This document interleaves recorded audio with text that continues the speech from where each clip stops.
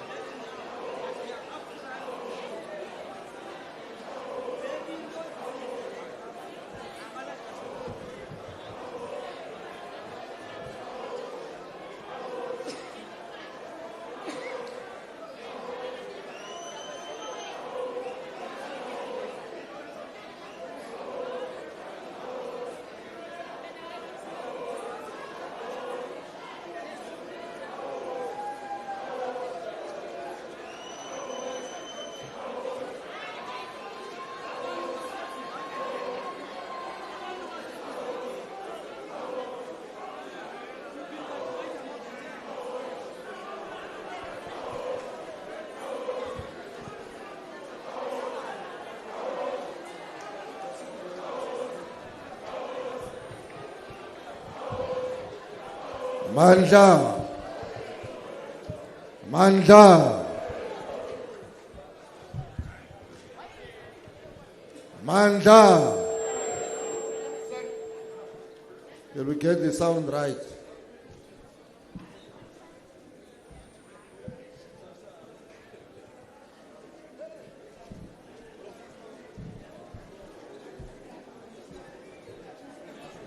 Mandla. Viva EFF, viva. Viva EFF, viva. Can we get the sound right there?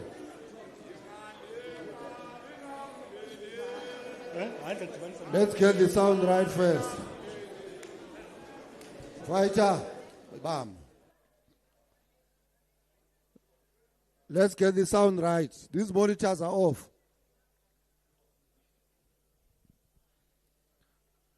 Let's get the front monitors.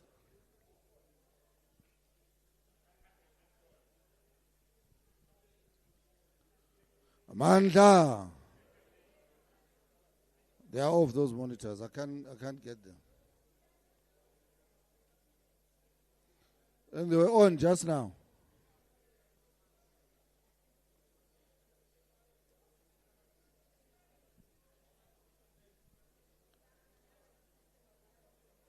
I still see fighters, provinces that are roaming around. I don't know what's happening.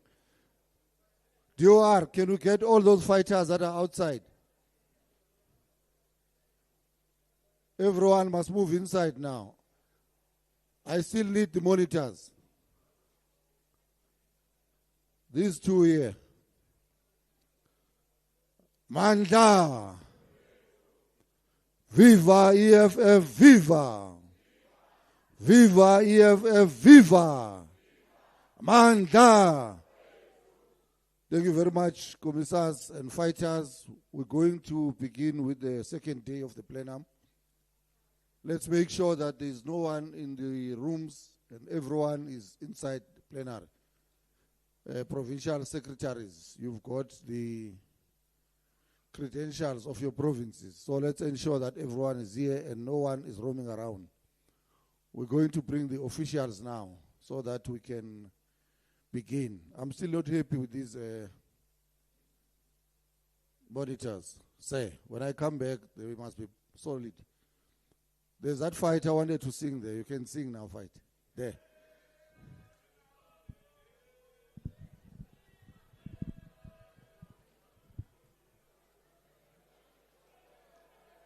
Sound. Today, I'm going to need these microphones to work as well, because we're going to be having that session where we're engaging. So let's please make sure the microphones, the ones that are in the rows here, they are working. Thank you very much. Amanda!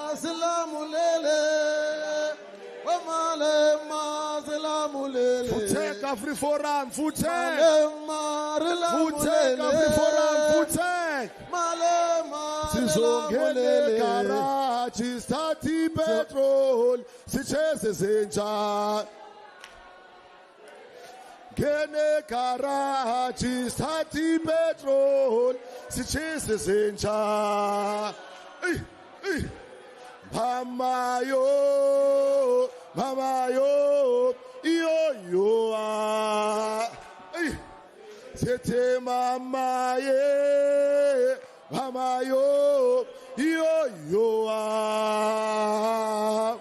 City KGB, yo ah. City KGB, yo ah. City mama yo, mama ye, yo ah.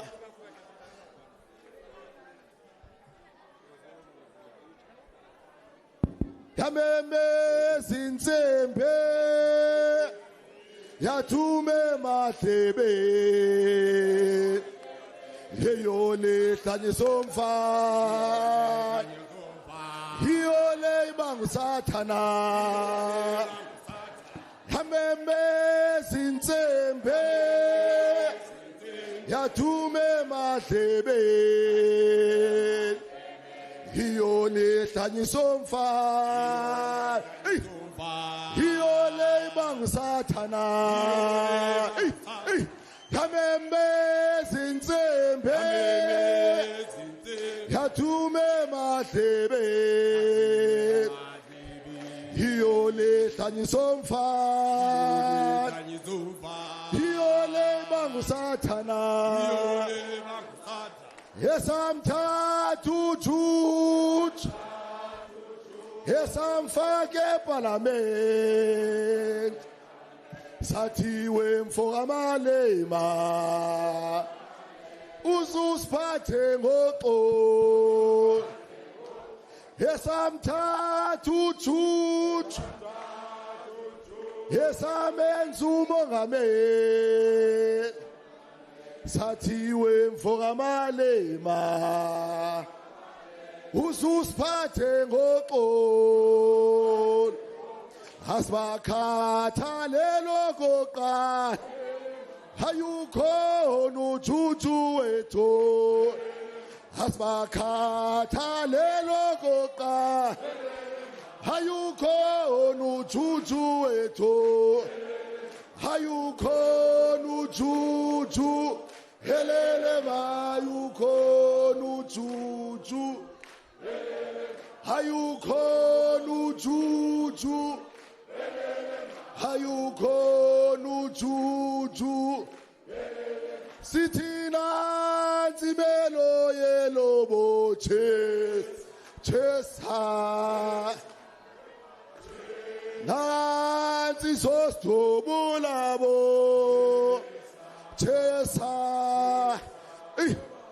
sithina nzimelo yelobo chesa Get hayi sostobulabo chesa sithina nzimelo yelobo chesa Lisa magwala acheche le murao oye aruna. Lisa magwala acheche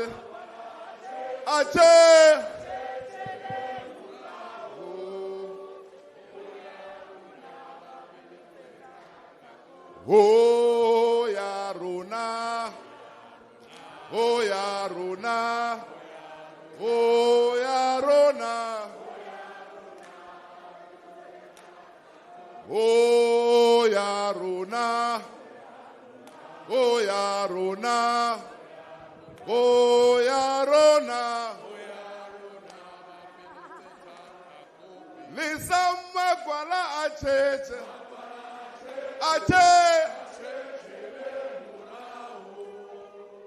Oyaruna Lisa magwala acheche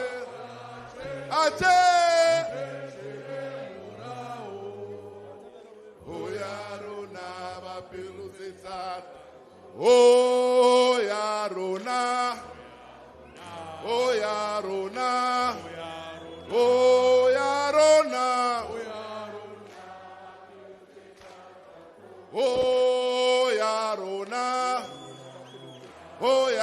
rona, oh ya rona. Lisama kwala acheche, ache.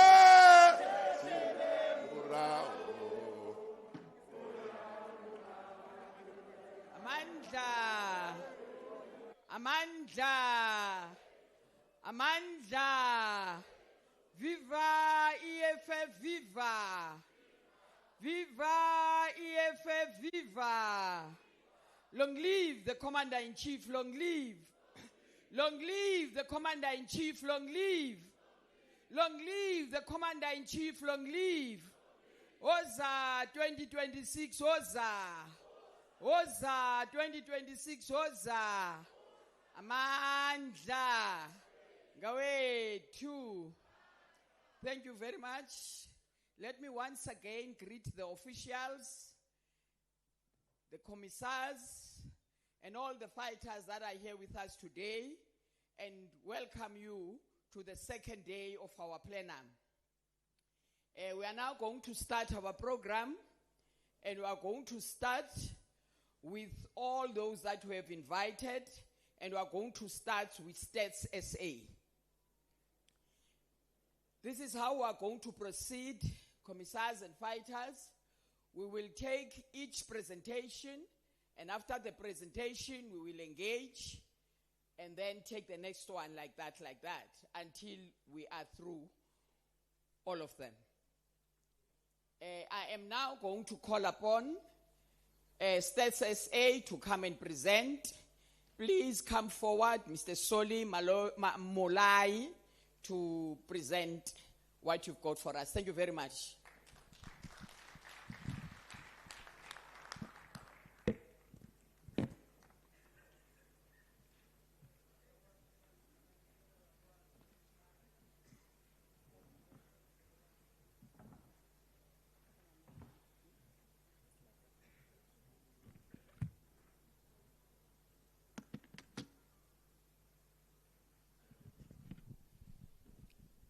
Amandla.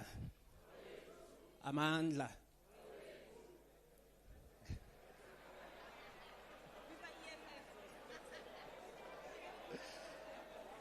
Viva, State say viva. Viva, State say viva. I know that I'm wearing the similar colors. And maybe it's a signal. Dumelang. Kalibitso ke Soli Molai. I'm one of the deputy tsa SG, Risenga Maluleke. And yesterday when we got a call that we should come and present here, I think we said to the SG to say, listen, we'll come. We'll oblige, and then we will be able to put together a presentation. Colleagues, I'm going to take you through a journey. We're going to go through and understand South Africa through a statistical lens. I know I wear glasses, but we're going to go through a statistical lens. We're going to understand South Africa from different perspectives. I'm going to give you a sense of who we are, and then we get into understanding our population, get into the issues around service delivery. Then we'll talk about economy. We'll look at economy because Statistics South Africa does produce numbers around economy. We'll talk a bit about poverty, and then we'll end with issues around crime and security.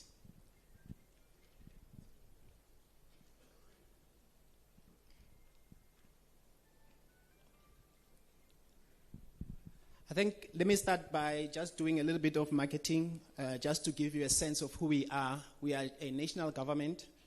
We are reporting to the Minister of Presidency.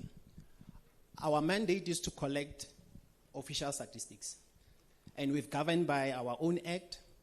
And we do have a charter on statistics that is in the continent that help us to put together and ensure that we follow the 6 principles of official statistics.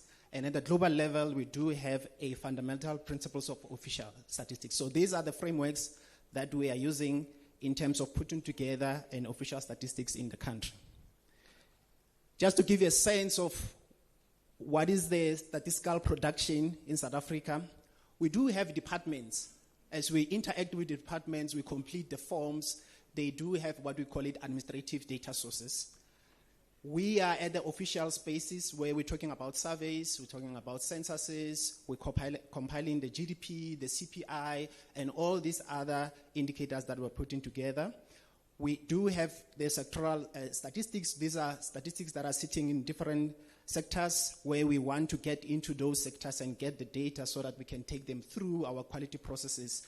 The impact and the policy analysis, this is where researchers, some of your researchers here in the organization, they will use the information that is coming from StatSA to have a better understanding and drill it down to the lowest level so that you can have an insight in terms of some of these challenges that I'm going to present. Just to give you a sense of some of the products that we are producing, on an annual basis, we are releasing about 250 publications. If you can classify them into 4 themes, we talk about people of South Africa, we're talking about the economy of South Africa, we're looking at issues of living conditions, and I will take you through some of this highlight regarding these 4 themes. And then we are now looking at issues of environment. As we all have seen, those who are coming from Limpopo and Mpumalanga, you have experienced the floods. We really need to get into that particular space and able to collect and understand what is the impact of the climate change in our communities. Just to break it down a bit, just to give you a sense, these are some of the products from the people side. We're looking at the population demographics. We're looking at issues of migration. We're looking at issues of health, beds. We do have a sense of what are the causes of deaths in South Africa, especially our young ones. We're able to give you a sense of youth. When you compare youth of now, compare it in 10 years ago, what are some of the causes of death? And these are some of the critical things that I think collectively sitting here is some of the things that we need to discuss. Living conditions, the service delivery, issues around food security, issues around transport, and again, from economy, we'll talk about issues of employment and issues around environment. So now that we're done a little bit of marketing, let's get into the numbers. If you look at the population of South Africa in 2005, using what we call it the median population estimate, we are now sitting at about 63.1 million of us. If you look at the growth, which is the annual growth, our population is growing around 1.2% as a population growth. And I think that is the percentage that I want you to keep in your heads, and then we'll talk about it. I want you to link it back to the economy of the country. What drives the population in the country? Basically, it drives by 3 aspects. One is the number of beds. The net migration. Net migration, we're looking at those who are coming in and those who are coming out, the net migration, and the number of deaths in South Africa. And you could see that the chunk of the driver, the main driver of population in South Africa, is number of beds. It's different from province to province, and then we'll talk about what are the implications for planning. If you look at the population, that's 63.1 million, and you spread it across the province. Basically, what it's saying is that 57% of that population sits in 3 provinces. So what is the implication of that in terms of planning? Gauteng, it's one of our provinces where we're having a lot of poor people in it. If this slides in one of the presentation, what we do is that we take this slide. We also have a slide where we're ranking the provinces in terms of the area size. And if you do that, you will notice that Gauteng actually is the smallest province. So we are in the smallest province, but we've got a population that's sitting about 16.1 million. Again, what drives this population in Gauteng? Migration. When you look at the migration patterns, especially the neighboring provinces, Limpopo, Mpumalanga, and Northwest, they are the feeder into Gauteng. Again, those who are coming outside South Africa, their preferred destination is Gauteng, and eventually they will end up in Western Cape. So those are our migration patterns in South Africa, and they influence how the population looks like within the particular province. If you look at it in terms of age, and maybe one day I will open a political party, because I do have the numbers, so I know where the majority of people are. So if you look at the numbers, and you look at just those who are between 15 and 34, we're talking about 20.8 million. That is your youth. If you want to go down to your children, including 0 to 14, it's about 37.3 million. So basically, it's almost about 60 million, or 60% of the population is below a 34 years. So we are very youthful, a very youthful country. And I think the question is that, do we see the same profile in other spaces? So this is some of the challenges for policymakers, that if the country looks like this, how do we look like in other spaces? It's a fact that we've got more females than males. That one is a fact. If you look at this indicator in terms of provinces, you will even see that in Gauteng, there's more of females. So it's a fact. If you look at other indicators, the numbers doesn't display this picture. If you look at employment, you look at economy, it doesn't reflect this reality. The other thing that I also want to make it clear is that I'm a statistician by profession.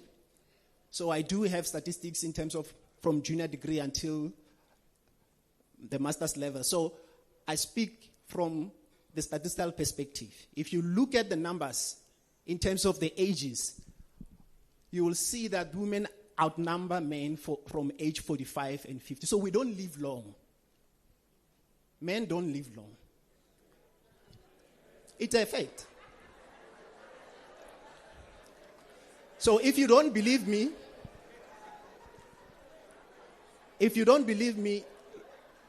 go to the rural area and look at the grandparents. Mostly you find that it's their grandmothers. So it is a fact that at a certain age, women outnumbers men. Again, what does it mean for police? Let's talk about fertility. By the way, fertility, we don't use men as an indicator of fertility. And the answer is quite simple. Men are not a reliable indicator for fertility. If you don't believe me, wait for Soli. When I die, there will be a lot of babies who will be coming and saying, he was my father. Mother stays with their children throughout. So we're using facilities to measure it from the woman perspective.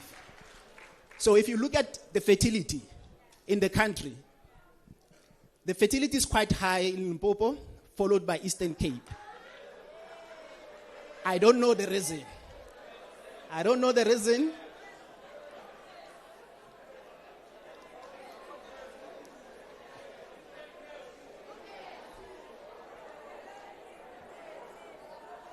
Okay, let's continue.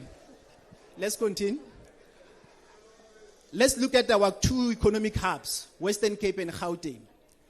Again, I want to link this slide with the previous slide in terms of what drives population in those two provinces. It's not the number of beds, but it's actually migration that push those numbers. So the fertility numbers are actually even confirming it, that within Gauteng, the fertility is actually even below the replacement level. It's something that, from the health perspective, it is a challenge, and those who are in the health sector, let's have a discussion and say, what does it mean?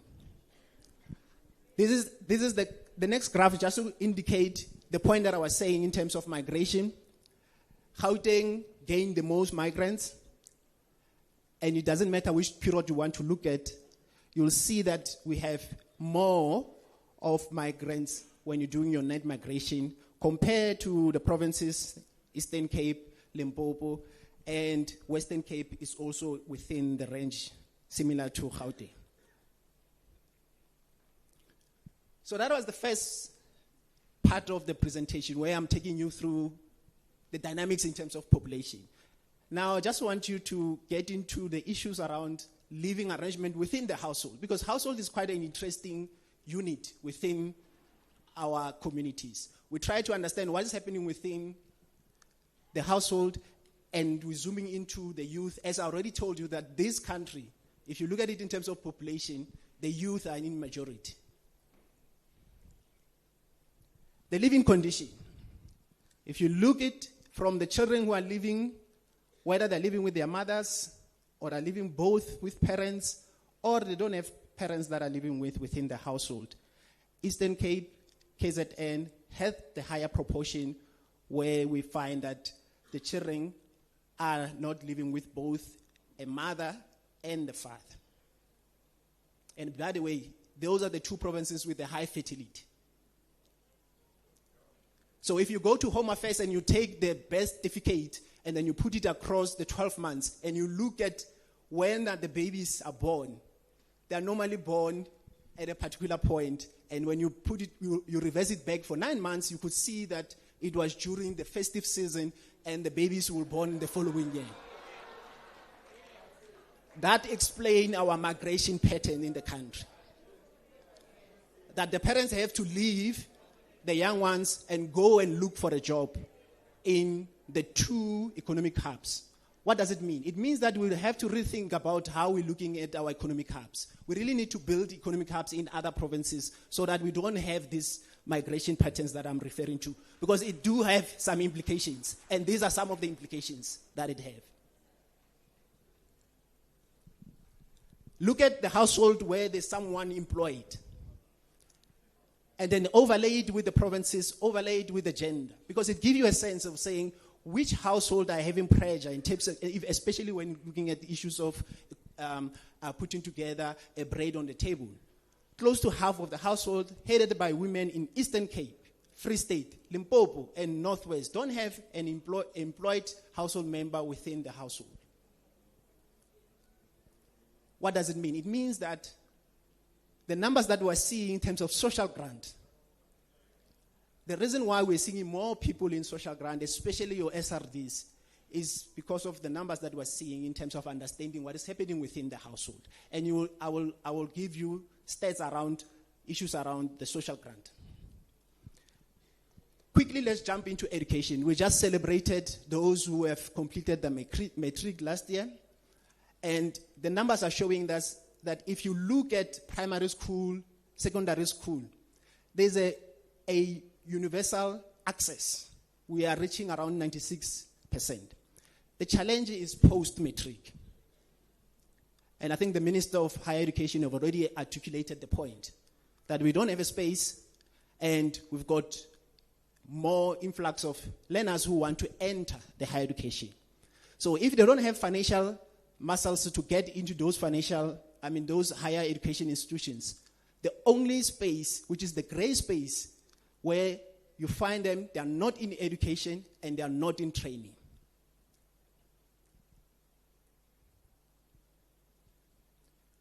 If I'm not mistaken, if you look at the 26 universities that we have, majority of them are concentrated in 2 provinces.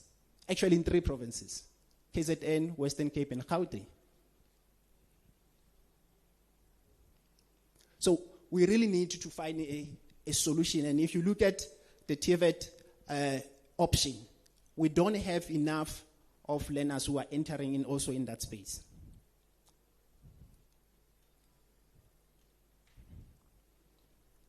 Now, if they are not at schools, what happens to them? And I wanted to demonstrate the point. I took those from 15 years up until 24 and trying to make sure that this point you are able to understand what I'm trying to say. If you look at only this age cohort, you look at those who are in secondary schools, you look at the gray shaded bar where we're saying not in education or trade, you'll see that the percentage are increasing as the age also increase.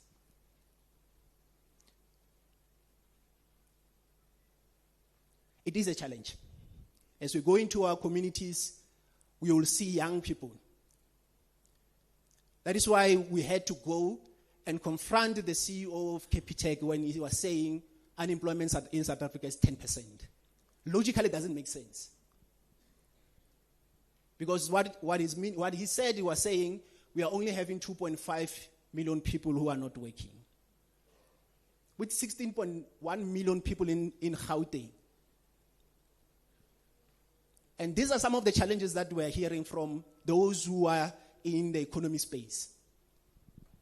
But the numbers are telling us a different story. Again, this slide is just confirming that if you look at your primary and secondary schools, we are doing very well. The challenge is post-schooling. And these are the challenges that we need to talk about. Our youth, they really need to get into the higher education. They need to get work.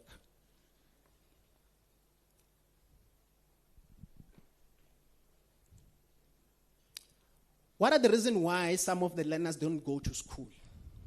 In our survey, we do ask, because we're seeing young ones who are not going to school, and we want to understand why. And if you overlay this indicator by gender, and you look at the girl child, and trying to understand why the girl child doesn't go to school, the family commitment, about 1.1% of girl child indicated that I'm not going to school. Family commitment. What do we mean by family commitment? It means that if there's someone who's sick in the household, and we have a boy child and a girl child, we are most likely to ask the girl child to stay behind. The second issue is the issue of the teenage pregnancy. I will demonstrate that point in the next slides. These are the challenges that are happening within the household and are happening in our communities. And it really needs us to look at this a little bit with a care and also making sure that we move with speed. We're working with Home Affairs. I've asked Home Affairs to give us all the birth certificate that they've issued over the years. Because I wanted to understand the profile of the mothers. And now, when you look at the profile of the mothers between 10 and 19, about between 11% and 12% of births are coming from our young mothers. At age of 10. Age of 10.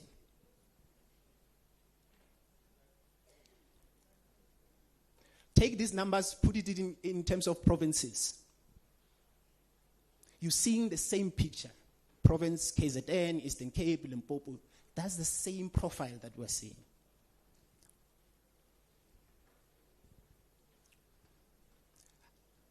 I said it when I started with this presentation that I'm going to take you through a journey, through a statistical lens. And I'm hoping that you are still with me and you are following me.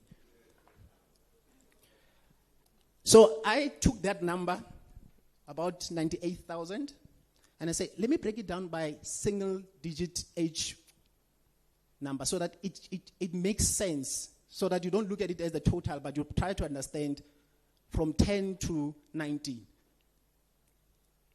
And you see that in 2024, there are about 12 young mothers of age of 12 who went to Home Affairs to register. 27 of them, they went in with their babies. This is the sad one. Statisticians, they are not supposed to be emotional, but every time when I'm presenting these numbers, because this is my younger sister, this is my cousin, this is our cousin, this is our sister, this is our child. Let's get into service delivery. We are preparing for a local election. And I think it's very important to understand what is happening in terms of service delivery. We can provide these numbers up until to a certain level of geography. For our census, we can give you up until the local municipalities. So I will encourage those who are coming from different provinces to get these numbers, try to populate them for your own provinces so that you have a better insight of what is happening within the province. Let's take electricity and look at the household connected to the main electricity supply. Across the country, you could see that we are having more than 90%. And this is the challenge, and this is the reason why we at some point, we were experiencing issues of load shedding. But look at Gauteng and Western Cape, and Gauteng and Northwest. We're starting to see a drop because of informal settlement that are coming into those provinces. that decrease the percentage of that particular province. It is something that those who are within those provinces in terms of planning to say, how are you going to plan for informal settlement that are mushrooming everywhere within your province, especially for Gauteng, as I already said, that it's the smallest province and there's an influx of people who are coming. That on its own is a challenge, especially now that we're entering the local space and we're discussing the local election. If you take the energy used for cooking from 2002 up until 2023, and you look at what are the sources of energy that households are using for cooking. Electricity moved from 57.5% to about 77%. Wood, over time, we're seeing it dropping, and paraffin, we're also seeing it dropping. We're starting to see gas increasing. So those are the alternative sources of energy that are coming through for the households to start using it for cooking. Water and sanitation. If you look at the household and wanted to understand those households who are relying on the public tap as the main source of drinking, we're talking about 9.7% of the household. Take this household, look at them where they are geographically. Again, you'll see the same pattern. The provinces, your Eastern Cape, Limpopo, and then you go to KZN, especially the rural areas in KZN. It's not about having access to water, it's whether the interruptions. And we have noticed over time that households are actually having a tap, but there's some interruptions. And you see that provinces that have high interruptions of water for more than 2 days or 15 days, it's your Eastern Cape, Northwest, KZN, and those who have the moderate increase in Mpumalanga, Free State, and Gauteng, and Limpopo had the lowest.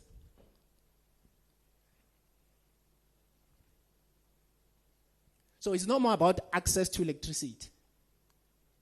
It's the services and the quality of that particular infrastructure to the household.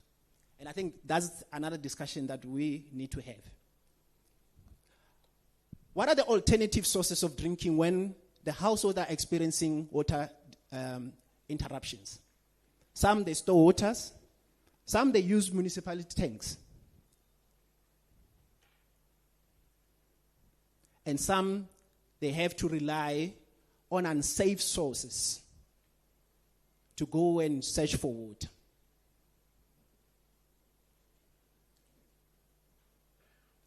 These are the views that are coming from our communities. The way we are looking at data from Status say, we look at data, we know that behind the data there's a story, there's an individual, there's a gogo. There's Soli from Hammaskral who's got a challenge in terms of water. And these are the numbers, and the numbers are telling us that.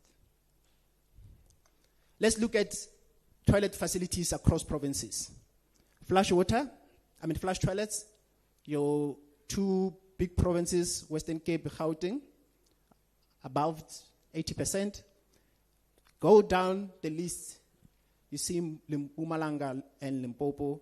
Limpopo sitting at 80% with flush toilet within the households. These are service delivery. These are issues that are related to local municipalities.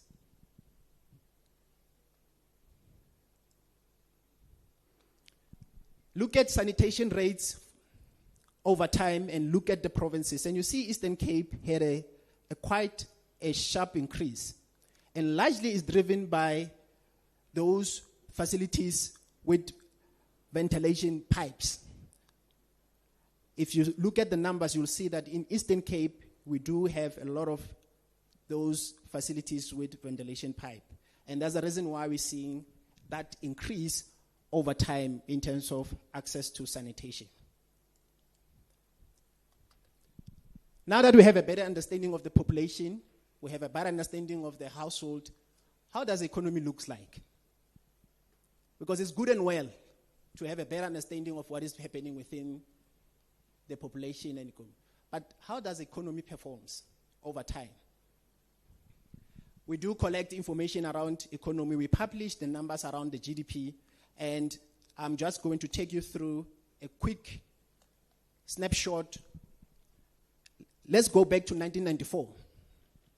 I think all of us were happy that we are, for the first time, I have to vote. And now I'm sharing with you, in 1994, what was the GDP number? We were sitting around 3.2%. As you look at the slides and we move to 2000, let's take 2006, we see an increase of 5.3% in terms of our economy. What drives that 5.6? If you look at some of the indicators within that particular period, this is before the financial crisis in 2007. Our minerals, there was a boom around that. We have some stability in terms of our political landscape. Our interest rate was quite low. There was high confidence, business confidence in the country. And we are seeing about 5.3. So for the past 80 years, the economy actually have grown to 5% in that period. Then from there, it went down. We have had by financial crisis in 2007. Because we are in the south of Africa, we only experienced it in 2008. And that's where we're seeing a negative of 1.5%. Then because we have already invested so much in World Cup in 2010, if you recall, all of you, in World Cup, there were a lot of infrastructure development that is happening across the country. It boosts the economy in 2010. It moves to about 3%. It have never reached the 5% that I've referred to. And from there, it just struggled down to our 1%, 1.6%. And 2020, we were hit by COVID. The economy went down to minus 6.2. And the following year, in 2021, we were coming from a lower base. That 5% is just showing you that if you're coming from a lower base, you are not necessarily going to sustain the 5%. Hence, the following year, in 2022, we will revert back to our normal percentage of 1.9. And from there, it was below a 1%. So economy that is growing below 1%, a population that is growing roughly around 1.2%, that is a challenge.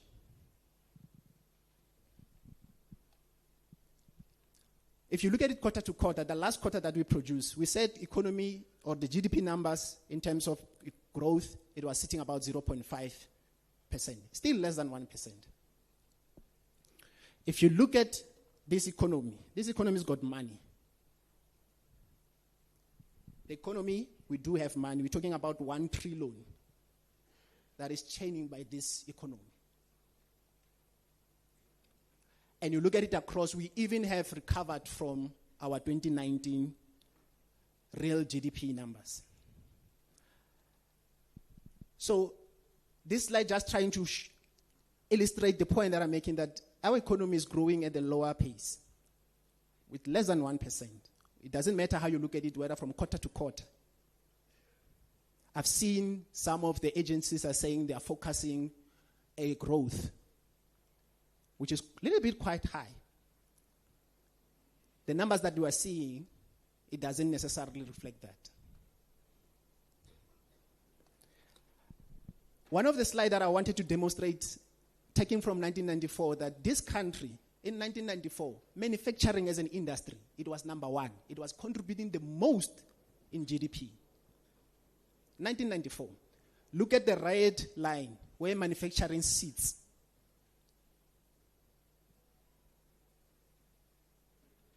So if you're talking about job creation, which industries are you going to create jobs? If you're talking about the influx of learners who want to enter the higher education, and there's no space in higher education, they need to look for a job. Which industry are they going to be employed? So trade is sitting at number 3 when you compare with 1994. If you look at the GDP in terms of the investment, because I've always get this question, whether are we investing enough?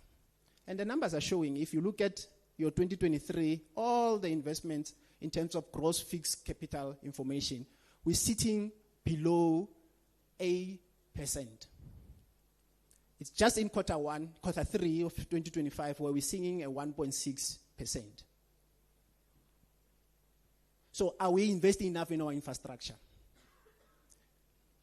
Do we have industries, new industries that we have created so that the young ones can also enter?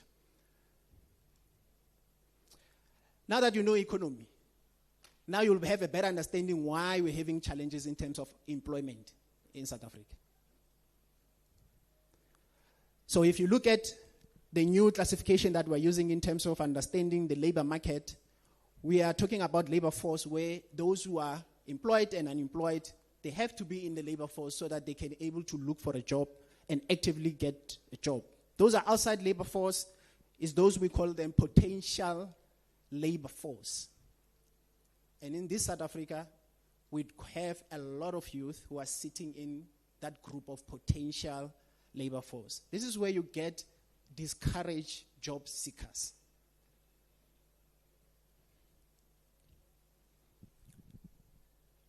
When we're releasing the number in quarter 3, we were saying that in terms of those who are not working, unemployed about 8 million out of the labor force of 25 million, and those who are outside the labor market or the labor force is about 16.9 million, and potential labor force sitting about 4.5 million.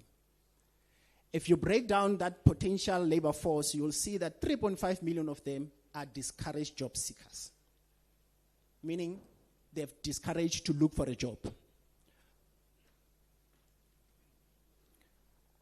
Let's take those two numbers and put them in a line and take your normal, what we call it, an official unemployment rate. This is the number that we're tracking in our NDP. But if you overlay it and add those who are discouraged, the number moved from 8 million to 12.5 million. So in my next lifetime, as a political party, I'll be worried about the 12.5 million rather than the 8 million.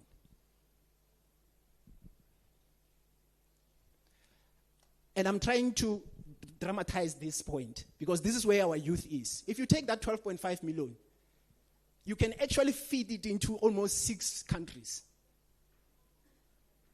If you take the population of Tunisia, it's about 12.5, 12.4 million, meaning all the potential labor force, they can actually feed in Tunisia as a country.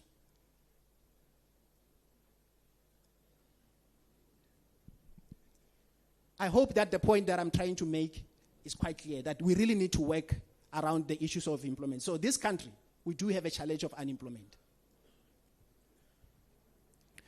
We have another indicator, which is a key indicator for policymakers, which we call it labor underutilization. This is where you're combining those who are not working, those who say, I'm working, but I'll prefer to work for more hours because I'm only working for 2 hours. And those who are saying, I'm available but not seeking, and not available but not seeking. So you find that a student is not looking for a job, but I'm finalizing my exams, I'm applying, I'm not available currently, but I will be available after finishing my exams.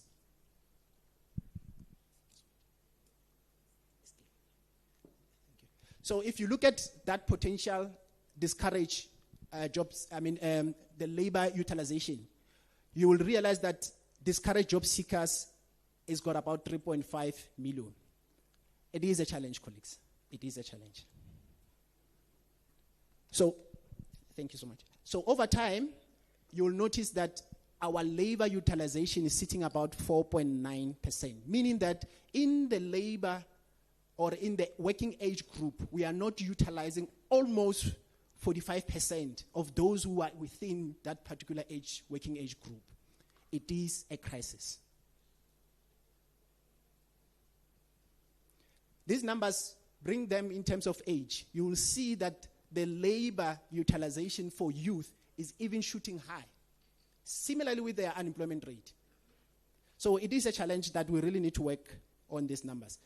Let's look at official numbers in terms of employment vis-a-vis the combined rate of unemployment and potential labor force across provinces.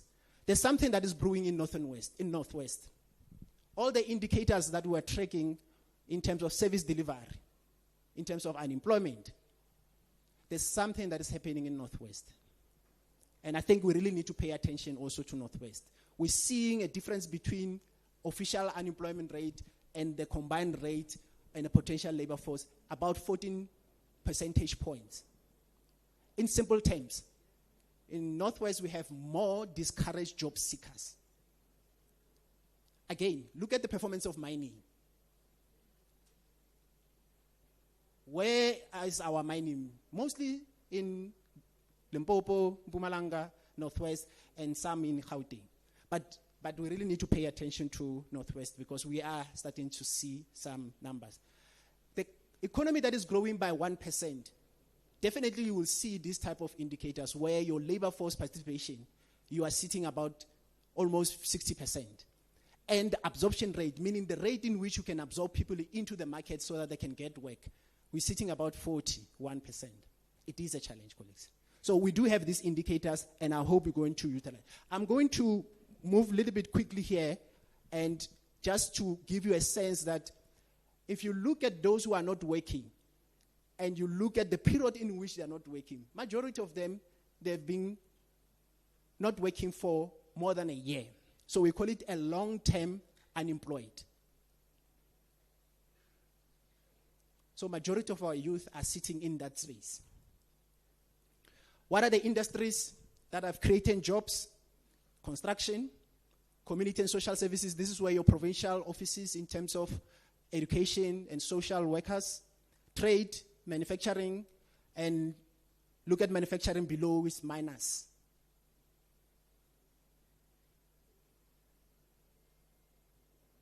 It's no more a number one industry. And now we are seeing even fewer and fewer jobs are created in that sector. In terms of provinces that have created jobs, one of the things that we're seeing over time, consistently so, is that the three provinces, Western Cape, KZN, and Gauteng, are the ones that are always in the top three of creating jobs. It's again informed by our migration patterns that I already spoke to. Colleagues, it's no more fashionable to have a matric. It's normal. Unemployment rate for those with matric is quite high. It's even now we're starting to see that those with graduates, the graduates unemployment rate, it was sitting below 7%. Now it's moving towards 10%. Recently, probably last year, you have noticed that even the doctors, they were toying and saying, "Sifuna umsebenzi." So it's no more fashionable to have a matric. We really need to work and make sure that our youth, because their official rate is even higher than the national one. Look at the population group in terms of unemployment rate. Ask me a question, whether in South Africa unemployment rate does have a face. The answer is simple, it's yes. 1, youth. 2, black. 3, black African women. We really need to work hard, colleagues. Okay.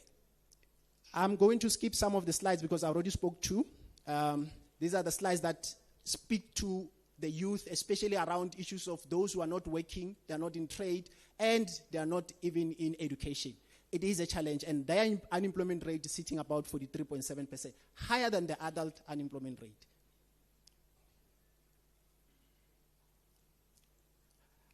Let's look at the youth, because I don't want to stand here and say youth are not working. There are youth that are working. Now the question is that which industry and which occupations? So as a youth, you are in an industry, you're most likely to be in the industry of trade, community and social services, finance, then look at mining and construction. The other side of the slide, it's about the occupation. Our youth, majority of them are in elementary occupation. Sales, clerk. Look at managers, we only have 4.3%. When I start this presentation, I told you that almost 60% of the population is youth, but only 43% are in the managerial position. we have a crisis. We really need to work on it. If a youth have an experience, they are most likely to transit to employment quickly. And the numbers are saying that. If you look at those with experience, those without experience, you'll see that over time, those with experience, they go able to transit much more quicker to employment. We really need to create opportunities for youth so that they can gain experience and they're able to go into an employment space. It's something that we really need to work on. Informal sector, it is a sector that we are also tracking. And if you look at this sector in terms of the age, and you look at who's actually participating in the informal sector in terms of employment, again, your youth are at the higher rates of employment within informal sector. So how do we support informal sector so that the youth can be able to get more jobs compared to formal sector? This country, employment rate is created largely from formal sector rather than informal sector. So how are we going to ensure that our youth, now that we know that our youth are participating in the informal sector? If you look at it by female, initially when we started with this indicator in 2001, we had more females who indicated that they have businesses that are actually participating as non-VAT registered businesses. And you see over time, those businesses, they didn't last. And you're seeing that actually it's more males now than females who are actually having these registered, non-registered VAT businesses. Why? How do we support Gogo who's selling fed cooks outside? How do we support a young one who's got some idea, the brilliant idea, who want to participate in these sectors? It's a challenge that we really need to work on, colleagues. One of the things that we also picked up is that we wanted to understand those who have businesses, especially in the formal sector. How did they start this business? What was the source in terms of the capital? And you see that some are saying savings from the previous wage employment, social grant. They're using social grant to start a business. Savings from other business. And you can go through the list and you see that investment from policies is even less than 1%. The question probably that you need to ask yourself, why those services or institutions that are supposed to assist in terms of when you want to start the business, they don't appear in the list. It's something that we really need to work on, to say how can our South Africans can access these grants so that they can be able to start the business. Grants. Take grants over time from 2009, overlaid in terms of the ages. You see that those between 15 to 24, it have increased over time. So meaning our youth are benefiting from social grant. Why are we saying this? The reason being is because of the following slide. If you break it down by ages and try to understand the same age group, 15 to 24, you'll see that from 19 years going up to 24, in 2004, the number of those who are now recipients of social grant have increased. Double click to it is 350 that we were talking about during 2020. We are seeing more of young ones who are now receiving the 350. And hence we are seeing the number of social grants increasing. If you look at in terms of education, again, those who are recipients of social grant, you look at your upper school up until grade 12, about 50% of those who are receiving social grant, they belong in that education group.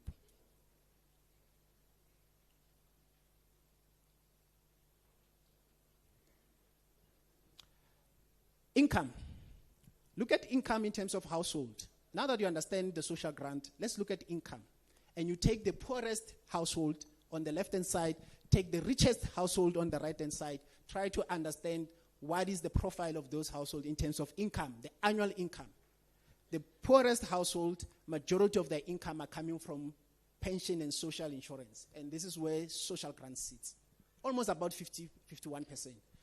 The opposite, almost 74%, 75% of the income are coming from the salary. This is the reality of South Africa. look at the quintiles in terms of understanding the population group. You'll notice that black Africans, nearly half of them, they are sitting in quintile 1 and 2. The white population, almost 73% of them, they're sitting in quintile 5.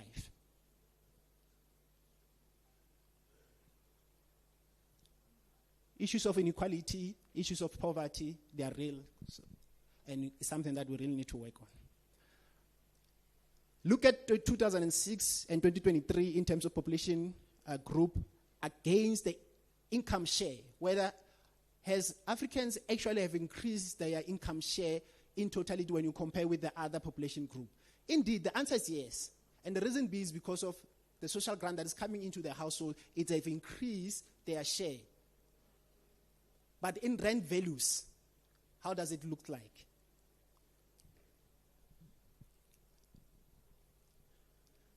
One of the survey that we are running, and this is quite interesting, and again, is the point that I was making in terms of, in South Africa, we've got more females than males.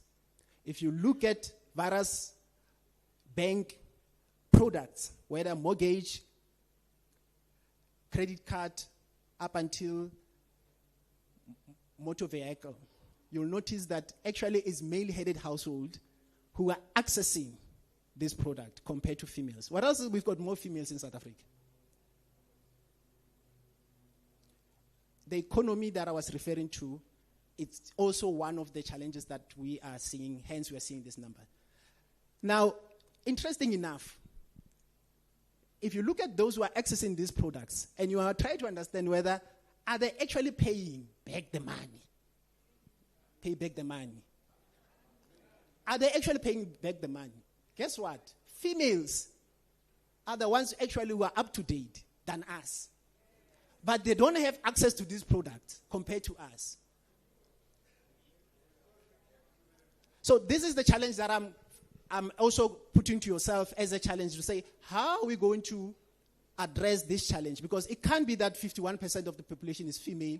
They can't access the bank products. If they do, they make sure that they pay, or else we don't. And by the way, we don't live longer, by the way.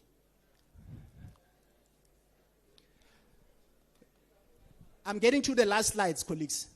If you look at the rents and cents within the household in terms of population group, you look at the expenditure and you look at income for a black African household, the difference between the two, expenditure and income, is quite small.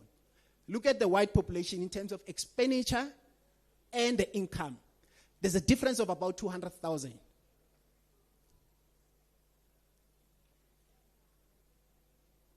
And this is just for one data point. You can go and check in our publication. We have tracked this number since 2006. Still the same.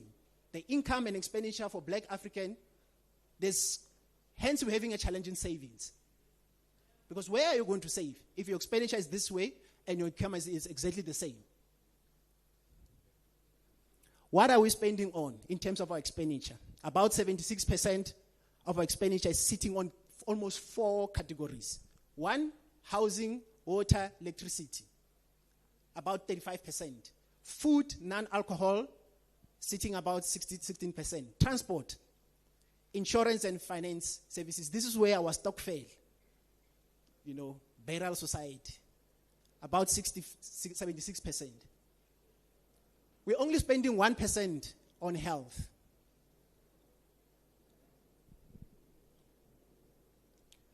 How does this picture look like when you look at the poor household and the richer household?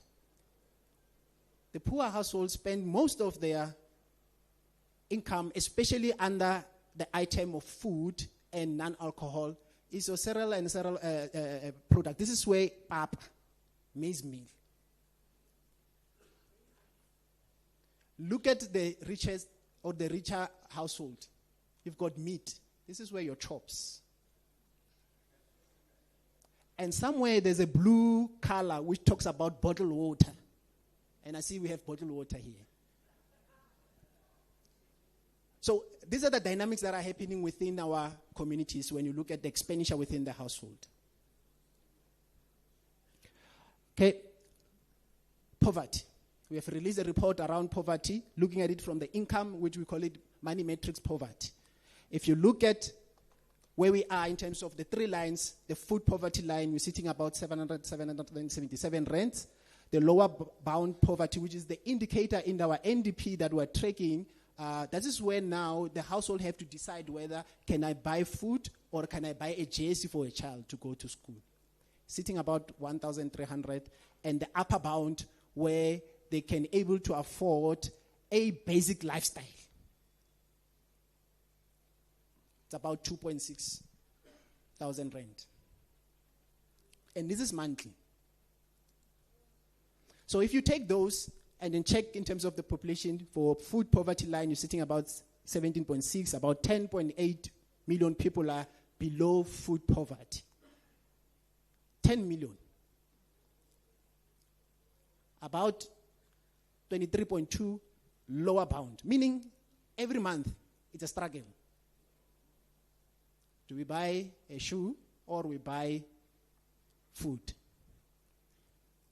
Only 2.4 million people classified as non-poor.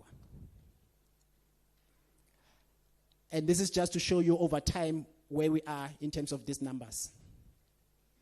And the actual numbers, which I think yourself in the policy space, you really need to understand these numbers in terms of absolute numbers. And you could see over time in 2006, food poverty was sitting about 13 million. Now in 2023, we're sitting about 10.8 million. At what point are we going to take out people out of food poverty line? What is it that we need to do to move 10.8 million people out of food poverty? What are we going to do to ensure that households, they don't struggle every month to decide whether should I buy food or should I buy a jersey for a child? At what point are we going to classify everyone as non-poor?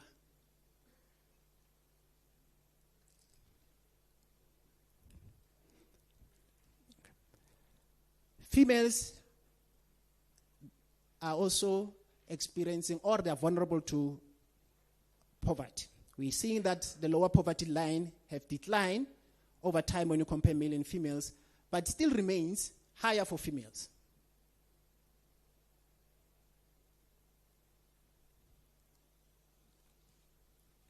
Similarly, when you put it in population group, Black Africans, their poverty line, especially the lower bound poverty line, is quite higher than the average compared to the other population groups. Look at the national and look at the whites. The whites are sitting around less than 1%, about 1.4%. The Black African lower bound in terms of the share, you see that it's sitting about 93 to 94% in relation to its population. Black Africans, they are in majority about 82%.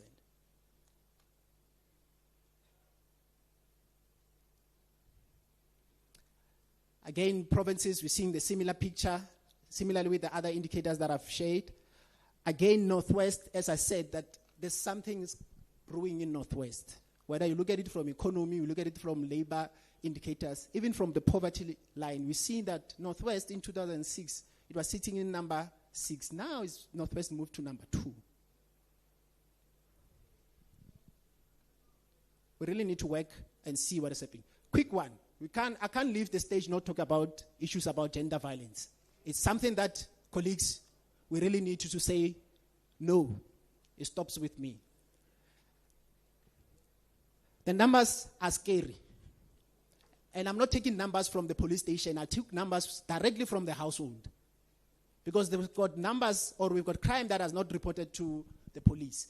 If you look at the numbers in terms of male and female, whether you look at it from the assault, you look at it from the psychological violence that our females are experiencing, the sexual offense.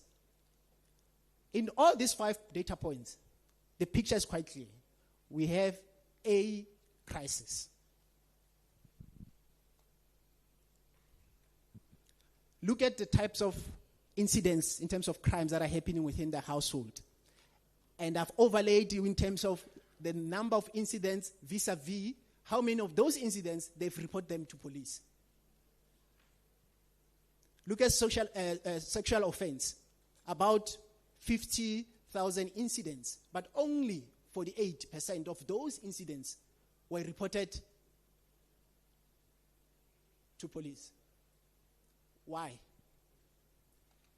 The answer is coming. This is the answer. The perpetrators are within the household. This is where the challenge is. It's not outside, it's in the household. So now, how are we going to deal with gender-based violence if the perpetrator is me?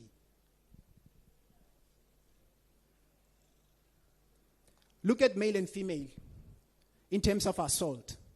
Females, about 47.3, said the spouse or the intimate partner, shebarona.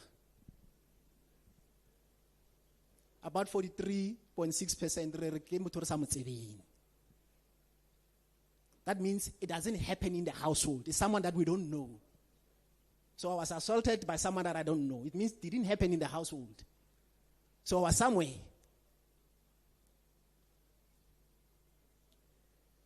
These are the difficult issues that we always discuss with colleagues in the police and justice cluster. Again, the survey is saying who commits this crime or this most act of gender-based violence. Look at the list. Whether male or female, all agree that it's the spouse, a previous partner, a relative, and the list goes on. Even our pastor, our teachers, and our police, they are on the list.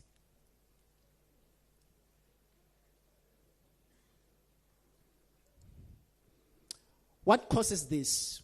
According to the survey from the household, they're saying issues of alcohol abuse, financial stress, unemployment. And you see how all these indicators are connected.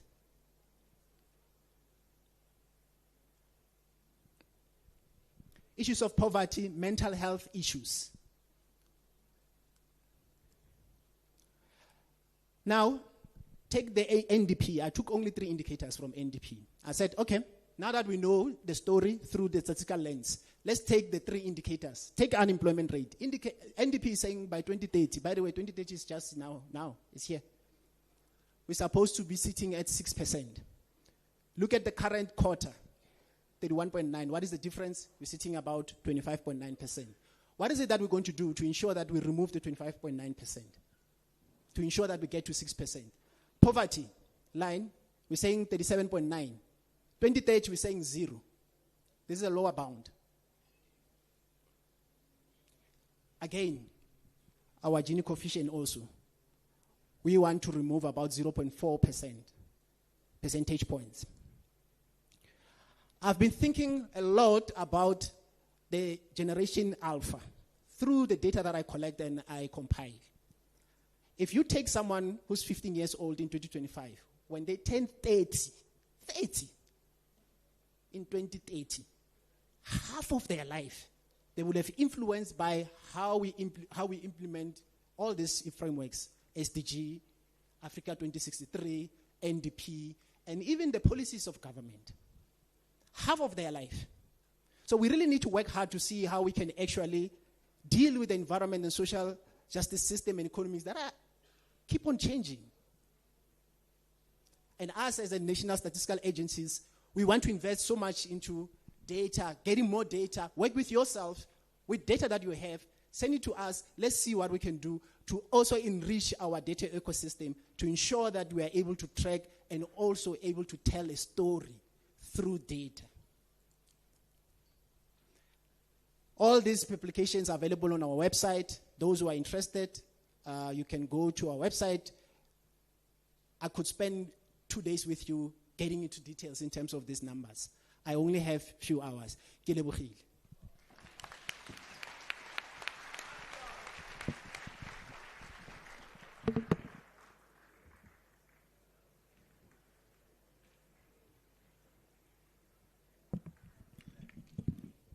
Thank you very much, Stats SA. Can we once again give him a round of applause?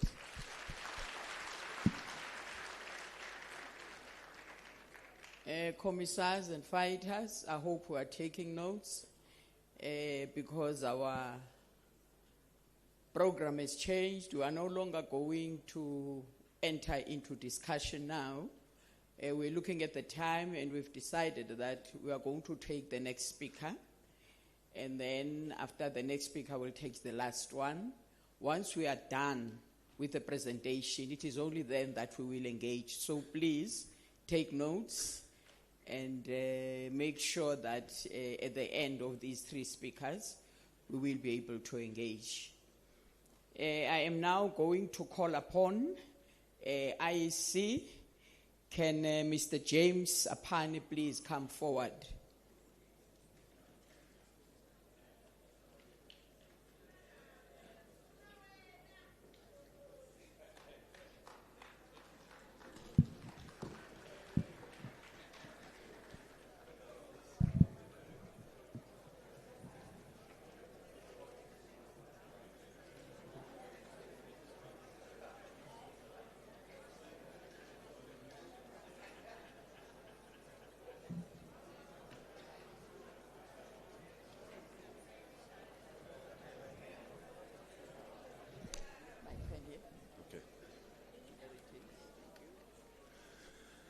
Good morning, everyone. Goeiemorgen, sanibonani, salochani. Levugile, our nami ngikhona. As I've been introduced, I am James Apani. I'm the acting general manager at the IEC. In other words, I'm acting on behalf of whoever is going to be the general manager. Maybe one of them, one of the audiences here will be one in the future. I'm doing the job on your behalf for now. I've asked that I get my presentation updated, but if it's not, it's fine. I'll just talk through the last part that I wanted to add. Before I proceed, I would like to indicate that I'm quite excited to be here, to be in front of such a large audience. The last time I was in front of this type of audience was when I was assisting with the elections. And I wasn't taking Mr. Tselani's job at the time. He was still working with us, but I had to go and assist the elections. And it was also an organization that has got a red theme. I don't have to mention which one. Now, colleagues and fellow South Africans, today I'm going to take you through the voters' roll. But I have knowledge that you have got an interest in terms of the impact of the Concord ruling on Section 6(1)(a) of the Citizens Act. Because as you all know, it has been declared unconstitutional because it has been found to be irrational. I'm just going to respond to it at the end. I wish we could have had somebody from Department of Home Affairs because those are the people responsible for the National Population Register. Now, if you look at the electoral cycle, it has 8 stages. And I'm not going to mention all of those stages that you see there, but all I want to indicate is that each stage gives information or important steps for the next stage. So it's a sequential process. And because it's a circular process, it keeps on repeating itself. And as it does, there's always room for improvement. And you are a critical stakeholder in making sure that we continuously improve. Now, we've been familiar with stages, in the recent past that deals with power outages. And I might indicate that we are almost at stage 4 now because we're about to enter into a realm of voter registration. And hence, I'm talking about the voters' roll today. But what is this voters' roll? I know there is a legal explanation or definition of the voters' roll, but in simple terms, we're talking about a list, a national list of individuals that we compile per voting district for those people that are eligible to vote in a particular election, either for national provincial elections or for municipal elections. Now, the voters' roll is key. Although we're talking about participation in elections, you either participate as a political party, as an independent candidate, or as a voter. Now, very important for us here, which we all know by now, to be able to contest an election, you need to have been a registered voter. You must appear on the voters' roll. I know you've seen the voters' roll before, but I'm just sharing with you how it looks. On top, you're going to have a barcode because, as I indicated, we compile it per voting district. That barcode is just lines that represent the voting district number on top there. It shows you the municipal code. In this case, it is MP325. You also have the summary of people on that segment of the voters' roll. You see the total, you see the rejected portion, and you also now see the verified section. What I also like to indicate, we have seen a number of people that are applying for their names to be removed on the voters' roll. Although it is their right, we need to caution them, because if they did not apply their minds in terms of being deregistered, because we've picked up a trend that somebody is encouraging people to be deregistered. And those people must be aware that when they go to a voting station, their name will not be on the voters' roll. And we need to think about including them in the rejected portion of the voters' roll. Because, as you all know, in 1998, when we first compiled the voters' roll, we used something called a zip to scan your ID and scan the map, and you received a receipt that was pasted in your ID. Over time, people refer to those things as proof of registration, which is not legally, because it is actually a receipt that you have applied for registration. Later on, yes, we confirm you that you are on the voters' roll. Now, think about this then. If you have been coerced into deregistering because somebody promised you money and for whatever reason, and you come on election day and you say, my name is not here, and you say, but I have got proof, we are going to put your name on that rejected portion, because it's going to be clear that you have asked for your name to be removed. Now, if you look at the actual voters' roll, is a list of voters. The most important thing I want to indicate now is the fact that while we compile it per voting district, we also now have a sequence number for each voter. We also indicate in that segment the say names of the people. It has been sorted, so it's easy to find a person on the voters' roll. But what we want to encourage, if you think about our challenges in the last election, the queues. We really need queues, but the queues need to move, and we accept that we had challenges. The CIC of this organization expressed a concern that he had to wait for almost 4 hours at a voting station in Seychelles. So it actually has given us a task. And one of the things we need to highlight is the fact that we need to start using sequence numbers instead of just say names.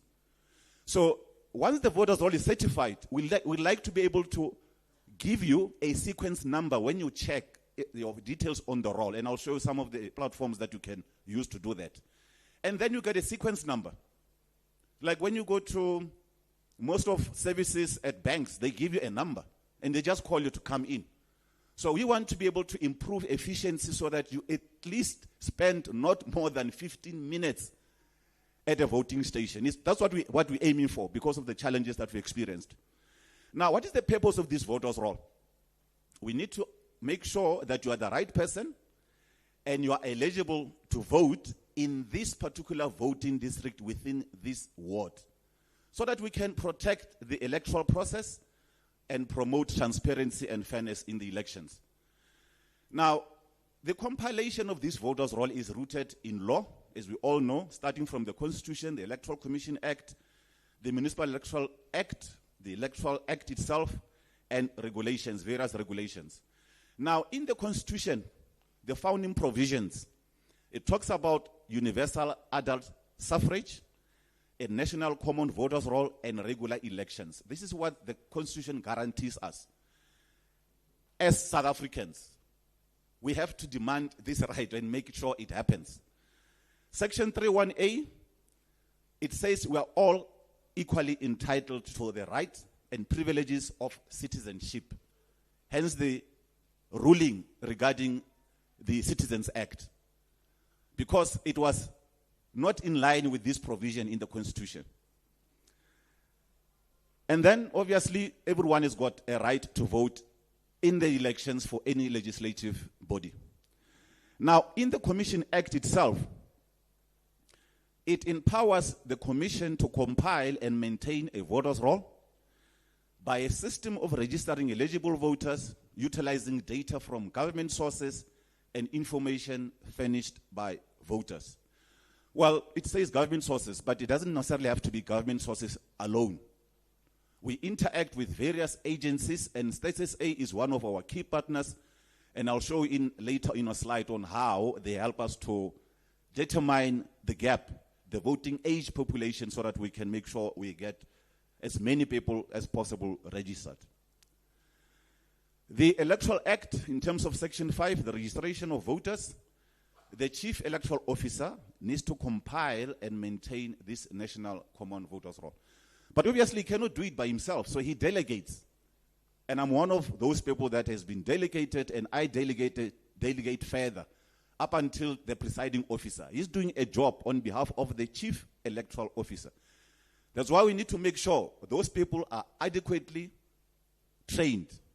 But not just trained, but they've got the proper experience. And I need to indicate without any fear that one of the areas for improvement in the last election was the fact that we, while trying to balance the challenges of the country in terms of unemployment, we ended up with young ones being presiding officers. And when they were faced with challenges regarding our technology that was not working, which we all know, when we gave instructions of what needs to happen, they did not have the necessary agility to manage the voting stations. So we have revisited that approach.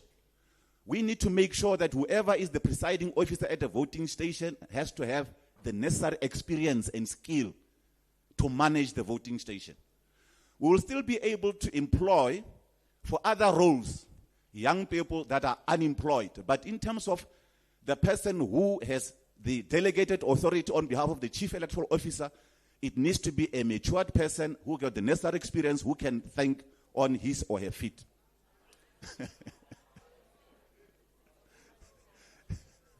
I'm not sure it's an agreement or a disagreement. Oh, yes. Thank you very much. Okay, colleagues, it's fine. I think when we can engage on that one. But it's actually in your interest that we need to make sure that we balance experience and unemployed. But I want to emphasize, we're still going to make sure that the young ones are employed, particularly women, as my brother has indicated there. On the voters' roll, thank you. While he was talking about 51%, we on the voters' roll have got 55% of voters being women. Thank you. I'm just going to go through the slides because you will be able to read, and I know some of these things you know, but I want to emphasize certain points at a later stage. A person applying must do so in a prescribed manner, the person who is applying for registration. And if the Chief Electoral Officer is satisfied that the person has done so according to law, according to the regulations, then we're going to make the necessary entry on the correct segment of the voters' roll. And then there's also reasons why the Chief Officer may not register a person. If we are aware that you are doing so fraudulently, we've got the right not to register you because you are going to affect the integrity of the electoral process. And if you have been declared by the High Court of being unsound mind or mentally disordered, obviously we will not be able to put you on the voters' roll.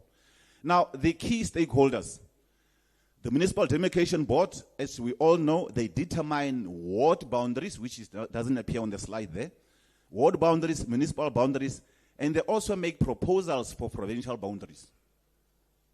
And then Home Affairs, as I indicated earlier, they are the custodian of the population register, and they do so just to maintain that so that they can give us information on who are citizens that are eligible to register. Statistics South Africa, they do just that. They manage statistics, including census, and fall under the Department of Finance, and my brother there eloquently shared with you his area of expertise there. Contestants, which are very key, yourselves, and individuals who aspire to become independent candidates. We all know before you meet the requirements and get that certificate, you remain an individual and not necessarily an independent candidate. Yes, you eventually become an independent candidate, but you need to meet the necessary requirements, including those that deals with deposits. Citizens, we need to make sure that we always make sure our citizens are aware of there are key stakeholders in doing this. And we as the IEC, obviously, we compile the voters' roll and we report to Parliament. We don't have a minister. Now, I have a process here, and earlier on I referred to the CIC. And when I look at this process, I also see CIC. Not the CIC of this organization, but an abbreviation called Compilation, Inspection, and Certification. Now, as we all know, firstly, the citizen is going to, well, I can point here, but I'll be able to point there. The citizen applies via various methods. The first one is you can visit our offices during office hours 8 to 5 and register or go and check and update your details. You can do it online via an OVR, online voter registration system. And then for each major election, including by-elections, by the way, we bring the IEC closer to the people because we open voting stations in each and every neighborhood. So we literally take our offices closer to you. There shouldn't be any excuse why your details are not updated on the voters' roll. Because we've got 3 ways in which to do it. Our offices, online, conveniently wherever you are, and we also bring the IEC closer to you. Now, that information goes into the IEC data center. We interface with Home Affairs, Department of Home Affairs on the National Population Register to confirm eligibility. We also check that you are in the correct voting district, and then we issue out a provisional voters' roll. Now, this provisional voters' roll is there for inspection and is made available to political parties that are part of the PLC, Political Liaison Committee. We make it available at a local level. You can also approach us, we'll give it to you at a provincial and also at national level. That is the provisional roll for a particular election. Because we want you to inspect and make sure the details of people registered in that segment are correct. Once an inspection has happened, those that would like to raise objections according to Section 15 of the Electoral Act, they are welcome to do so. And the objections are raised before the commission. They are sent to the commission, not necessarily to the chief electoral officer. Because the chief electoral officer compiles the voters' roll and is making it available for inspection. And then if people are unhappy, they raise objections, and those objections go straight to the commission. The commission will investigate the objections and make decisions. Once those decisions are made, those that have been affected will be notified, and then we have a final voters' roll. That voters' roll that is final is the one that is certified for a particular election. So that will be the process. Now, how do you acquire this voters' roll? As I indicated, when there's an election, we produce a provisional roll, and that is accessible for all of you for free. But in between elections, you can also approach us and ask for a voters' roll. But you need to complete the necessary form, it's called Appendix 8, and you'll have to pay the prescribed fee according to the law. For the national segment, it's 5,000 rand, provincial segment 600, metro, municipal 500, and for the metro 500, and for the municipal segment 400, 200 for a ward segment. And those payments must be sent to the IEC. We will be able to share, we can give you details. And some of you will know that already. I'm just sharing something that is already there. This is the type of form that I'm referring to. Because you need to make an undertaking that you are using this voters' roll for purposes of the election. Because it cannot be used for anything else but for the election. Now, how do we maintain this voters' roll?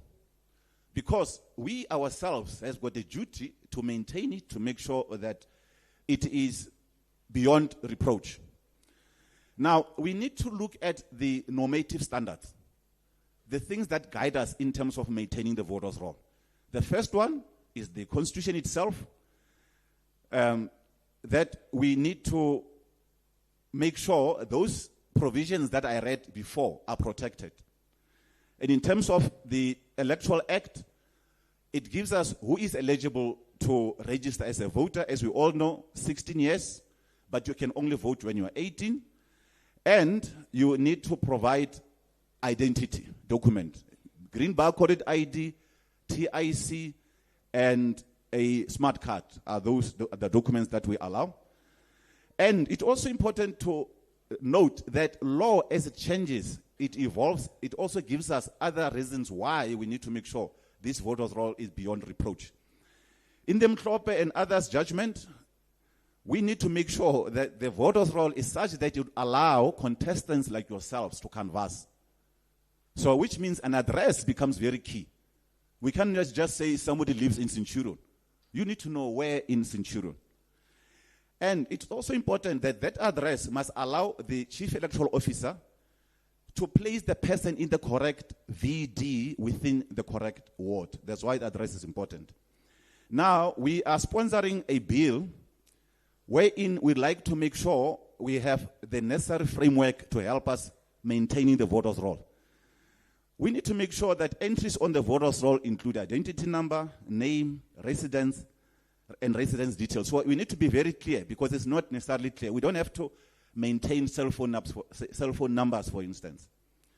Now, as far as Section 15, we need to make sure, very sure, without any doubt, that that provision to object is only for the provisional roll and nothing else. So you shouldn't be allowed to object on the certified roll. Hence, we make it available for you to continuously inspect and raise objections. And we also need to empower the commission to decide on objections. We're talking to our partners here, and you know there are instances wherein an objection is raised, and the commission decides to say we need to redact an address on the voters' roll. For instance, it says Centurion. We're in Centurion. So an address gets redacted so that a voter, when comes to vote, he or she needs to confirm the details of his residency, and it needs to coincide in the VD where it's registered. All of these principles, they aggregate to clarify that there is no need for proof of address to register, according to these legal provisions. And the commission is not obliged to confirm the voter's address. So we do it, but we are not necessarily obliged by the law to always verify, to say, give us proof of address, and then we go and verify against any source. So we rely on the information that gets provided to us. We use other sources to confirm, but the law does not necessarily push us to do so, but we have to do it so that we ensure the integrity of the voters' roll. Now, the maintenance is a two-pronged plan. We're looking at the voter registration itself, and we're looking at the actual maintenance. Why registration? Because you will see, which appears here. State SA tells us, out of a voting age population of 9 million, we've registered only 27 million, which is about 70%. But is 70% good enough? I don't think so. We need to aim higher. Overall, I'm talking overall now. But if you're looking at specific age categories, you'll see that the first cohort of 18 to 19 is red. In this case, red means it's not good, but I know red means good in this environment here. In this case, it means the young ones need to be encouraged to come and vote. And I must indicate that we continuously engage with the national leadership, wherein we share information, and they have also used our platforms to encourage young ones to register. So this is the gap that we have that we need to close. Now, what are the solutions? I jumped to this slide because I wanted to share the stats, but if I were to go back to this slide to show you the challenges, on the first prong is overall under registration, the 70%. We need to lift it up. On the first prong, once again, in terms of registration, is those specific age categories, 18 to 19. And obviously the 16-year-olds, which are not shown on that slide, we also have a challenge to make sure they are registered. And obviously they will vote when they turn 18. Now, in terms of maintenance, the MDB splits voting districts. Then it affects the people's registration status. And we also have challenges of voters who happen to be at a particular area, either for education purposes, studying, or for a mine, they're working there. And they register, we ask them to register, but when the mine closes or when they finish with their education studies, they do not update their details. Now, that leads to a situation wherein we are going to complain about low voter turnout in certain instances. It's because the people have not updated their details. We also, when we do data analytics, we pick up addresses where these addresses do not necessarily make sense. We have voters, even online, they come in and capture commas and X's. And when we print the voters' roll, it's embarrassing. So we continuously pick up those issues and have to address them. We have voters with potentially incomplete addresses, as I indicated. It's just Centurion, and we need to know where in Centurion. We target those people to make sure they can give us the necessary detail. You can use it to do canvassing. We can make sure that in the correct voting district. Incorrectly spelled addresses that we need to fix. We also have got unique addresses on one point. When I'm referring to a point, is on the map. I think some of you are familiar with the maps. When you register, we ask you to give us address. So you might have different addresses, but all of them are plotted on one point. So we need to make sure that is actually fixed as well.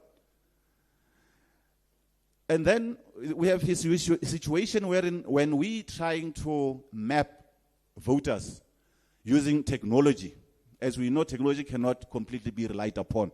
We need to continuously supervise it.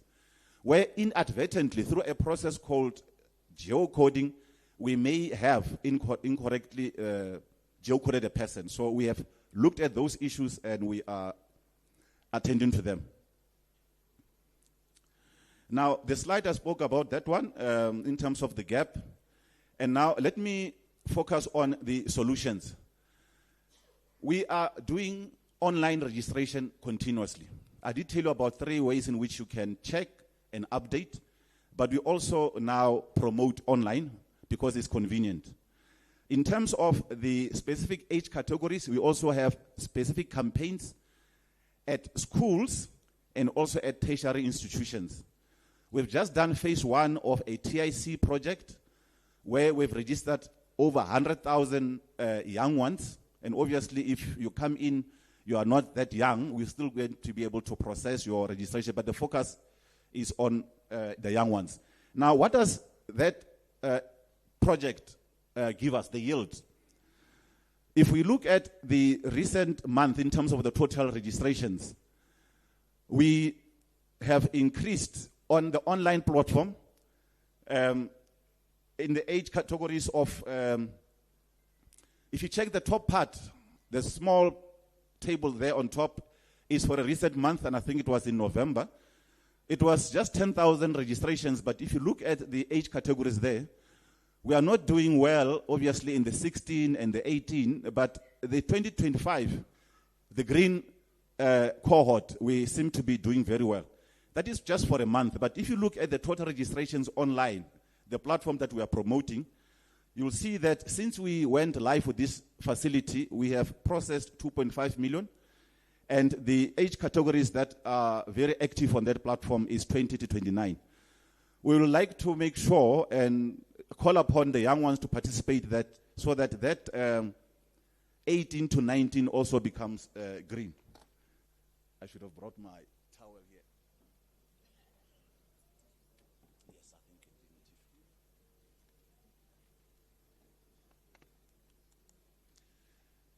didn't. Now, this slide here deals with the TIC, the Tertiary Institution Campaign. The previous slide was just focusing on online as one of the platforms and its yield, this one here. And this one tells us that intervention, what are the yields of that intervention? In the earlier slide, I know there was a figure showing 112. This was an updated table that shows 113,000. Now, the leading provinces is KwaZulu-Natal, Gauteng, and Eastern Cape, if you look at the grain total column. But what's also interesting is people that have registered new. Even though KwaZulu-Natal takes the lead, but in terms of people that have registered as new voters, Free State takes the lead, because out of the 9.8 thousand, you have 7.7 of them being new. So meaning they are actually helping us to close that gap.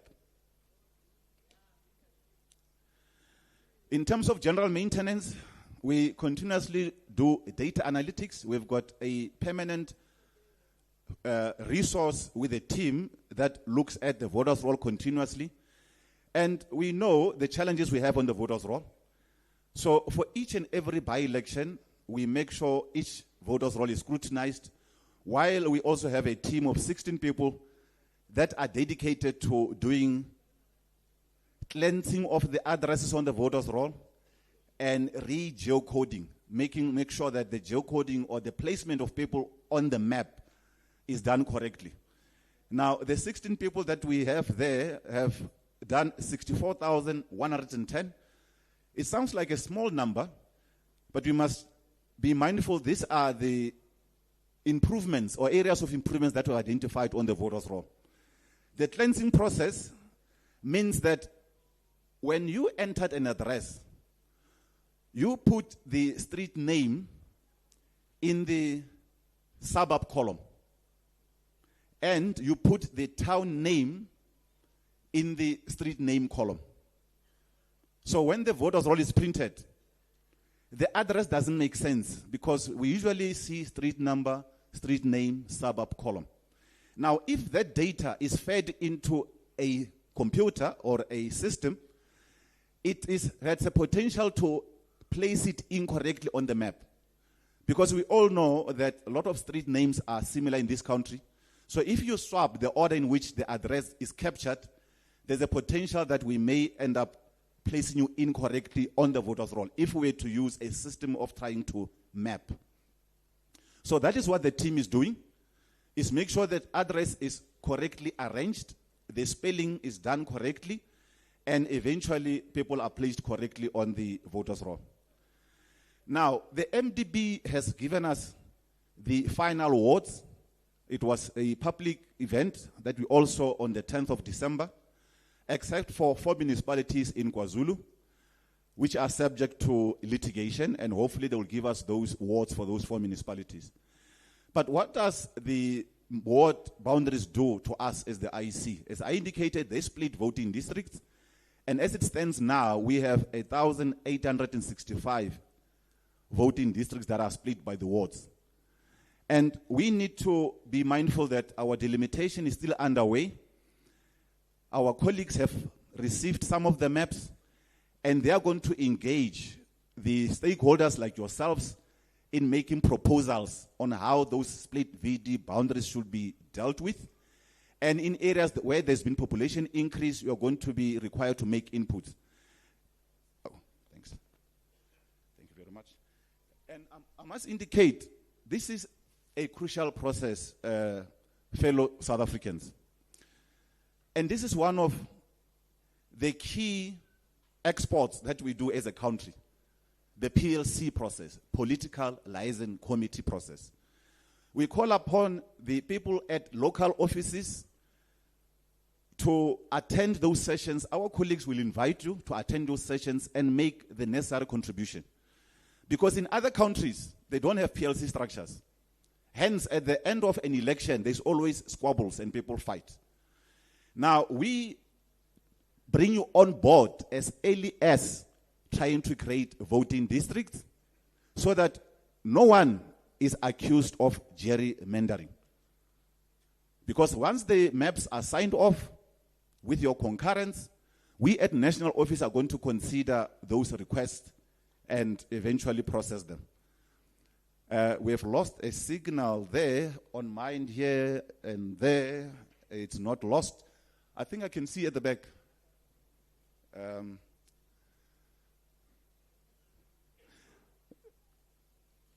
Right, okay. I will read from the back. The slide that you have before you talks about the 1,865 VDs. I was just indicating the need for you to participate in making proposals. Now, the other thing I need to mention here is, because we spoke about citizens that need to be part of the process, we are going to, once the maps have arrived and we've made proposals that you've went through and confirmed, we are going to make sure that our systems are flagged such that if you check with us for your registration details, we will inform you if you are in a VD that has been affected by the ward. And if so, then you need to go online and update your details. But those voters whose registration details are correctly mapped, we are going to have to update the voters roll, but we're not just going to do it automatically. We are going to notify you. We're going to send you notification because that's what the law requires. We can't just make changes. One of the things to mention is, when is this TCR going to happen? For those that we couldn't reach online, or those that did not update their details, we need to go out in the field, because it's not their fault that the registration details have been affected. It's because of the MDB process, or it's because of the voter populations that have increased in an area.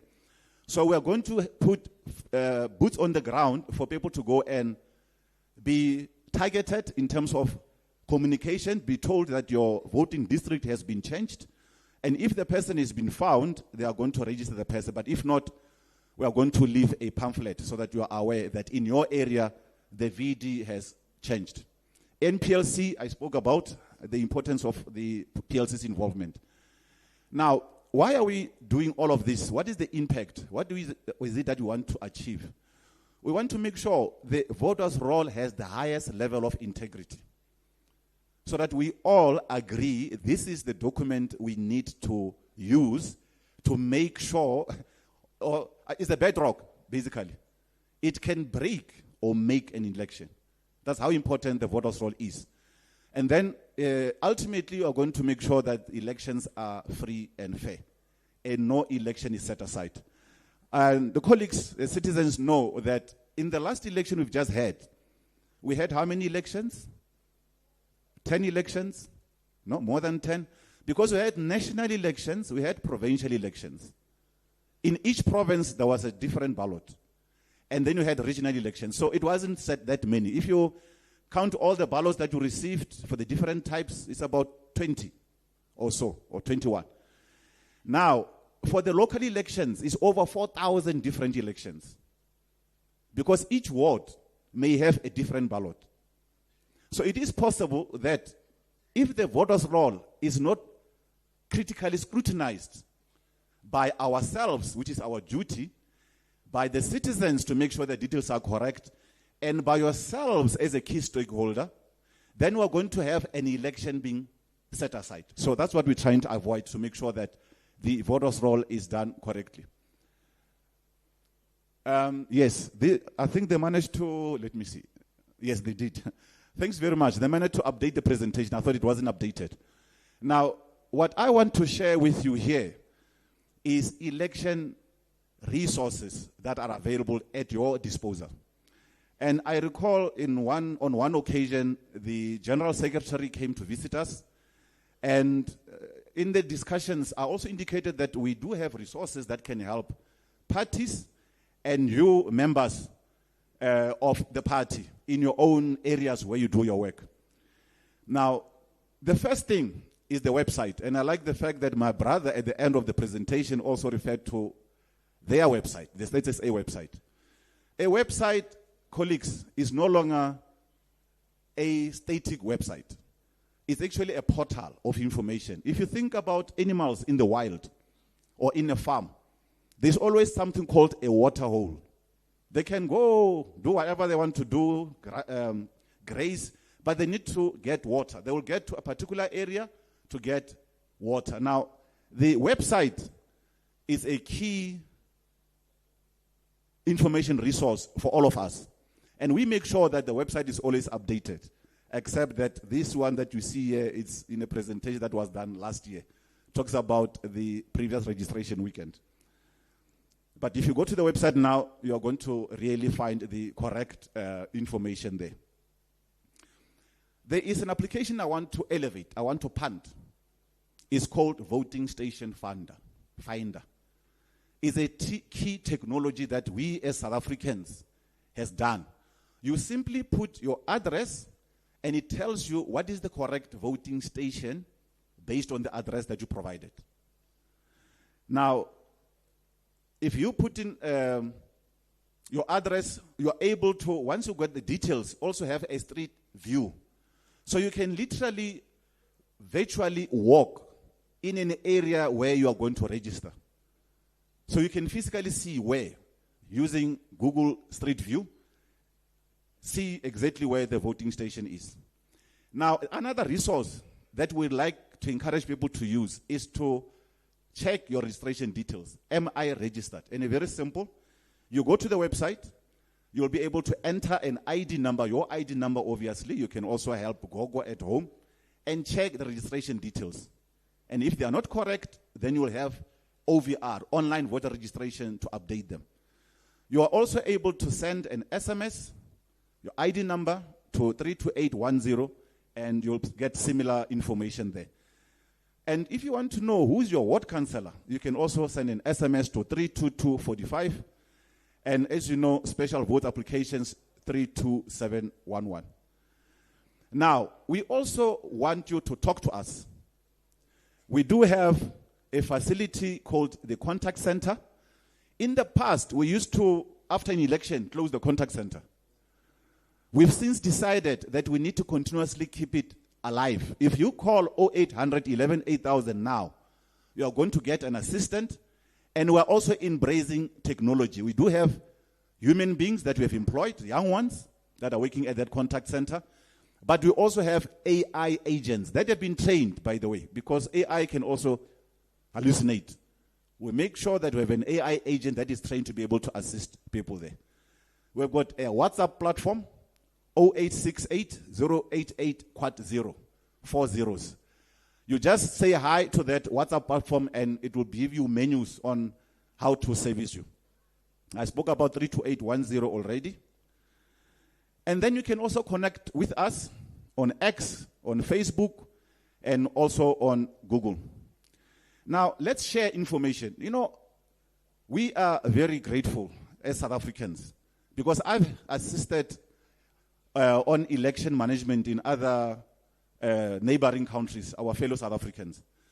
And the way in which we share information so freely is not happening in other areas. We, after an election, issue results at a VD level in detail for you to download and for you to analyze. So we subject ourselves to scrutiny. Now we also have, during an election, something called the dashboard.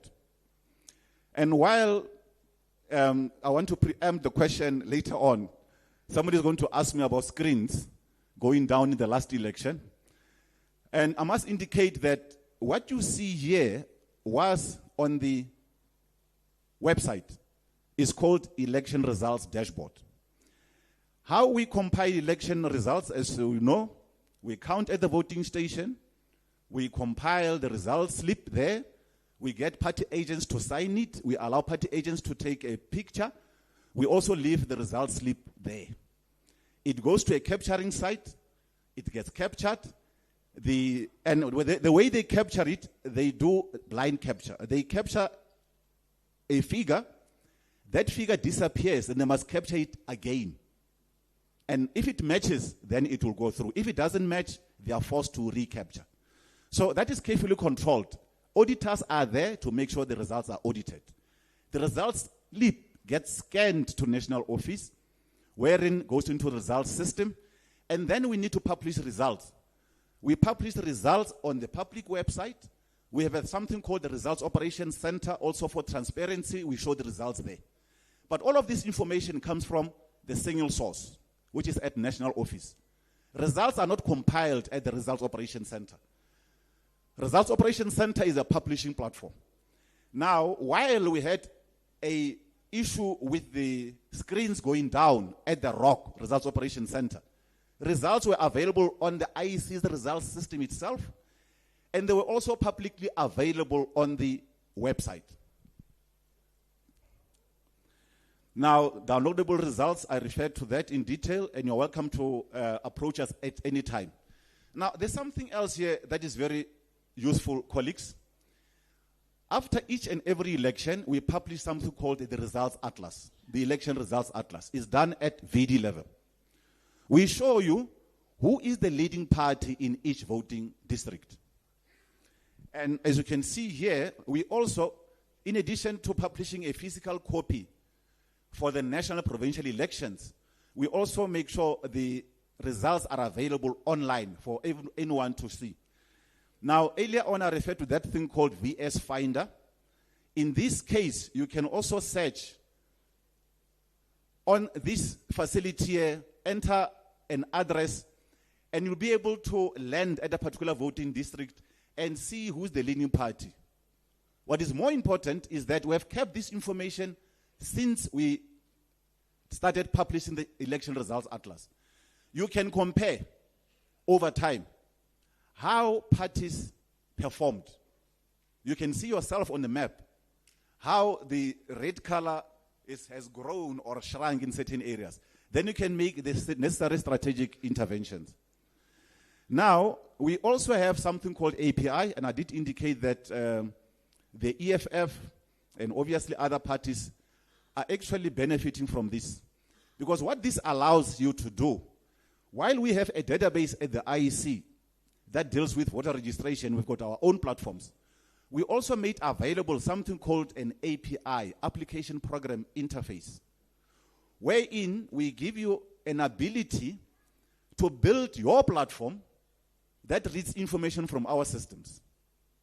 So that's why you are able to help us getting the young ones registered, because we're able to extend the services that we have on our database on your platforms through this thing called an API. We also share widely with a lot of, those that are interested. There's a company called WaziMap, wherein they took our information, they also mapped it for the sake of transparency. News 24, around elections, they also map this data, and through this API. In other words, while the screens must have gone down there, if you went to some of these people here, you'll find the results were still showing there because they are reading from that SQL database. And this is another case study. This is Adrian Frith. It's a personal individual as well. Obviously, the person has to sign the necessary terms and conditions for him to be able to show the information. The key thing here is consistency. All of these people, they are reading from the same source. So meaning people can verify information that we share. As you can see, this was Times Live. Once again, we share. We make sure people have got access to our information. Because the IEC's information is public through that website, you have entities like Wikipedia. How did they manage to write that piece of information there? It's because they've got facilities that crawl the internet, and they went into our website and write the information. So we make sure that we share with everyone everything that is out there. This slide was done a couple of years back, 3-4 years ago, when AI was still being introduced in South Africa, or worldwide. And then you can just, at that time, if you ask it now, it will probably say other things. This is what I asked AI at the time about South Africa. And you can see here, it knows about the IEC, but it also tells us that information is as of September 2020. And it was telling us that as far as it knows, IEC does not charge for information. But the best entity to ask, as you can see, it says go and ask the IEC. That was AI at the time. But in this era of technology and the internet and AI, we need to be very cautious. I know you might not be able to read what is written there, and I hope they will share the presentation with you. These are some of the disadvantages of technology. In this case, there is a person who posted on social media. The first allegation he or she makes, this person, is that the IEC has automatically registered him. And I know this organization has got an appetite for automatic registration. Yes, but in this occasion, it's not yet there. We are not doing automatic registration. But this guy is claiming that we have automatically registered him or her. Now, but he goes further. He tells the people that if you do not vote and you are registered, your vote is automatically be given to another party. And this is now widely publicized out there. So you see now he's distributing incorrect information. So he's misinforming people because this is entirely not correct. So we need to be cautious about AI. Colleagues, thank you very much for the opportunity.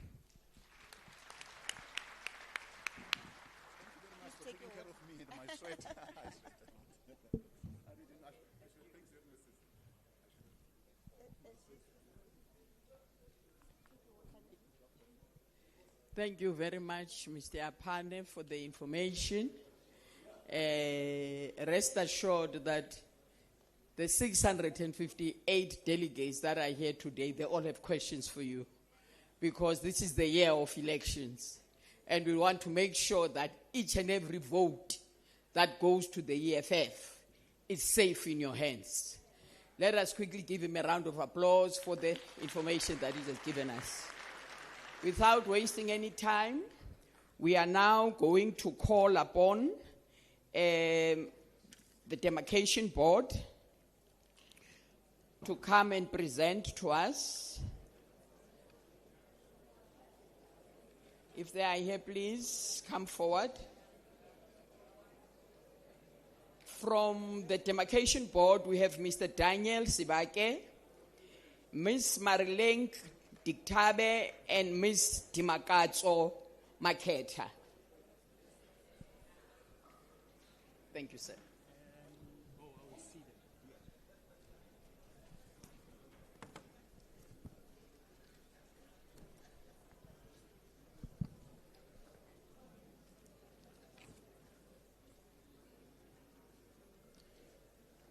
Let me acknowledge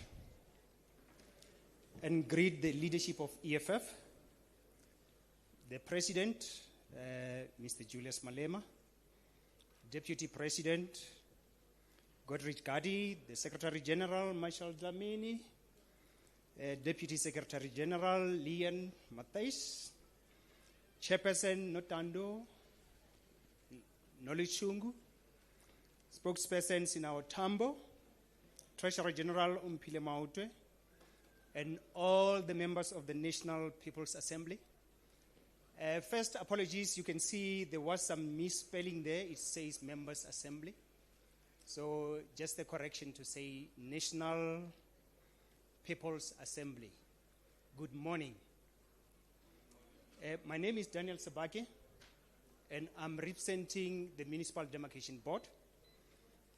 This is the body that is responsible for demarcating the municipal boundaries and also the municipal wards or the electoral wards that are used by the IEC.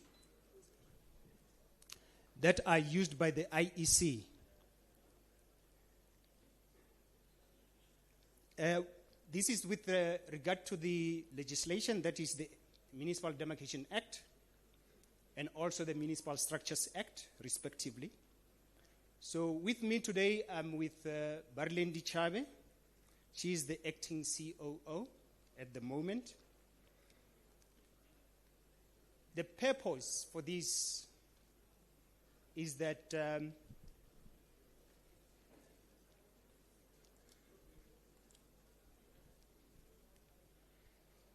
you know that we are going for elections, and the date for elections is fast approaching.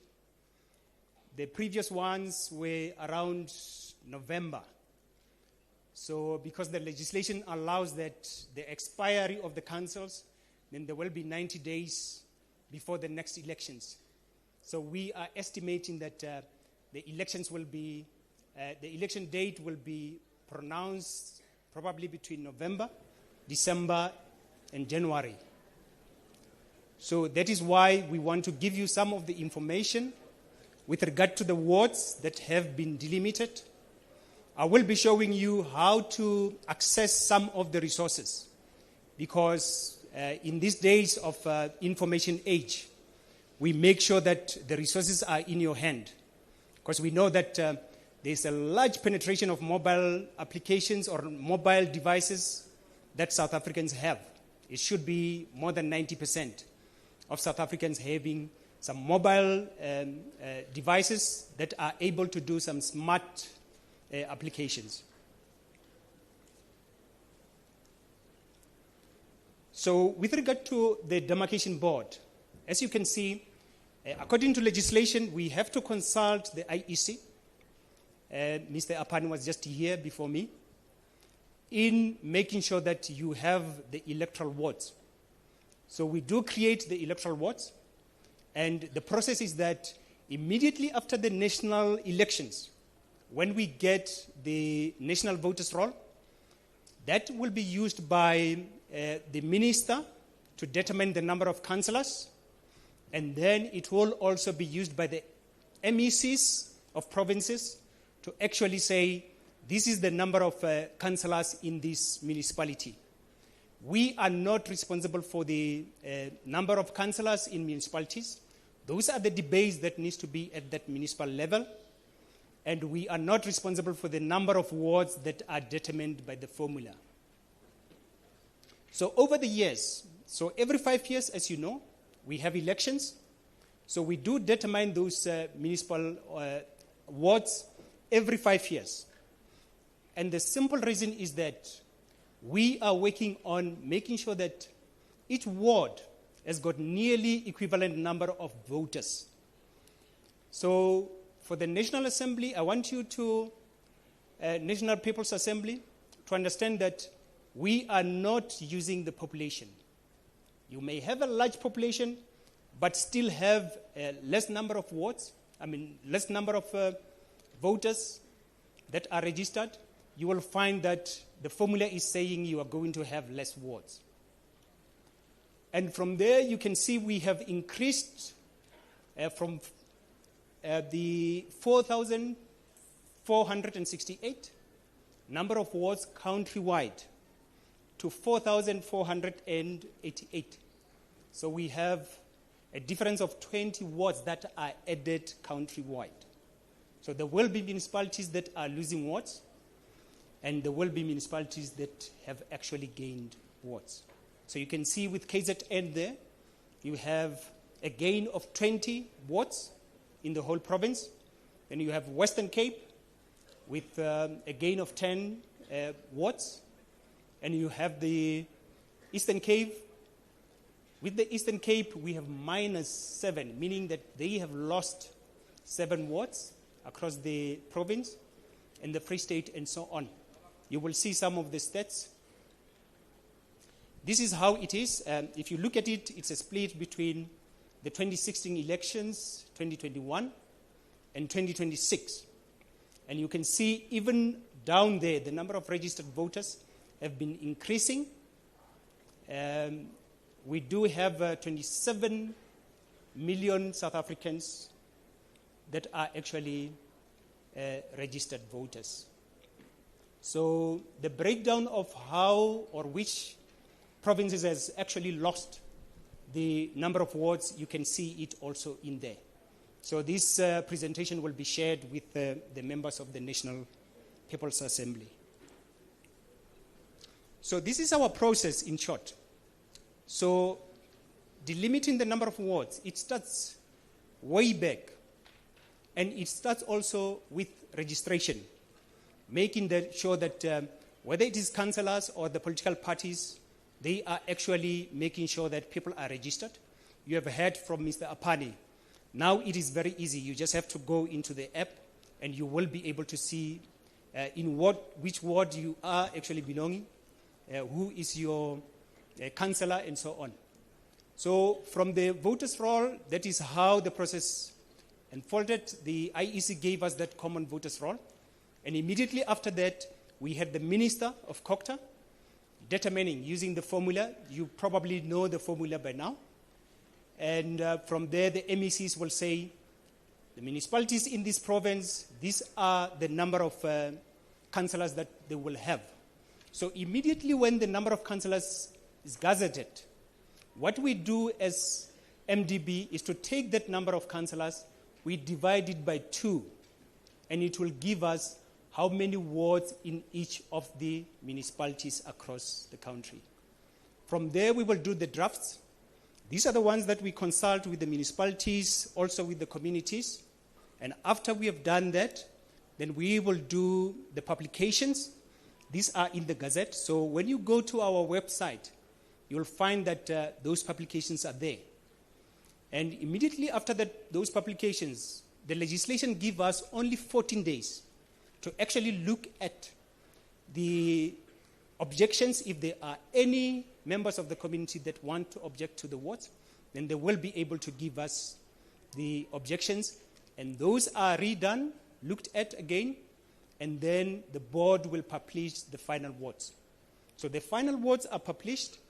It is only with a few municipalities that are still disputing the demarcations.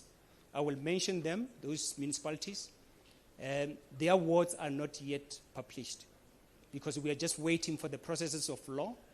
As a statutory entity, we abide by laws. If members of the public are disputing something in our processes, it is allowed. So this is how we kickstarted it. I'm going to be short. And the number of councillors by the MECs, those are the dates for each province, how they have actually done the publications for the number of councillors. Then immediately after that, it triggered us to start looking at the wards. So we have finalized the wards. And before then, we had all those public meetings. Most of the councillors have seen us. We were in councils. We had public meetings. We had all kinds of consultations that we held. We were on TV. We were on radio every day. And also available whenever there is any query from the members of the public. And after that, we did the publications. That is our website. It has got a lot of resources. Please, National People's Assembly, look at the information that is there. Don't be afraid to go in there. If there is something that you don't understand, we can still field some queries and make sure that you do understand what is happening. So go in there and check what information is available. We have made sure that most of these publications, all the provincial gazettes for municipalities, they are available on our site. So if there is any query, please do so.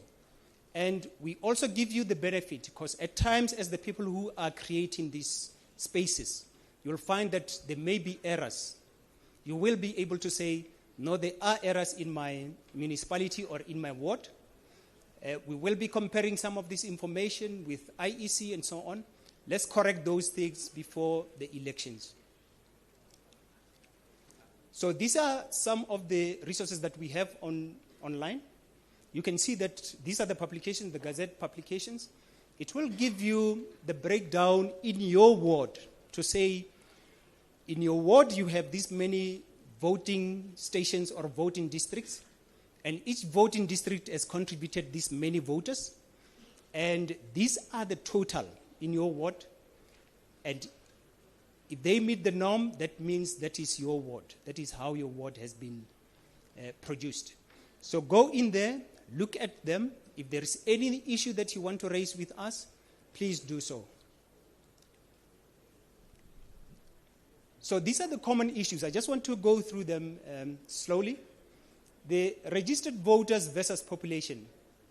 It has been something that has been agreed a long time ago because we do the wards because of elections. Even in the legislation, this is what it is saying. We do have a new legislation that will be considering population in some instances, which will solve a lot of problems where people are saying there is a large number of people in this ward, but you still say, no, I'm fine. And they will say the wards are not equal, and you'll find that councillors are actually complaining. They say, I'm having more work this side, but that other councillor has got less people. So it will be considered in the IMDA bill, which is still coming. It is, I can say, more advanced stage. It should be probably assented. It will be this year. Probably the members of parliament, they know exactly about it, and it should be assented this year. The other issue is the movement of registered voters from one voting district of ward to another. Because immediately after we have created those spaces, you'll find that voting districts have moved from one ward to another. So what we do is we are going to give all our information of wards to IEC. IEC uses its systems. They're going to or adjust all those number of people that have moved from one ward to another. They will be doing targeted registration. Please always check in which ward you are in so that you will be able to raise those issues before the elections. The other issue is the councillors and municipalities disputing the number of voters on the March 2024 voters roll. That is always occurring because you'll find that with the voters roll as a living document or as a living database, you'll find that later when they are targeted registration, there are more voters. So some of the councillors will say, no, I'm expecting a lot of people. We have a new development. Why are you not factoring these people in? But until they are registered and they can be counted, they cannot be factored in. Then there are also complaints about inaccessible voting stations and requests for new voting stations. Those are the things that you will be doing with IEC. Immediately when they have done the delimitation of the voting districts again, they will be issuing maps to show exactly where the voting districts are and where the voting stations are. Councillors who are aware of their local environments, please let them know. Normally, I've seen they will actually pitch tents and so on just to make sure that people are voting. So just raise those issues with them, and they will be able to look at it. There are issues of wards with large geographic areas. As I've said, wards are not determined because of the area, how large the area is.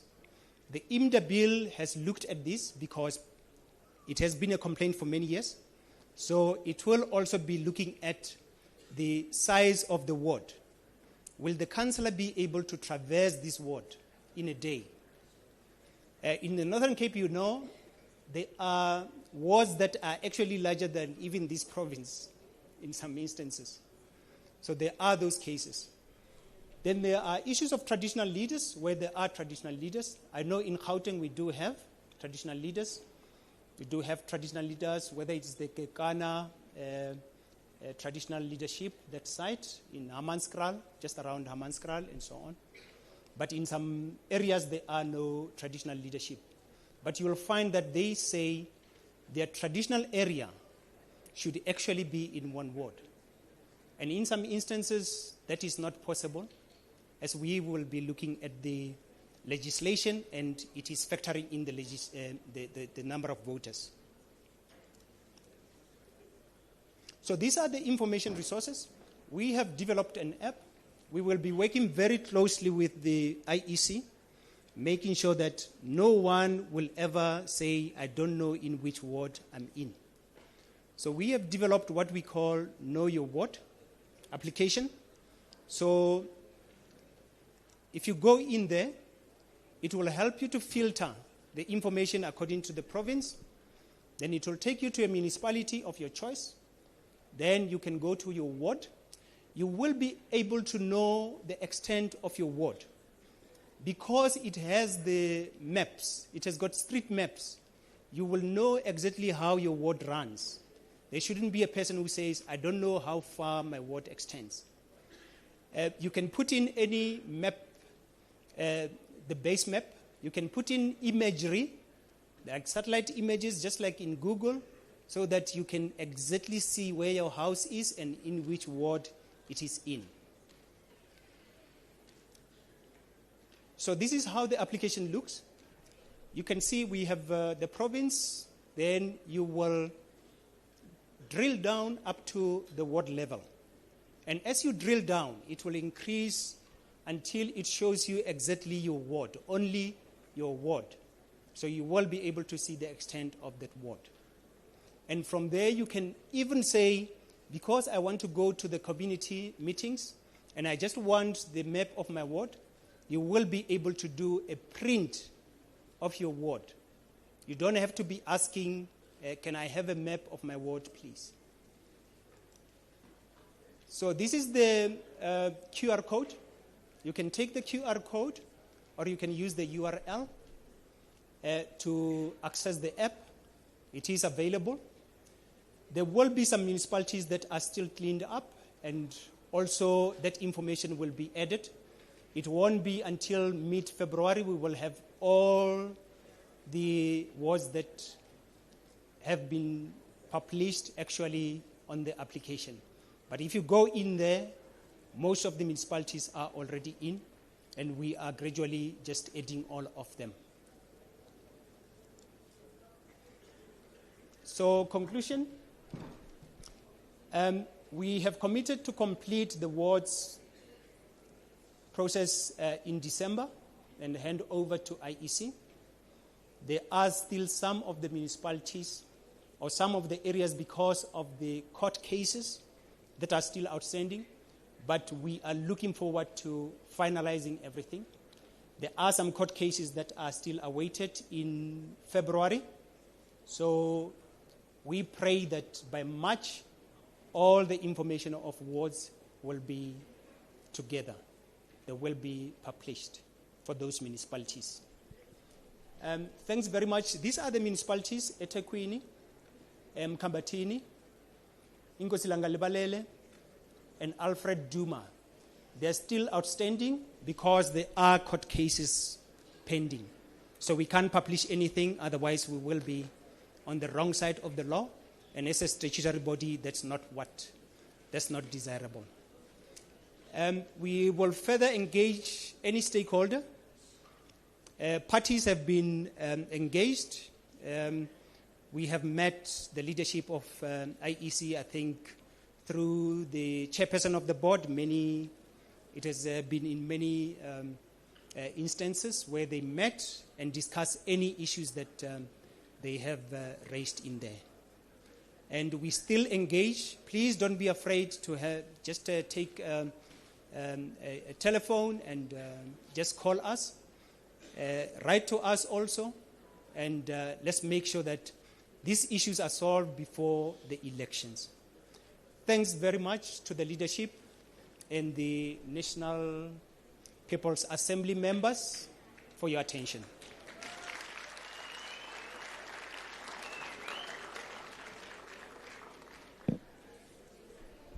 Thank you very much.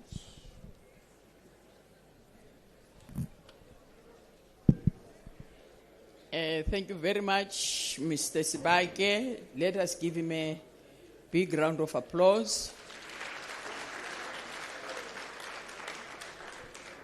Commissars and fighters, there it is. The information that has been tabled here today is for us to prepare and plan for better elections. But not only for that, it gives us an opportunity to see how we can assist our communities in improving their current status. We don't have much time left, but I am going to give you an opportunity to ask questions. We will start with IEC. No, States SA is not here, but we will start with IEC. But we are going to do it differently this time around, because you are going to be going to commissions and you'll have an opportunity to put whatever information that you want to put for the upcoming elections. And then if you've got any questions, particularly for States SA, we are going to ask you to put them in writing, because they are not here to respond, but they say they will gladly do so in writing. So any questions for States SA, put them down and then give it to your provincial leaders, and they will pass it on to the leadership. I am now going to call upon the DP to raise any questions or inputs that you would like to share with us.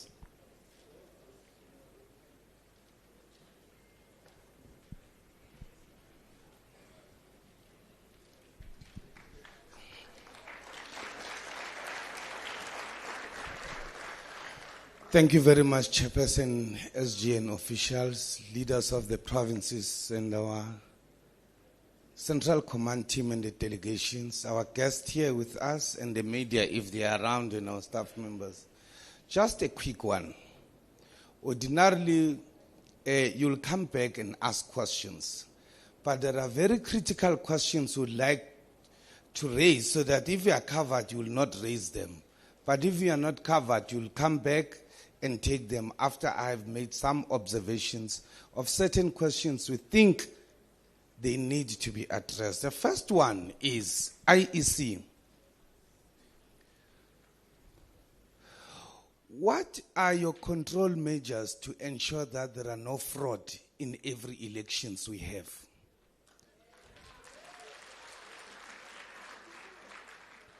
We are asking this question because the brazen attitude of IEC officials is at another level. They even, for those of you who don't know, but President has said it many a times, they even stole EFF votes in the VD where President is voting. For example, EFF got 900 votes, I think it's in Ponagele voting station in Seshego, 2024. ANC got about, let's say, 300 votes. We have the copy of the result slip. But when you look at the rock, they've captured vice versa. ANC 900, EFF 300. And you don't want to accept that reality that your officials are doing that. Where are your auditors? Because you always tell us about auditors. It didn't only, how brazen are you to even steal from the VD of a party leader? You know, it happened in 2016 fighters. EFF went to IEC and said, we want a permission to take a photo, because IEC refused that permission all along in the elections. So when we were at the Rock, Ntate Reverend of ACDP came to the table of EFF and said, Mr. Gadi, SG, please click the results of this ward at this VD in this municipality, 2016. We click. It is blue, hyperlinked to the result slip. That was his VD. When we clicked, EFF has got 800 votes. ACDP had got about 175 votes. We said, yeah, these are the results IEC have captured. He pulled up his camera, his cell phone, and said, this is the result slip my party agent took. Actually, EFF got 175. ACDP actually got 800. I signed off for the correction. And the guy was arrested. I think he loved the EFF. So we were the first victims of our own internal control measure. But IEC's officials have not learned a lesson. They continue to do it every elections, and worst part of it in the VD of a party leader of EFF. What do you intend to do about that? That also goes to the capturing of results. Yes, there are party agents at a VD. There are party agents at a VD. Yes, you can take a photo. Yes, you can put the results on the door. But why there are no party agents in the capturing center? Why are we refused to observe the capturing? Are you capturing what is in my cell phone? Are you capturing the real results? You know, IEC, most violence in African countries after elections are caused by IEC of that country. And if care is not taken, it may not be in our lifetime. But IEC of South Africa is going to take us to a civil war in South Africa. It nearly happened in 2014 in Alexandra when EFF first got into elections. The fighters could not accept the results of IEC in Alexandra. If you were there, you'll recall that. Gauteng fighters are here. Over 30 were arrested. Ballot papers were found everywhere. Mr. Tselana, I want to believe you're still a deputy chair in 2014, if I'm not mistaken. You are going to take this country into a civil war. IEC.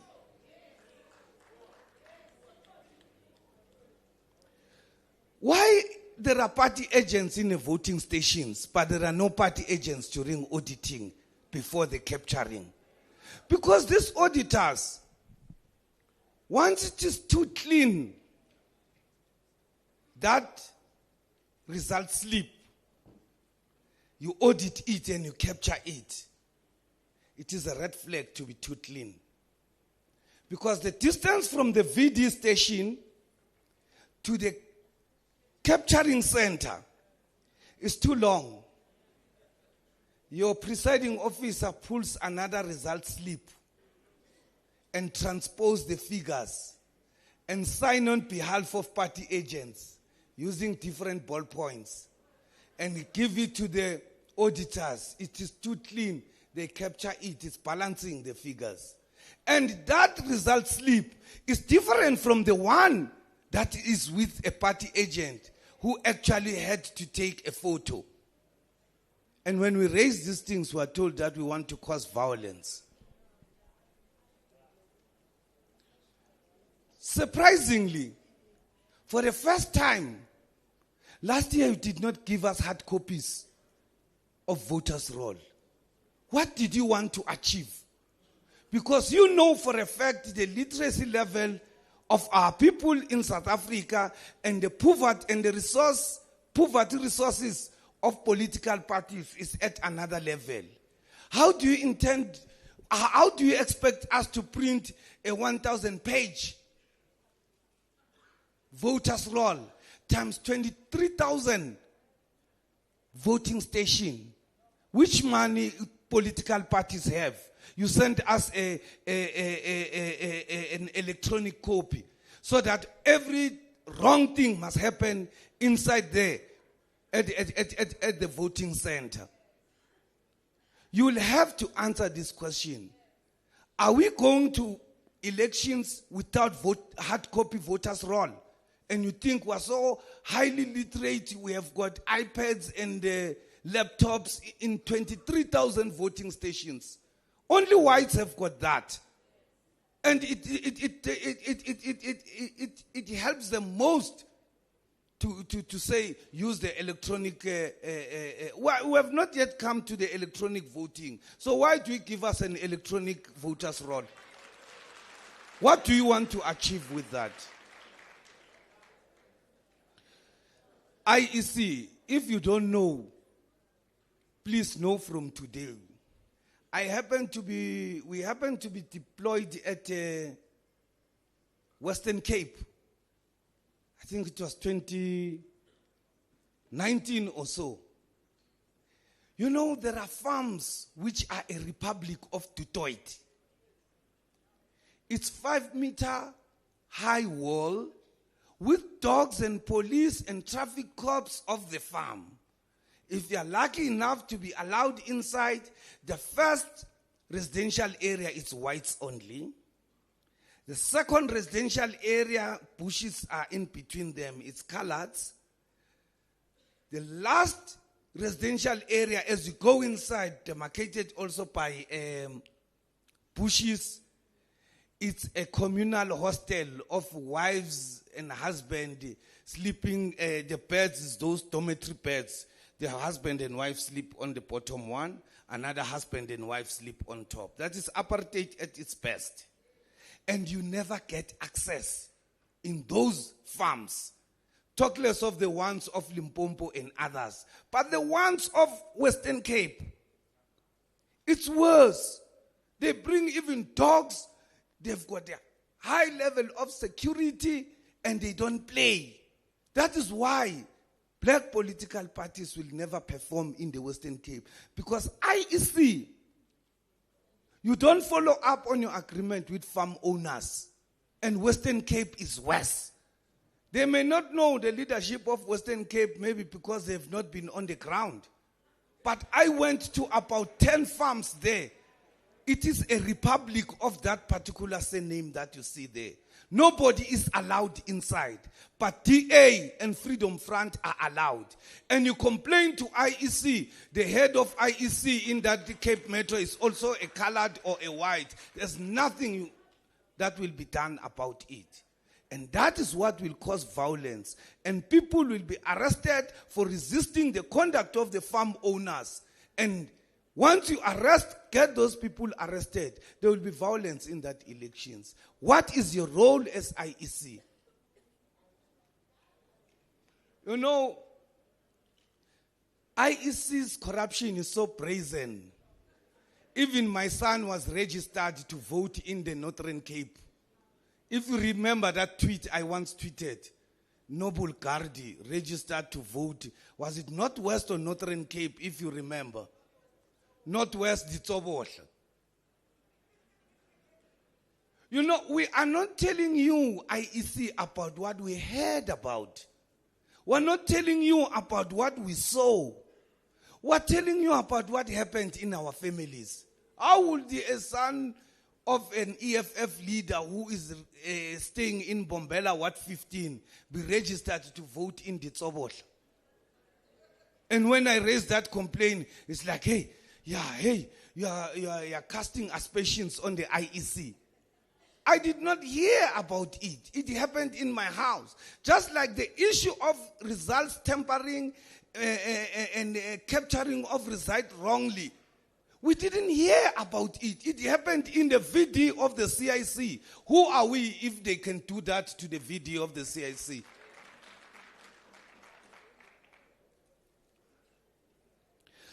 You know, IEC, you are not helpful to South Africa.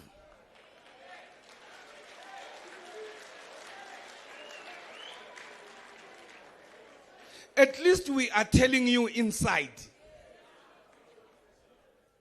When we put it in Twitter, they say, no, we are grumpy because we lost elections. You know, Mr. Bani from IEC?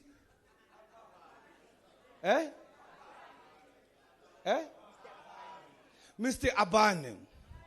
Mr. Abane.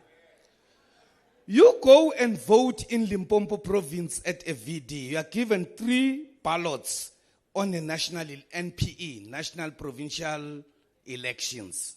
You are given 3 ballots, fighters. The national EFF got 500,000 votes. The regional EFF got 475,000 votes.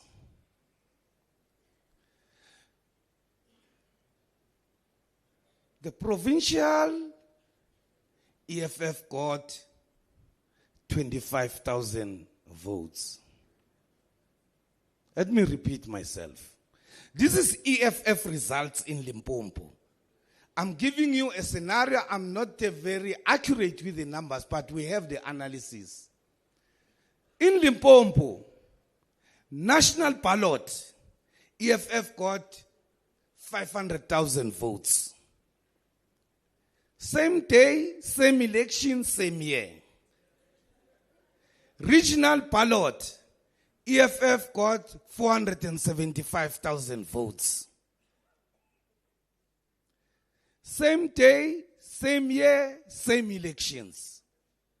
Provincial ballot, EFF got 25,000 votes.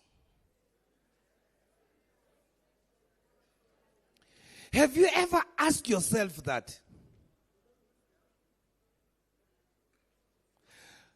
Are the voters so illiterate, so literate? Are the voters so much so educated to even reach a point to say, you know what? We don't want EFF in this province. They must go national. Because if we get 25,000 votes in Limpopo, it means we'll get fewer seats in the legislature of Limpopo. Compared to the regional and the national list, we got 500,000 votes. It means we'll get more seats in the national. But same province, same year, same voting station. What clicks in your head about such variance of a ballot? Is the voter so much educated to have a choice that I don't want the EFF in Limpopo, I want the EFF in Cape Town?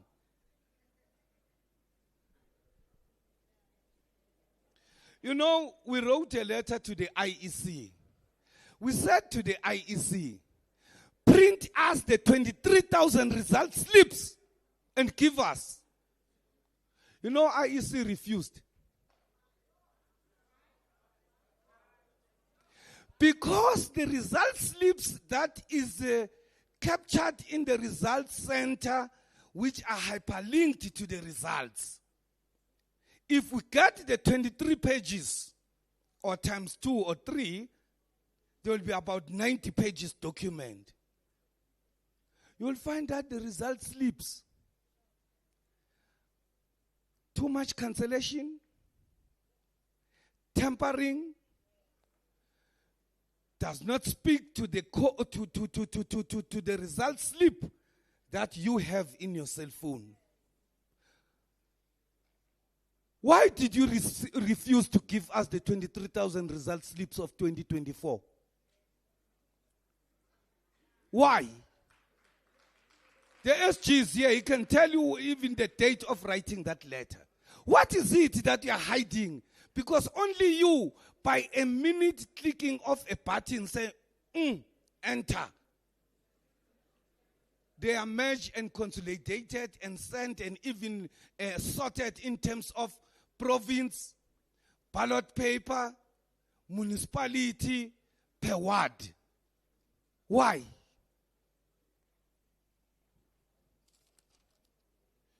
Are you trying to push me out? No, we're about to finish. It's either today or never. Otherwise, you'll find it in Twitter.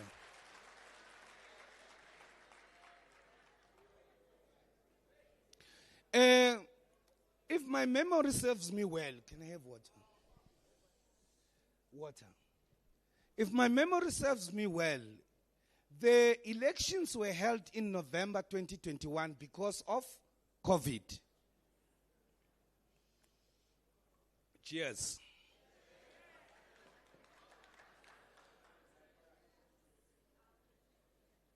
We went to the elections in November 2021 because of COVID. Ordinarily, if our memory serves us well, those elections should have been held somewhere in May, June, July, or not later than August. If our memory serves us well, IEC and the Minister of Culture went to the Constitutional Court for a declaratory order to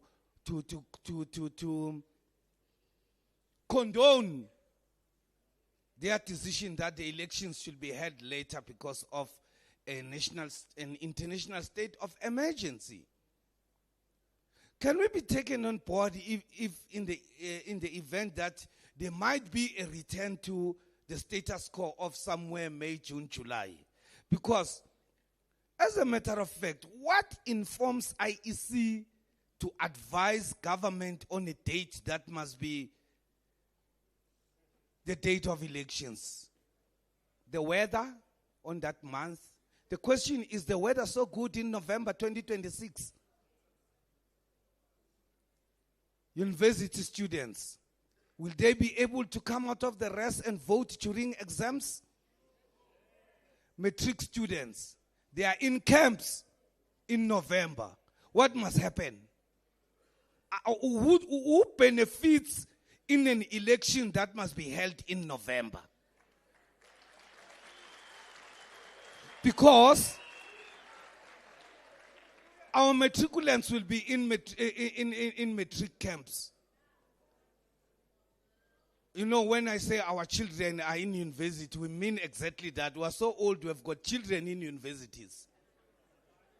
They will be writing exam in the rest. And the weather will not be so good in November. What must happen? Don't you consider a possibility of going back to the Constitutional Court to go back to the status quo? Wherein the date fits into a proper weather and mobility of the voters, the youth in particular, which State South Africa was talking about, between 18 and 26. Where is the youth between 18 and 36 in November, the day at which you are advising government to have elections? Why don't you go back to the status quo? Or we want to be ambushed, thinking that elections will be in November. All of you here are thinking elections will be in November. Wait and see. Who does it serve to ambush us? You know, you spoke at Demarcation Board. You have never explained to us what happened in Vuwani, what happened in Umjindi at Mpumalanga, what's happening throughout South Africa where there's violence because of your conduct. You have not explained that to us. And this thing that you are demarcating every 5 years, in one way or the other, I will say it's a lie. I stand to be corrected. You know, the most expensive thing in the democracy of South Africa, which is so much glorified and so much well spoken about internationally, it doesn't exist. A political party that wants to, ANC and DA, do not spend less than 800 million rand in every 800, almost R1 billion in every election. Mbalula is now in court for posters of 100 million rand. 100 million rand posters just for one election. We don't know the other posters and other paraphernalia for elections. But here in South Africa, you are traumatizing every 2.5 years. 2024, for example, EFF, don't laugh, EFF spent R1 billion in 2024 elections alone. 2.5 years later, we're going to local, that 2024 was national and provincial elections. We spent R1 billion, for example.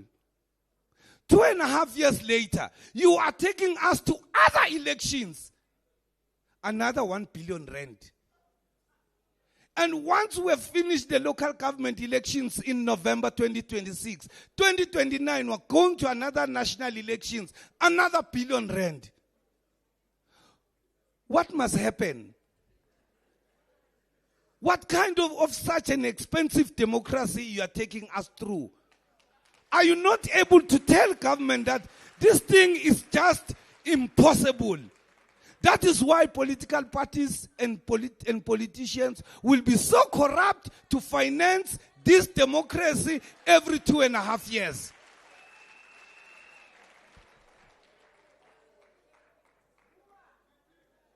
All right, Demarcation Board. Okay, Demarcation Board maybe is the last thing I want to say. You know, we happened to be deployed in a KwaZulu-Natal, in a Tekwin in 2016 or so. You know, there is a word. When you go to eat, you don't drive like this, horizontally. You drive to that word, you drive to that word vertically. By the time you reach that village, you are dizzy. It has got 30 voting stations. 100. And we are here as demarcation board. But go to the farm of Tutoit, where there are 27 people, it is a voting station. Or it is even a ward. How do you have a ward with 30 voting stations and the villages are 30 kilometers apart of each other, and reaching that ward is unhygienic and dangerous? I mean, demarcation board and IEC sometimes think that they are running elections in Europe, where the population is highly educated, the literacy level is very high, and the resources are in abundance. Voters have got just mobility. And you take that thing as it is, cut and paste to South Africa. And the lived experience we are telling you, when we raise it with you, we are seen to be political parties that don't have constituency support. All we know is to talk, shout, and criticize you. Thank you very much.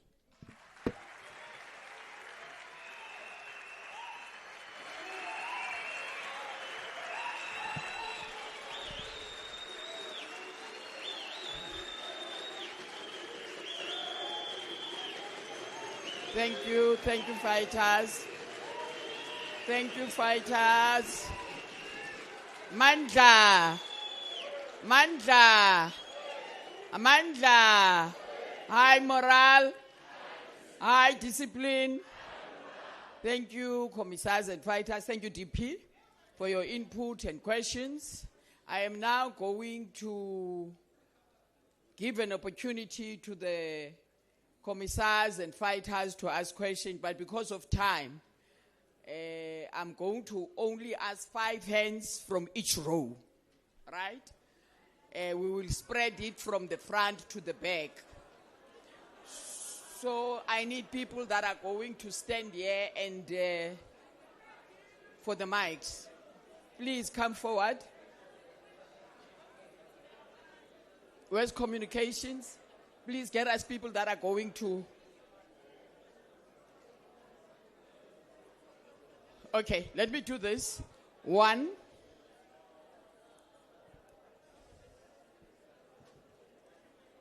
2, 3. That black one, please come here. Come to the mic. And 4, that white t-shirt, that one. Stand up. Yeah, you. That's 4. And the 5th one, both hands at the back. Thank you. Thank you very much, National Chair. Allow me to greet the officials, commissars and fighters. It can never be correct that as a leader I come here and leave without saying anything. So I'm going to speak on IEC National Chair alone. I just want to understand, why is it difficult, or what stops the IEC to work with the Home Affairs to ensure that once every young person reaches the age of 18, they are automatically registered to vote? Since it's automatic for them at the age of 18 to decide who to sleep with, it means it must just be automatic for them to be given their right to vote. Secondly, National Chair, that I want to raise, there is an issue of dummy slips at the voting stations. And that's where IEC rob most of our party agents. They've got a slip that they use to capture results, practicing results. It's called a dummy slip. And then when they capture the results, or they write the results on the dummy slip, most of our party agents think that's the result slip, and they take a picture of the dummy slips. Once they leave, the IEC write the results that they want on the actual slip. So we want to call upon the IEC to find a way of scraping the dummy slip. If it means the results must be first captured on a paper to ensure that what party agents captured is on the result slip, they should do that. Those were my two issues that I wanted to raise. Thank you. Thank you, Commissar. Next one. And please be short. Okay, Nkosi mhlali ngaphambili. Mina ndingupapa Mani Ncingi from Ward 87 eWestern Cape. Dinento ezithu zika IEC. Ndicela bavumele iEFF ibe ne private securities kwindawo apho zigcinwa khona iboxes ze special votes. Bagadwe into bana ziyavalelwa phaya then zithini before kube li actual day. Okwesibini ndicela uIEC akhayijonge into ye managers kwi-VDs ezingabantu abayi-1 since 2016 abafika babezizibonda uthi umuntu somxelela into irongo evidini ayenze ngathi kukwakhe mabatshintshwe bakhuphe netishalakazi kwi-VDs. Thank you. Next one. Kyalebogache Ogwenke Popilibete from Ward 30. The latter speaker just asked the question that I wanted to ask. I want to know what IEC is criteria in terms of who hear those people to go. So they feel entitled. Thank you so much. Thank you. Manibulise endlini phela nibulise inkokheli zombutho zonke ne fighters igaba ngoluvuyo kancamile andizuba mde sihlalo okwami kufutshane kwicala leemployment simvile uStats SA bethetha nge-high rates of unemployment. Now kwi-issue ka-IEC kunye ne-employment ne-experience ebethetha ngayo, we will find ukuthi kwi-most of VDs ngotishara ngabantu abanemisebenzi. Umbuzo mnye wayo IEC enga-create i-jobs for abantu aba-unemployed, especially youth. And the other one is that kwicala lelanduza le voting, party agents, you will find in some of the VDs as allowed to scrutinize and verify kwi-IDs. Kulapho ke ufumana ukuthi kuyafakwa in terms of voters. This is not the actual luvuyo ncamile, but is here uzokufanisa. So uthini IEC in terms of intensifying i-systems zakhe kulo landuza le. Enkosi. Thank you. No, thank you very much, Chair. Greetings to the leadership. Igama lami ndingumthandazo from Sakisiso sub-region, Dingo Chairperson. No, my question to the IEC is simple, and I'm hoping that this is our Fumani Mpendulo namhlanje. My question is that why is IEC South Africa always uses USATU members for elections? Because we all know that those people are ANC members in good standing, all of them. Why can't they use students from TVT college or university and pay them enough money for the period of election? Thank you very much. Thank you very much. I don't know what that queue is for because I have not pointed fingers in the second row. Can I have 5 fingers in this row, please? That's 1. The one at the back. Commissar Rebecca, 2. 3. Yes. And then 4. Yes. Not you. There's someone behind you. Yes. That's 4. And the 5th one with a red cap. Yes.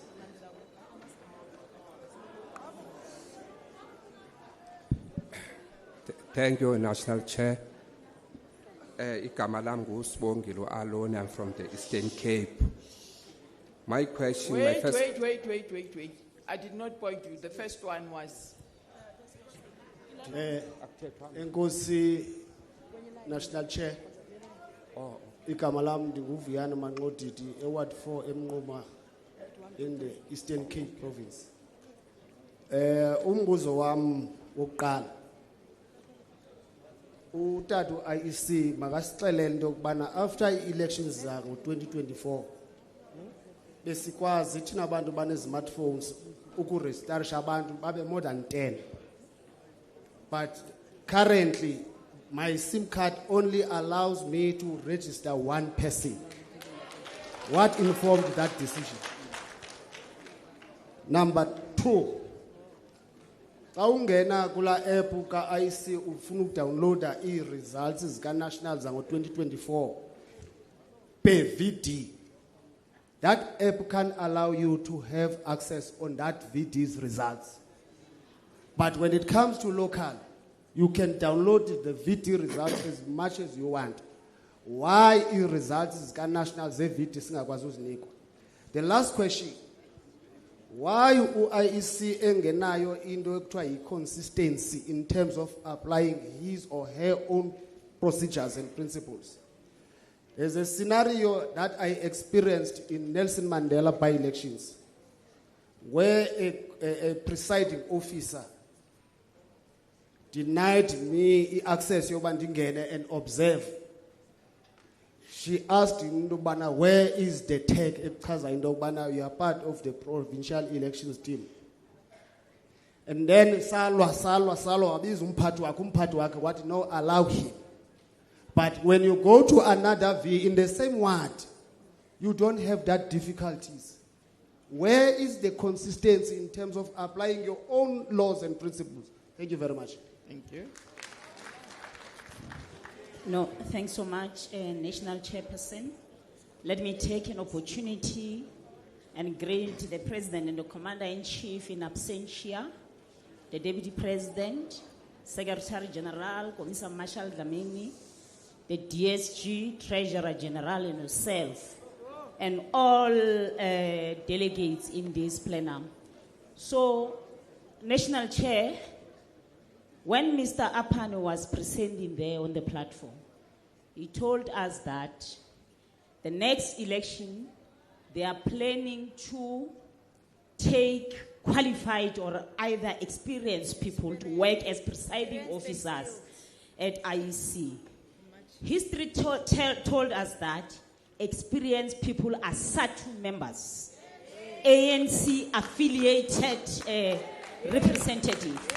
Is he telling us now that he's going to pour more people that are affiliated with the ANC into the system? Can you please focus on that, please? It's only one concern that I was having. Thank you so much. Where's the fifth person? Where's the fifth person? No. That was number 1, number 2, number 3, number 4. Where's number 5? Are we not here, ma'am? Okay, come. That's fine. Go ahead. Oh, thank you very much, Chair. We are supposed to go there. Mine is very short. My name is Luxolo Nxumani, the Secretary of Amahlati Great Kai in the Eastern Cape. I'm from Ward 15. In Stutterham, in Mlungis, we have 2 wards, Ward 14 and Ward 15. But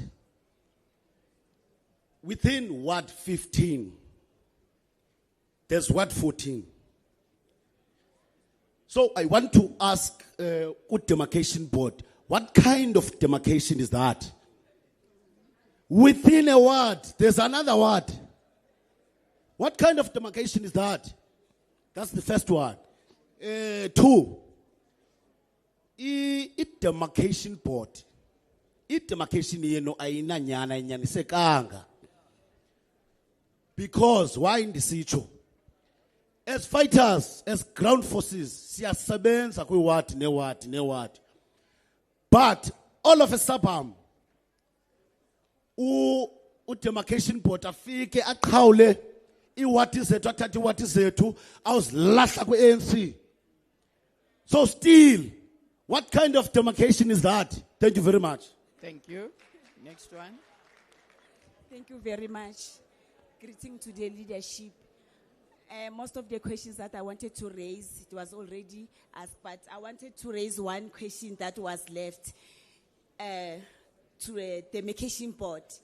The demarcation board, they are playing hide and seek, because I don't know what kind of of strategy that they are using when they started to do that demarcation.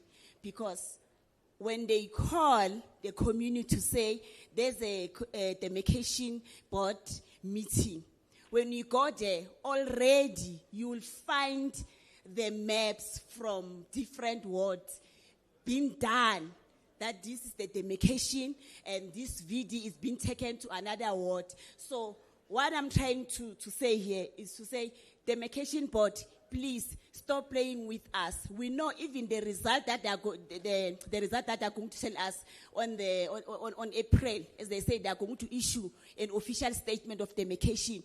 That thing is already done. The ones that they gave to us last year is the demarcation that is already there, and that thing is draining us because we are working the ground. While you are focusing, then this thing come in to say this ward is no longer here, it's been divided. So thank you, Demarcation Board, go and fix your issues. Thank you. Greetings so much to the leadership. My name is Warona from Bloemfontein, a member in the Youth Command. I have some few questions to the IEC. The first one is the issue of addresses. Would like to know on the issue of informal settlement, how do you guys allocate VDs to those who are in informal settlement? Secondly, we want to know, for instance, we had by-election in Ward 49 in Tabanchu, Free State. We saw 20 people, we find 20 people in one address. So that's what we want to find out, to say, how do you guys deal with the issue of allocating addresses? The other one is an advice to the IEC. IEC, for you to get young people, try to partner with universities in a way that we have SRC elections. So for you to vote for the SRC comrades, you must be first registered to vote. In that way, it's going to increase voters with young people. The last one, I had the member of the IEC speaking about experienced people, that their officers were not experienced. How is it that you're going to be experienced when you are only being hired for only 2 months and you are receiving training? So it's best that you give them a long month training so that they can be experienced. Thank you so much. Thank you. Last one. Thank you, National Chair. Greetings to the officials and commissars and fighters in the plenary. My question goes to IEC. During registration, normally we experience duplication. So there's a scenario, not even a scenario. There was a case, 2024, whereby, what do you call this? Voter management devices, where you guys told us that there was a software bug. So how do we measure that, now that we are going to LGE, how do we measure that in any other province a person cannot be multiply registered, like multiple voter records, you understand? So my question is that how do you measure that a voter will not be registered twice or even more than that? And the other thing to MBD, MBD, my question to you is, why do you normally demarcate wards that are dominated by opposition parties? Because normally wards that are won by the ANC, where ANC is dominating or where DA is dominating, they are normally not demarcated, but rather where the EFF or other opposition parties are dominating, you go and demarcate them where we are concentrated. We have a case in Northwest, in Madibeng sub-region, where they wanted to demarcate Ward 27 that is concentrated by EFF voters. So that's my question. Thank you, National Chair. Thank you very much. The last 5 hands. Yeah, last 5 hands. 1, 2. Can you move to the front, please? Take the mic. 2, 3. Yes. Come to the front. Yes, the two of you. And then the one who's waving. 5, thank you.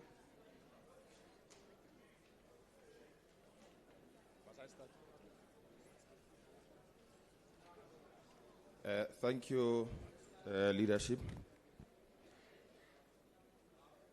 My name Fighters, is. let's be short and sweet. We're running out of time. My name is Lebogo Jacob from Limpopo. Just 2 quick questions.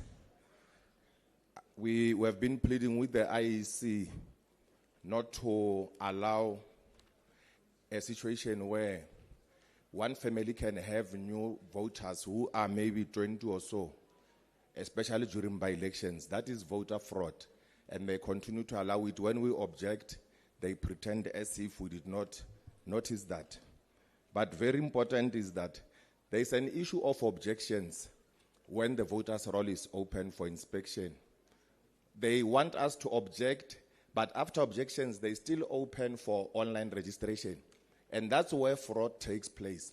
We want the IEC to open for objections only when every registration is done, whether online or physical, because the voters' roll must indicate these people voted, registered online on this date, and it must be separate information so that our branches can be able to see what happened and the fraud, where you have 2,000 people in a village where there is no mine and they've been registered and they're accepted. The last one, National Chair, is that the IEC must make provision for budget for party agents of each political party, minimum 2, in the interest of democracy, because we can't be having IEC saying they support democracy and we have our people who are poor waiting there the whole day and they seek this statute members who must be removed, dangling carrot and KFC the whole day and they don't have food. They must, in the interest of strengthening democracy, pay our party agents per VD. Thank you, Chair. Thank you. Thank you, Chair. Greetings to yourself, DP.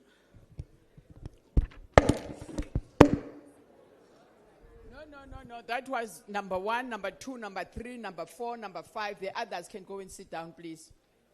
There's supposed to be only 4 people on in that line. Thank you. 4. Thank you, Sorry, National 1, Chair. 2, 3, 4 with the white shirts. The other one must sit, please. Greetings to yourself, National Chair, CCT members, PCT, and everyone in the plenum. My name is Nolonabo Snow Wingendane. I'm from Eastern Cape, Senqu sub-region. I want to start with IEC. I want to check why are we still having or diseased in our voters' rolls. Because when you go to voters' roll, you see someone that is diseased, and when you go there again, you see that person have been voted for. And there are so many objections that we have put to IEC, but they never resolved any of our objections. Also, can they stop this thing of allowing ANC celebrities to go to our voting stations?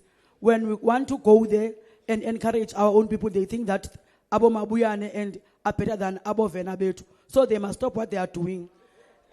On demarcation board, we are having a crisis, mostly those that as in borders.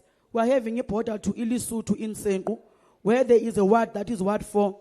I want to check this thing your address by Yenzanjani, because we are having people from Lesotho that are residing in Lesotho, but they are voting in Ward 4. Come, you don't get any of them, but they are getting grants from this side. They are voting in those voting stations. How do they allocate those persons when they are saying they check your addresses? But that type of address now, because they are residing in the other side of the river. Demarcation. How do you demarcate what? I think that's the last one, ma'am. What I've noticed is that they are working hand in hand with the ANC. When the EFF is growing in that ward or in that VD, they are moving that VD. We're having a serious challenge. We even have submitted the objection in Ward 8, which is my ward. On the previous elections, we were in Ward 9. But come other elections, we went to Ward 8. Now again, my VD is being demarcated to Ward 6. The reason is they see that EFF is dominating in that ward and is going to win that ward. We are going to fight this thing. Demarcation must stop what they are doing, the ANC. We see it. Thank you. Next one. Ngibonge National Chair, igama lami noma sengilikhohliwe kodwa ngwakakhawula. Ayi ngithi angibonge leli thuba and ngibonge no deputy president wethu okhombisa ukuthi ayayazi ground njobesho. Silibonga ithuba lokuthi namhlanje ke sikhulume ngalo IEC ongasifuni thina njengama opposition party. Ngizolibeka kucace lokho kubhlungu kumnandi okwakhe lokho. Kunalento yabantu abavelayo ubathole sebeqhamuka ngelanga lokuvota kodwa bavele kuyilokhuzana kwi voters roll kodwa ama address abo ake aveli wona kodwa uthola ukuthi bayavota. Yezinye inkinga esifuna ukwazi ukuthi kwenzeka kanjani. 2 ngo-2021 lapha yana KZN especially kuward 54 iEFF yakwazi ukuthi ama VD amane njengeyami nje imbali yamaZulu sayiwina namanye kodwa kwazothi enhlungwana kwatholakala upresiding officer wakhona we-ANC okuyi-BEC yakhona yena sithobheka ama-result niyazi ukuthi asilali siyafika ubhalile la kodwa akabhalile izinamba ukuthi ANC wine bani EFF njalo ngangokuthi into eseze saba nenkinga yayo lapha sesiyobheka sathola lapha yana ukuthi kunomkhonyovu namabhokisi aseyashushumbisa samisa. Ngifuna ukwazi ku-IEC ukuthi inhloso yakhe ukubona lamavoti noma makuvota kube ukuthula na. Ngikhumbula nalapho kwakukhona nakamzamo osewashona washiya ngokuthula. Kwathi mangabe sekufika amaphoyisa sekuliwa kwathiwa kuhanjwe kuyo re-accountwa eCity Hall. Makufika khona kwatholakala ukuthi ANC lo presiding yakhona biwahide kanje ngaphansi. Kodwa ngifuna ukuniphikisa ukuthi manithi amacala asuke evelile ayalandelwa kulungise ayizange kwenzeka ngokomthetho le award yayiwinwe yithina as EFF. Ngalondlela siyabonga national chair ne leadership yethu ukuthi nisimemele labantu ke sizodila nabo abafundi laba bameli ANC. Yingakho kufanele ngokomthetho kungabi ibona abazophatha ukhetho. Akungona kube nabantu private noma eqhamuka kwamanye amazwe other country. Ngiyabonga. Nkosi.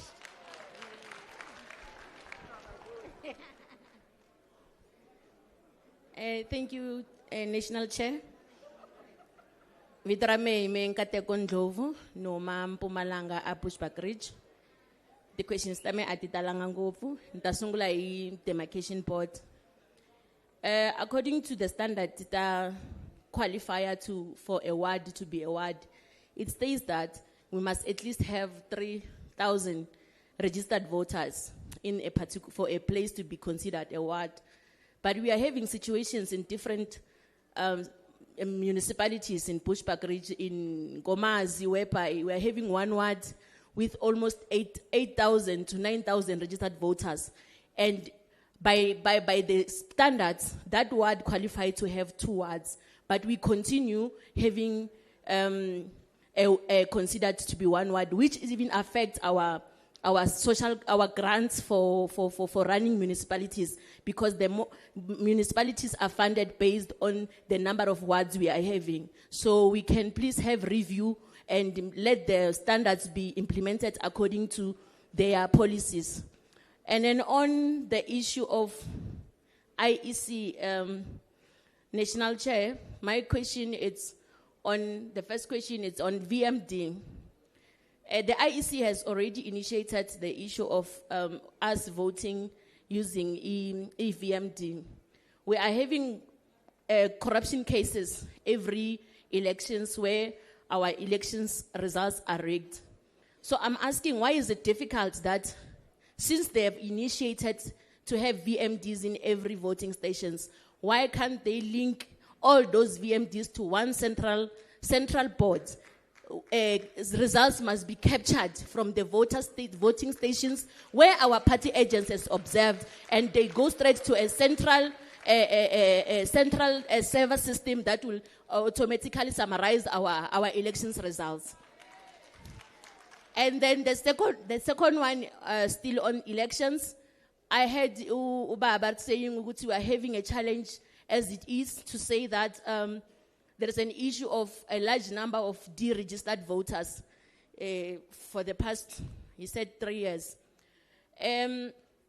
We request, because it's going to compromise our voters. We don't want to find ourselves in situations during elections, our people, they've came to vote, only to be told, Guti, they are now deregistered and they are unaware. So may the IEC have a policy that says that for one to be deregistered, must go physically to an IEC to deregister themselves, because we can't. I'm fully in agreement to say, as a country, we are going digital, but it cannot be everything that must be done digital because of authenticity. So, for authenicity's sake, for one to deregister himself, must go to the IEC office, and then there let be a fingerprint. A scanning to authentize Uguti, I in Katekon came to the IEC to deregister themselves, to register myself, so that we can have a limited problems during elections. Lastly, on elections, the national chair, it's based on the special vote. IEC, can we please count our votes on the special votes and then consolidate them in an official day? Because we are always facing problems when our ballot box are transported to the centers. Let our ballots be counted election special vote day, and then be consolidated with the other ones in the official election day. I thank you. Ngiyabonga National Chair, ngiyabingelela ubuholo obukhona. Igama lami ngusindisiwe Sibiya, ngiqhamuke eWard 2 eMkhondo. Ku IEC, I have encountered a problem whereby I must change ama addresses kwi system. I go vote la ngitshintshele khona, but come next election sengithola ukuthi ngibuyiselwe back to the previous voting station. Singafisa ukwazi ukuthi ngabe lokho kwenzeka kanjani, kanti akuhlali kukhona yini ku system lokho. And then okunye i-data cleansing kwa IEC ukuthi bayenza emva kwesikhathi esinganani, ngoba kwamanye amawadi kunokugcwala abaqhashi. Mase bemuvile baya kwezinye indawo uthola ukuthi voters roll isaqukethe labaqhasha bebeqhashe kulelo wadi abangasahlali khona, say overcrowded leyo voters roll le. I-data cleansing yabo bayenza nini and bayi-verify kanjani? And then with demarcation, besicela ukuthi nilandelele kulama ward amakhulu. Siyalimala ngempela kakhulu amawadi asemakhaya. Sibona ngathi ku-unfair ngoba amawadi asemadrobheni nasemalokishini abamancanyana. La asemakhaya uhamba kilometers and kilometers from one VD to another. Sicela nisheshe niyibukelele leyo and nisitshele nihandlisha kanjani ukuthi lelo wadi leyo zama ukuncishiswa ningabi vast kakhulu liyasilimaza. And what I have observed kulama consultation kadenziwe, it was a compliance ngoba bewuthi ma attend the consultation, we did not have input. Bekuthiwa only a ward councillor can have an input on that consultation, and it was very unfair ngoba ama ward councillor awe ANC, and ezo asenikiwe information ukuthi uyavuma la awuvumi la, and lokho kuyasilimaza kakhulu makuza ku demarcation ngoba sigcina sisele namawadi angasebenzeki. Siyabonga. Okay, thank you very much. Thank you, fighters and commissars. Now I'm going to hand over to the Demarcation Board first to come and respond.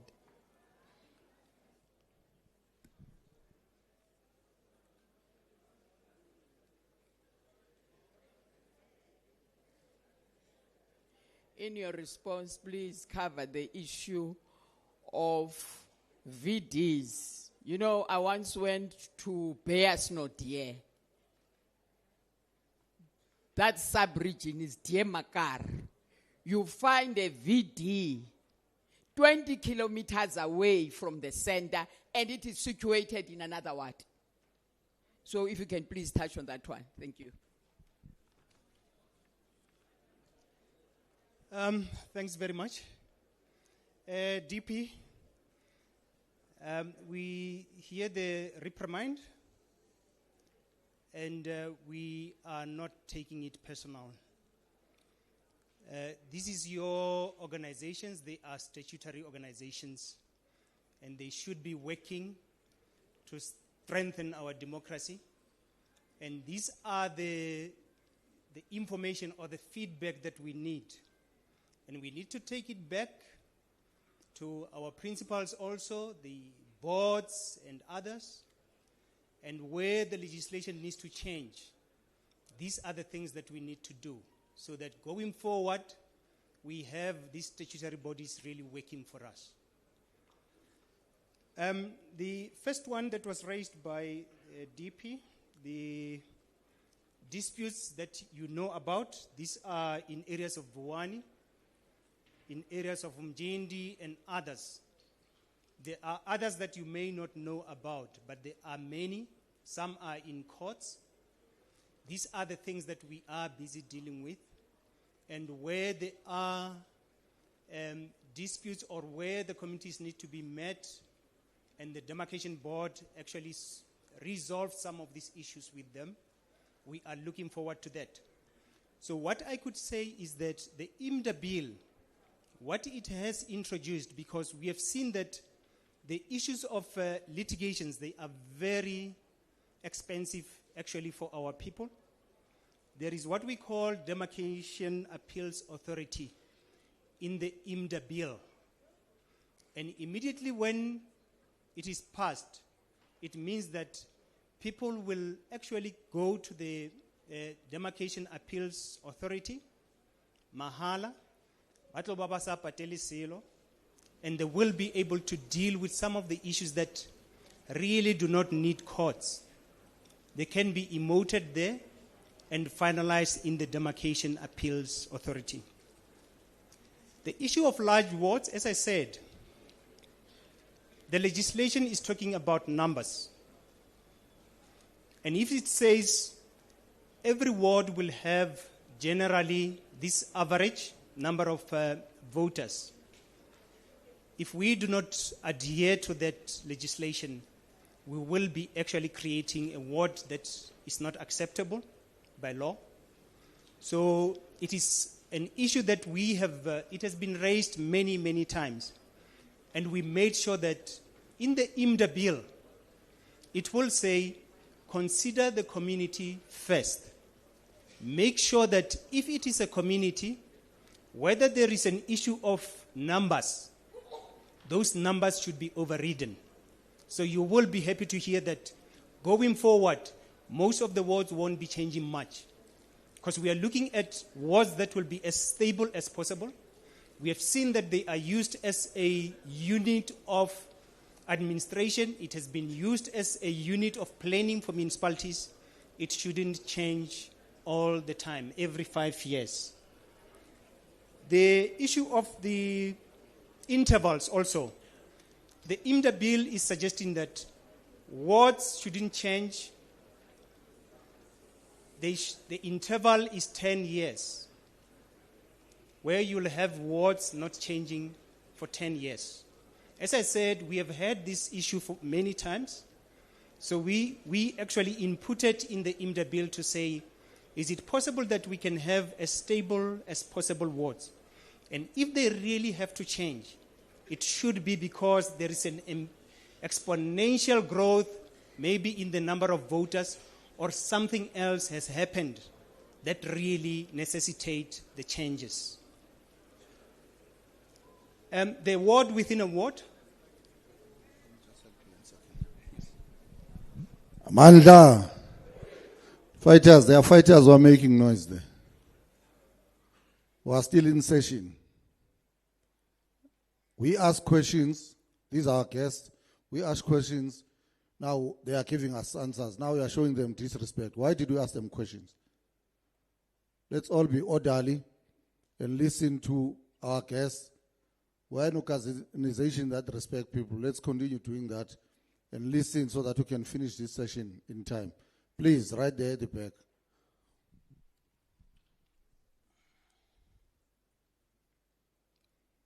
The ward that's within a ward, let's just check that. Please, the one who raised it, is it possible to contact us? Let's look at that. But in most of the instances, you'll find that in the middle of town, or in the areas where there are universities, you have a lot of people who have registered. That university, you'll find that it is a ward on its own. I don't know if you have realized that. Then after it has been a ward on its own, you'll find that the adjacent suburbs, immediately they will be forming a new ward. So there are those possibilities. But please contact us if there is something that is a mistake. We need to look at it.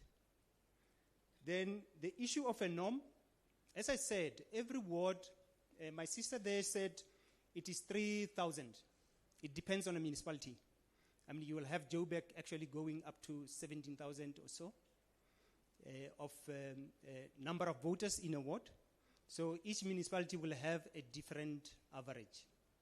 So if it is something that you feel it is not, the norm hasn't been calculated properly, please also raise it with us, because that ward is not legal. It is something that we need to correct. The issue of draft wards, this is the process that we have at the moment. So before we go out for public meetings and so on, we normally do what we call draft wards. We use the old wards and actually use the new information on number of voters, and we draft the first wards.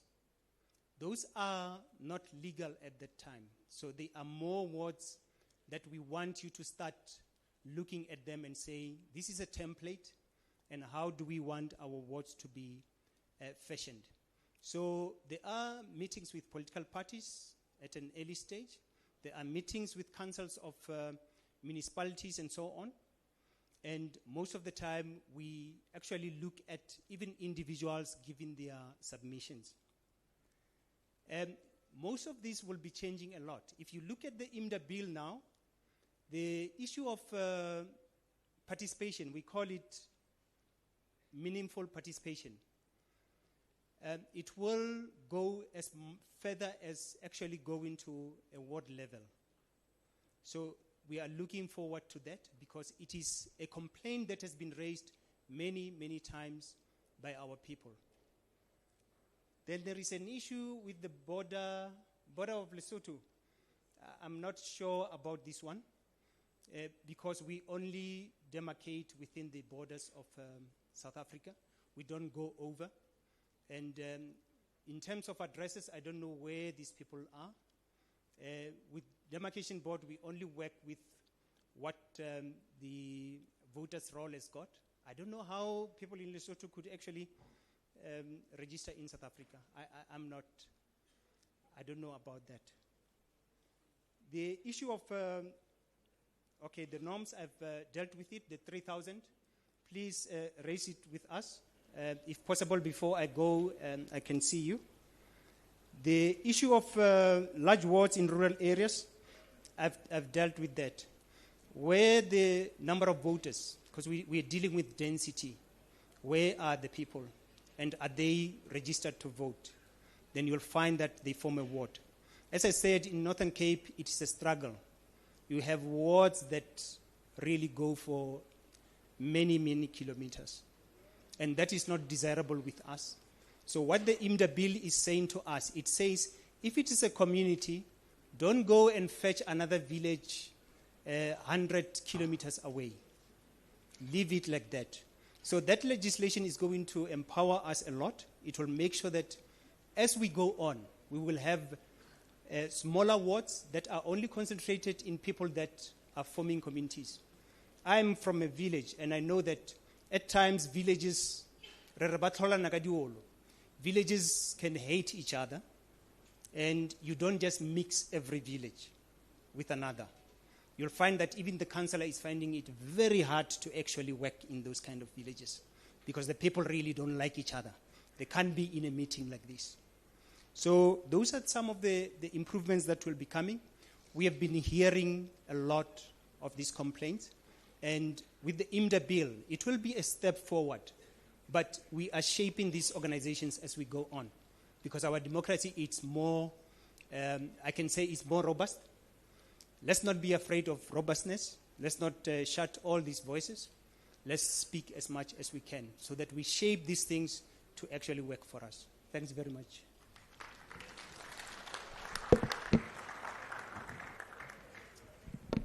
Thank you very much, Mr. Sibake, for the responses. I am now going to call upon IEC.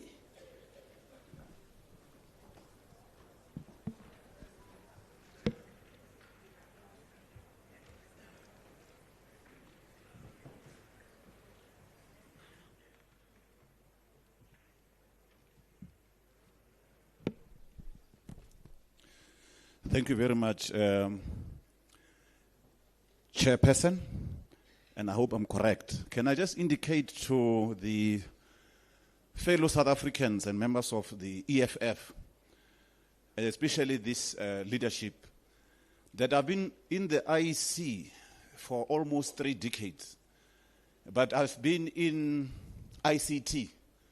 I'm basically a technocrat, so I'm not familiar with the leadership out there, except those that I interact with from time to time, such as the SG.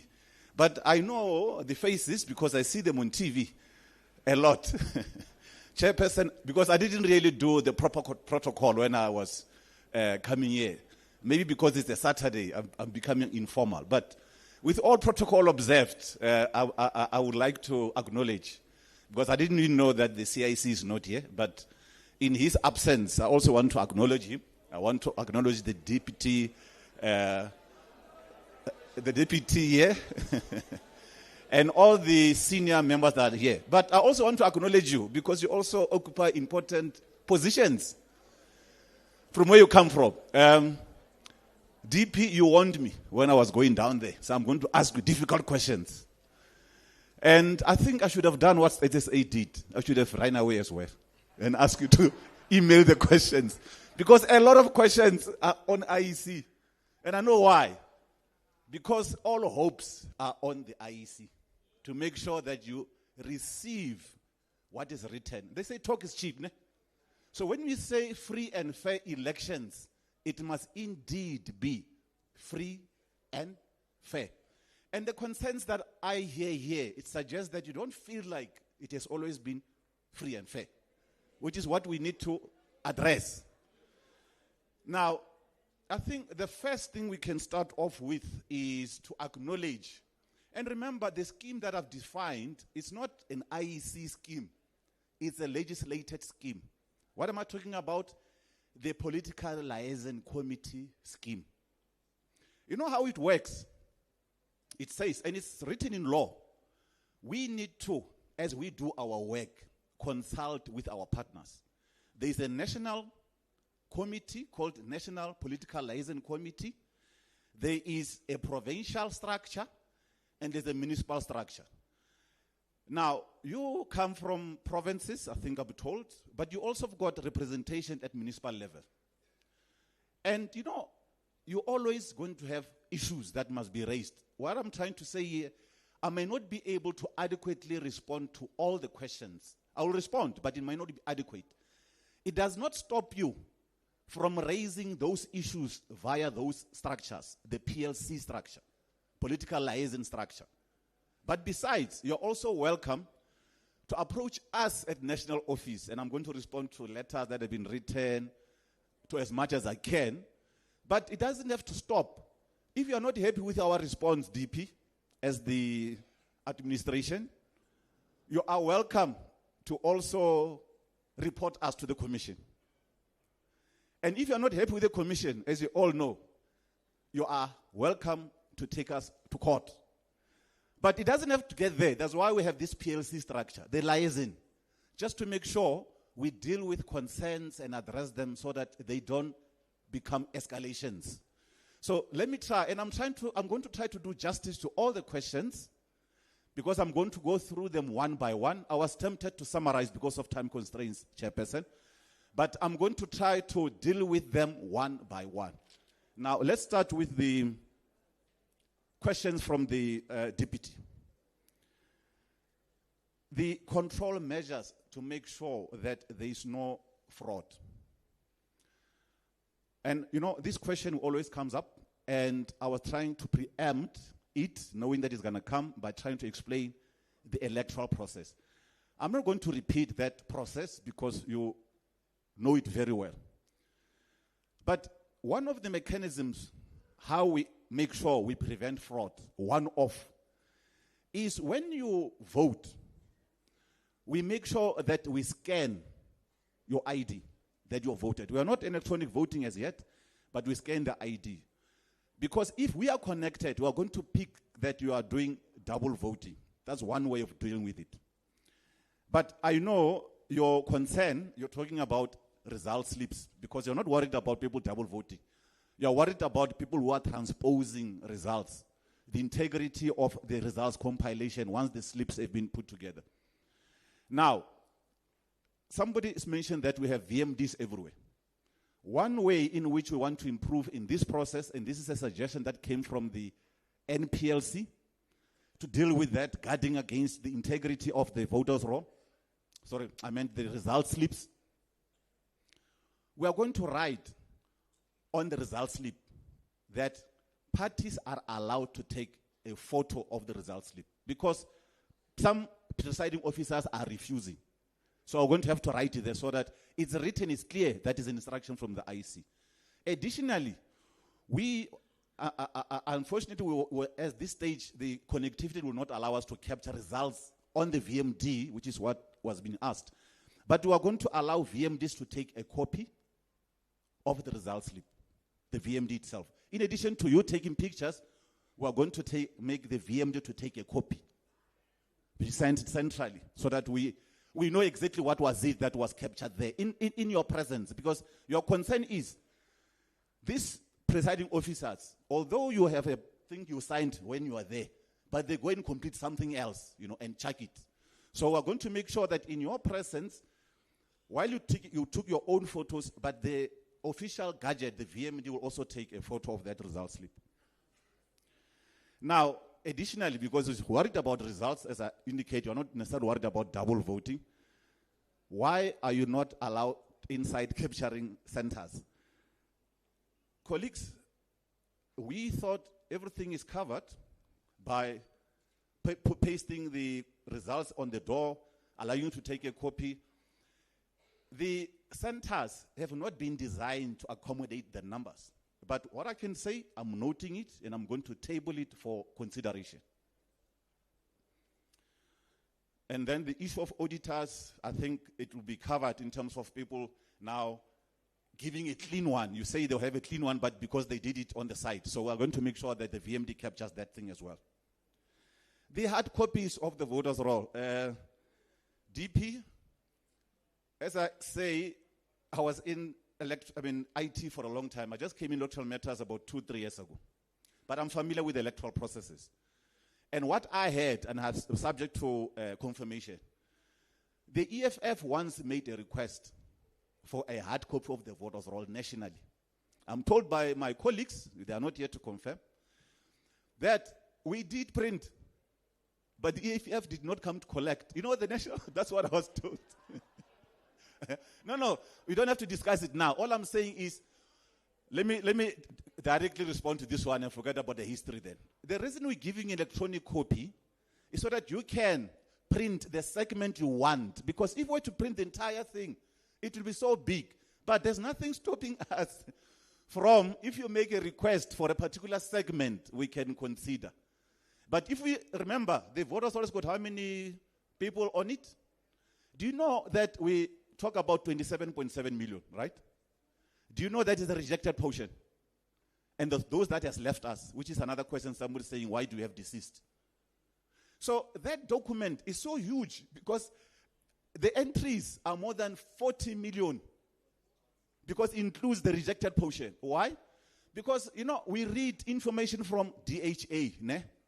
And sometimes DHA say you are deceased and you rock up to come and vote. It's not us. We're reading the data as it is available on the NPR, National Population Register.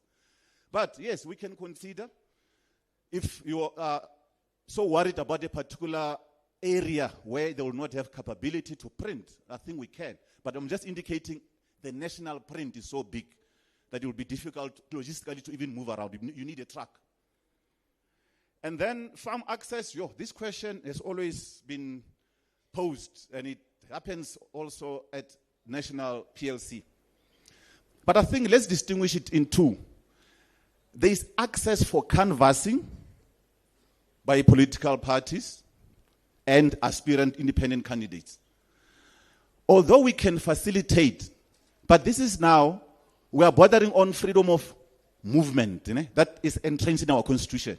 IEC can facilitate, but those people that are preventing people to access areas, they're actually in contravention of the law, not necessarily electoral law, but the law that ensures that each and every South African has got freedom to move around. That's one element. The other element is where we ourselves established a voting station. And therefore, we need to get voters to come in and vote and party agents to come in and observe. And yes, indeed, we have had challenges, and we are interacting with the farming community. But not just that, we also have got other sectors where in either the mines, there's various sectors which we need to continuously engage to make sure access, yes, is generally allowed, either for canvassing, but also for the pace of elections itself. This is a sad one here about your son who was inadvertently taken to Northwest when I suppose he's always been in Mpumalanga. He might have gone somewhere, but he stays in Mpumalanga. Why Northwest? Now, colleagues, I did indicate that it may have happened that during the process of trying to locate voters on the map, because if you think about it, now you come to register, especially in the past, there was no EVMD. And then we had to capture your address later. Your details will be uploaded in Mpumalanga, and we captured addresses, and then we tried to place the address on the map.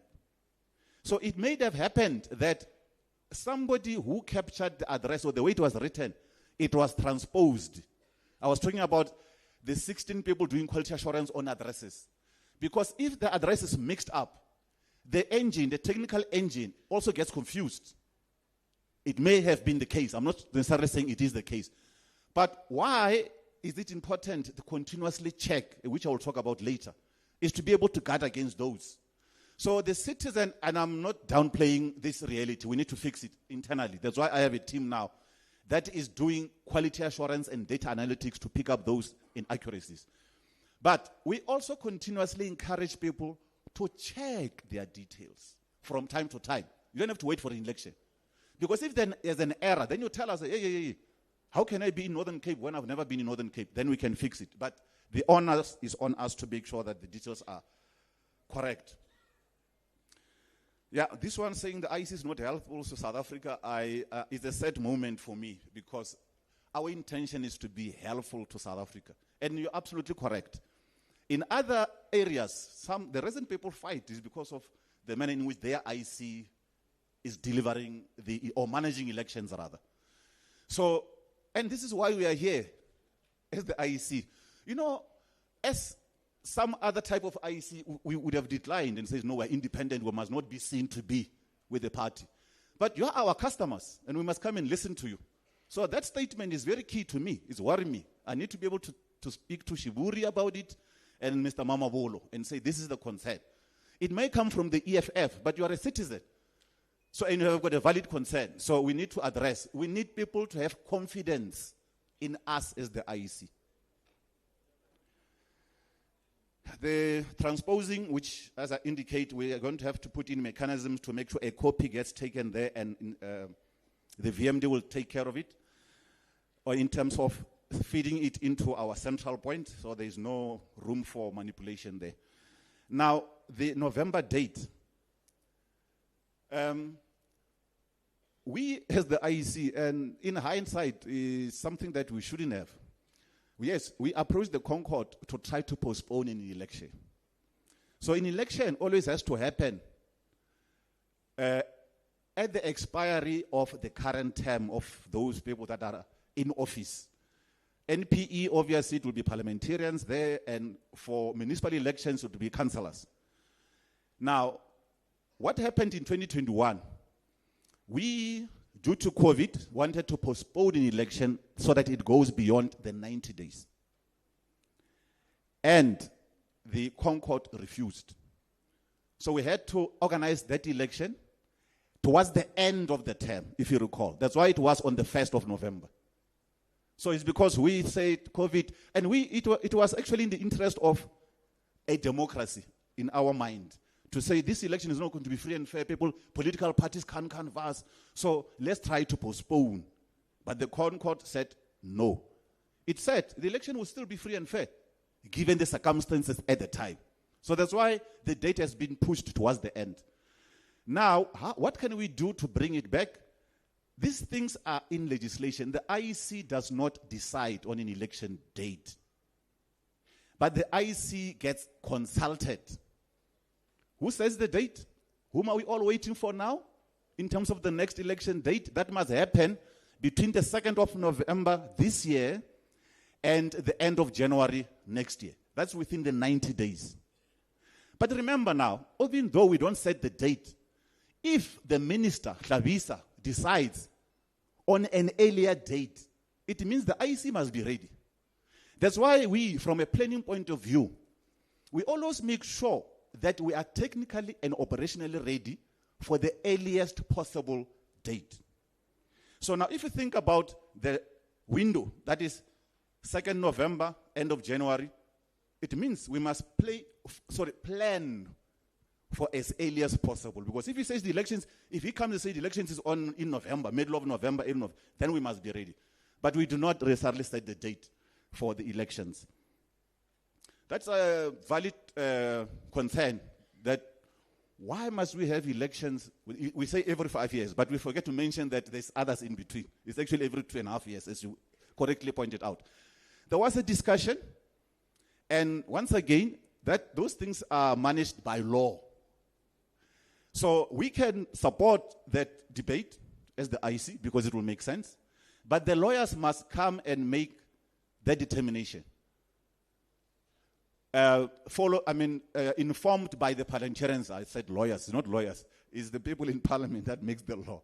So the parliamentarians must come up with that thing strongly to say we are actually wasting money or not using money effectively, maybe one element. And secondly, somebody can argue that voters may also be confused. Can I just indicate, in my ward, last week, 21st January, there was a by-election. I was here attending a meeting. And I went home because I wanted to encourage my family to go and vote in a by-election. They said, no, we're not going. I said, but why? I said, you know what? You are saying my job is not important because you don't want to participate in elections. They says, no, we are going to support you when the big one comes. You see, voters are such that they've just done an election. Why must we vote now? So if we probably have it once, and knowing that local elections, the turnout is always low, and national is higher. If you have it at one day, chances are participation in that LGE will also be high. So I think it makes a lot of sense. Now, these are the questions that you asked, and then I'm going to attend to those that came from the floor. Why not register automatically? I did touch on it when I was presenting because I know this party is very close to that reality. Once again, take you through the process. But let's quickly reflect on it. Ne? And I'm not saying for or against. At school they were told to do debates. They just give you a topic, say for or against. Let's just quickly reflect. If we have low voter turnout, and if my family who is registered are asked, let's go and vote, they say we are not going. If we automatically register people, we are going to appear to be very good. Because the eligible voting age population that Stats gave us, that 39 million, It's no longer going to show 70%, 27, it's going to show 100%. Good, appears very great. The problem, it comes on voting day, because now voting is not mandatory, but you made registration mandatory. Now the people are not going because they were forced. Well, not forced, they were automatically registered. Now, if they don't come, colleagues, think of it this way. You are going to complain about a low voter turnout. Somebody is going to say, you get so many people registered, but only 10% came. Then somebody is going to argue the election was not representative of the registration. But just think about it. I'm not saying do not proceed with that motion. Now, dummy result slip. You've hit the nail on the head. That decision has already been made, Sissy. No longer dummy result slips. They are out. And then private security by EFF. You know, I remember now, and this question was also raised by some other colleague here regarding party agents. And he says, I went to this station, they allowed me. That station didn't allow me. And somebody intervened, say, just allow him. Remember, colleagues, we need to, in your interest, regulate the process. You know, when I came here, the security allowed me to enter on the other gate. And there's very nice regalia there for EFF. What if somebody buys the regalia, wears it, and then goes to voting station, says, I am from the EFF? You see, that's a risk, because that person can do things that are not for the EFF, but is wearing an EFF regalia. Hence, we need to make sure, and I'll take the note that we've not been consistent. I don't know which one, but please give me the details. By regulation which has been agreed to by NPLC, wherein the EFF sits, is that each and every person who is a party agent needs to be appointed officially by the party and by the authorized person of the party. You know, remember, we've got structures here. You can't get somebody on the street saying, okay, I'm from EFF, then I'm appointing people. No. There must be a structure so that we protect the integrity of the electoral process. The criteria for electoral staff, and this issue is cut across because it helps us on SATU members and all those. Now, the criteria gets published, and it also in issue that was raised by one of the colleagues saying 8 years, it means automatically when you say experience is for SATU members. Before I get to the which I will not be able to share with you now, but I'm just going to mention on a high level. Remember, the issue with the previous election, yes, the VMDs did not perform as optimally as we wanted to, but what I can also indicate is we just easily say VMD. The VMD is like a cell phone. It wasn't the VMD itself. It was one of the 5 applications on the VMD. The VMD's got 5. Only one had an issue. And when that one had an issue, and which one was it? It was the one where we're saying it helps us to eliminate double voting fraud. Because when we scan you, we centrally store so that if you try to vote again, it will tell the people that are administrating the election that no, this one has already been voted. So it's already voted, in addition to the indelible ink. Now, when the VMD gave us issues, colleagues, or the application of the voters' roll marking on the VMD, rather, we told those presiding officers, the young ones, that please put that thing aside because we are not doing electronic voting. Voting is manual. That was just efficiency. Put this thing aside and continue to work so that the queues can flow. You know what they did? They refused. And what happens?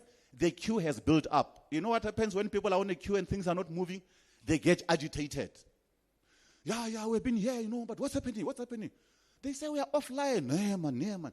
So, once people are doing that, that young one, remember I'm talking about the presiding officer. I'm not talking about the entire staff complement. The presiding officer who was young, this is based on information I received, I can confirm for you later. When it was too hot for him, he decided to call Mama, for Mama to bring Uber. And he left the station. Yes, because it was too hot. He couldn't handle the pressure. That's what we're talking about.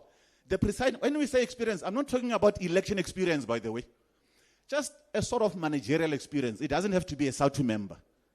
Some little bit of experience. Why? To guard against the integrity. Your voters, Just imagine, if we have these long queues and the queues are not moving, what will happen to the people on the queue, some of them who cannot stay there forever?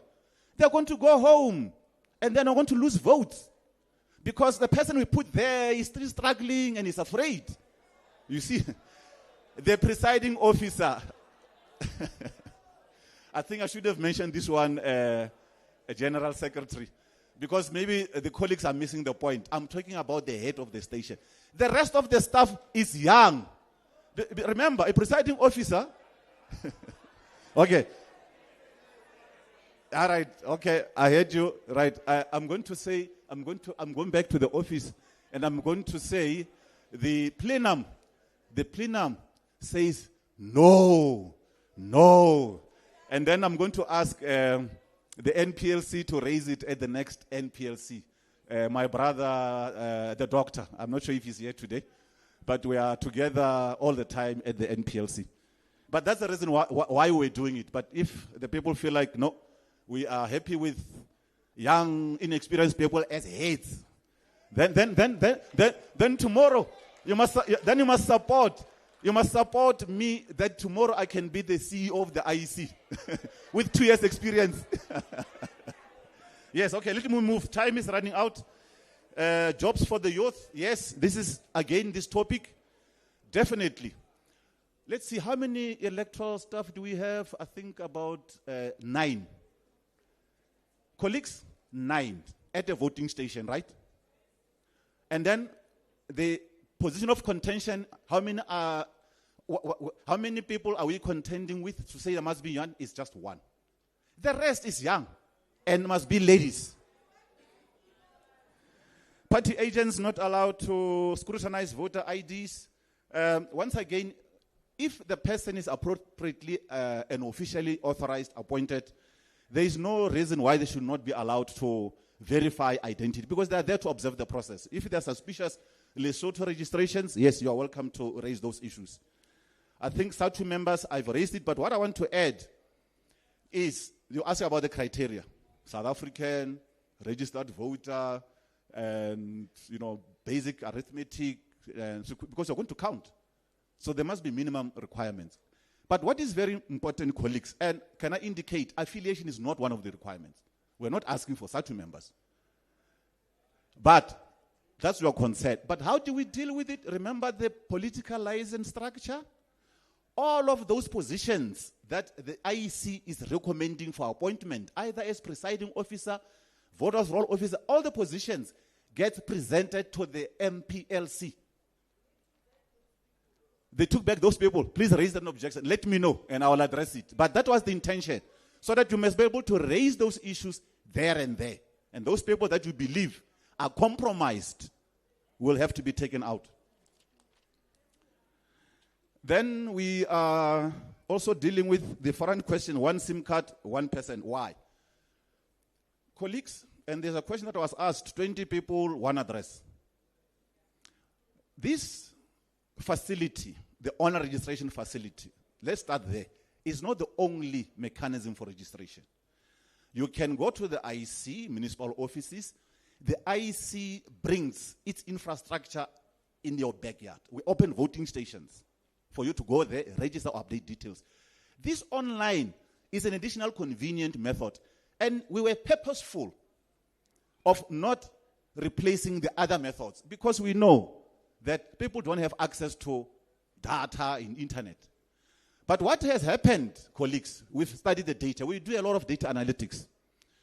There are people who were registering 555, and there are people who opened tables and operated like voting stations. The law does not allow that. The 55 was meant for you to register those that do not have access, particularly those at home. But let me indicate why the reasons. When we look at the data, we identified abuse. People abused, and it harbored on fraudulent registrations, because they registered 5 there, 5 there, 5 there, and all of those addresses are in one house. And then leads to the question, why so many people in a 4-roomed house? 20, 50 people.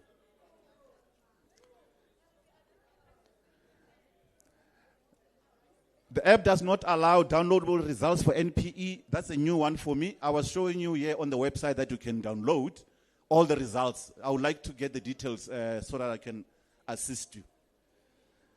The presiding officer without a letter that I've addressed, experienced people, it means SATU that I've addressed. And then how do you allocate VDs in informal settlements? And then also about the question of 20 voters in one address. Informal settlements do not have conventional or formal addresses. Now, what we do when we register online or on the VMD, we ask people to show us where they live on the map.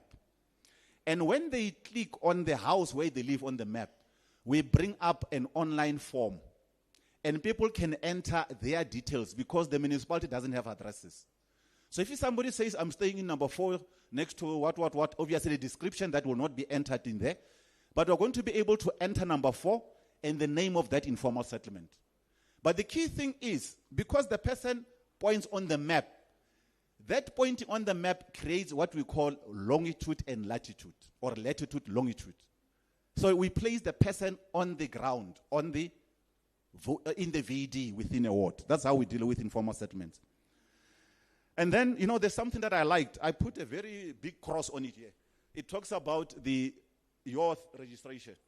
And it says, why don't you also collaborate with universities? I've mentioned a TIC project, but this person is going a step further, saying there is other programs at university which we can latch on. I fully accept that suggestion, and we'll have to explore it. And, about experience, we say we must train these presiding officers. By the way, we started with the registration boot camps last year already, the national one. The provincial ones are happening. So indeed, we do provide adequate training. How do we stop multiple registrations? I'm not sure, are you talking about this scenario wherein you have so many people against one address that you refer as multiple registrations? Or are you talking about 2 IDs appearing twice? And that should not be the case, because we read data of the NPR from DHA. And if we pick up those, we address it there and there with Department of Home Affairs. So in Limpopo, my brother there from Limpopo, Twabela Warra. Now, you are saying 20 people from one family should not be allowed. Look, yes, if you've got a case, hence I said the provisional role for inspection, and then you raise an objection. And somebody says, but sometimes the objections are not being dealt with. Once again, if you're not happy, you must escalate. But we shouldn't be in a scenario wherein we escalate. We must resolve the issue. So if you have a particular case, I'll also like to get the details so that I can follow it up. Objections happened, but online registration continues. Now, let's quickly reflect on this issue, colleagues. Voter registration in our country is continuous, and then we maintain. In other countries, for each election, they scrap and start from scratch. Now, while it is continuous, we have an election that must be proclaimed by a particular minister, for instance, in this case, Minister of Home Affairs, for this upcoming election. On the day he proclaims, the voters' roll for that election that he proclaimed stops to receive new applicants. But because registration is continuous, people continue to apply for registration. But their names will not be appearing on the voters' roll for that election. It happens in by-elections that we still have online happening. But it's something that we are seriously considering, because that's the reason why you're asking it as a question. If you recall, in the last election for 2024 NPE, and it happened for the first time in this country, I was the manager responsible for voter registration. And Granville Abrahams, the Secretary General, the SG knows him. He worked with him very well, closely for a number of years. I remember he instructed me, James, make sure that all platforms are closed on proclamation. In the past, we allow people to continuously register. And I did not sleep because it meant by 12:01, I had to make sure everything is closed. So meaning you couldn't even apply for registration. So I think you are saying something that we need to also consider for the by-elections, because for the by-elections, it's continuous and it may create confusion. But I just want to make sure that we understand, even though people continuously register, their name will not appear on the voters' roll for that election. It's not additional people that will come in. They will just appear at the IEC's voter table, but will not appear on the printed copy of the roll for that election. The budget to pay for party agents. Can I just indicate that I found it strange because maybe it was, no, I think it was your party. I was observing elections, or not observing, actually I was working at a voting station. I was monitoring, but eventually I had to work because of the overwhelming interest in the Tabazimbi by-election, the municipal by-election. Now, IEC people, which is one of the things we are considering, SG and colleagues, in terms of efficiency. You know, when you look back at the 2024 elections in terms of voting station efficiency, it's not good. Because our officials, they prepare, open the voting station. Thank you very much, sister. Cheers! I don't know, my colleagues know, I like laughing, even under difficult circumstances. Because they say laughter is healing. Is it true? They say laughter is healing. Now, what I was saying, in that election, you know, our officials prepare, open in early, and then they continuously work up until counting. But in big stations, sometimes they work up until late. But what I've observed, which we are proposed for the commission to consider, what I've observed is party agents change shifts. You do change shifts, don't you? Yes, I've seen party agents changing shifts. IEC people don't change shift. And that's the reason why maybe sometimes they make mistakes when they're feeling those result slips. Because they work long hours. Don't believe that. But anyway, we are unable to, unfortunately, with the budget that we have, and I think with the logic that goes with it, to be paying party agents. What we do is parties that are represented, they get paid by the IEC. We give you money, and I think the party might consider in terms of giving food to party agents that are at voting stations. Why do we still have deceased voters? I think I've addressed that so that we have visibility of the people that are deceased, and also to indicate that we are not the ones who declare status in terms of your life status or death status. So it is Home Affairs. They say stop ANC celebrities at voting stations. They will also say stop EFF celebrities at voting stations. So what I'm saying here, colleagues, as long as the person has the right authority in terms of being either as an agent, but if you're talking about people that are visiting, as long as it doesn't disrupt the operations of the voting stations, I think we should all agree we should allow it. But what you are cautioning is disruption. Yes, we will not allow people to be disrupting voting stations and impair the voting itself. Umama Kotliwe, almost nkhohlwa amabuzo wakho. But I didn't. I'm just saying that when she was saying that, it was just a very nice way of introducing herself there. They say people without addresses. Why are they voting? You know why? It's because, one, it may be that people stayed in an area without an address. When they registered in the past, they did not provide an address. And they never came to update their details. So, according to their concern and their right, they are entitled to vote. And we need to allow them to vote. But what is very key, we are not automatically allowing them to vote. Before they vote, they need to provide evidence. They must tell us, and they need to prove, not registration proof, by the way, but need to verify that they reside in a particular voting district, in a particular ward. The PO, the recount, and that is a very worrying factor to say. You said there was a recount, and as far as you know, your party won, but that has never been reflected. We would like to get people to raise those objections, and What I know about the EFF, they've got a very good structure because I received some of those objections at the Rock. But those objections, colleagues, they need to be filed within the prescribed period. So usually it's within 24 hours or 72 hours, I will just check the details. But you need to be able to indicate your displeasure in terms of the results outcome. And if you're not happy, as I indicated, you need to register your complaint with the Electoral Court.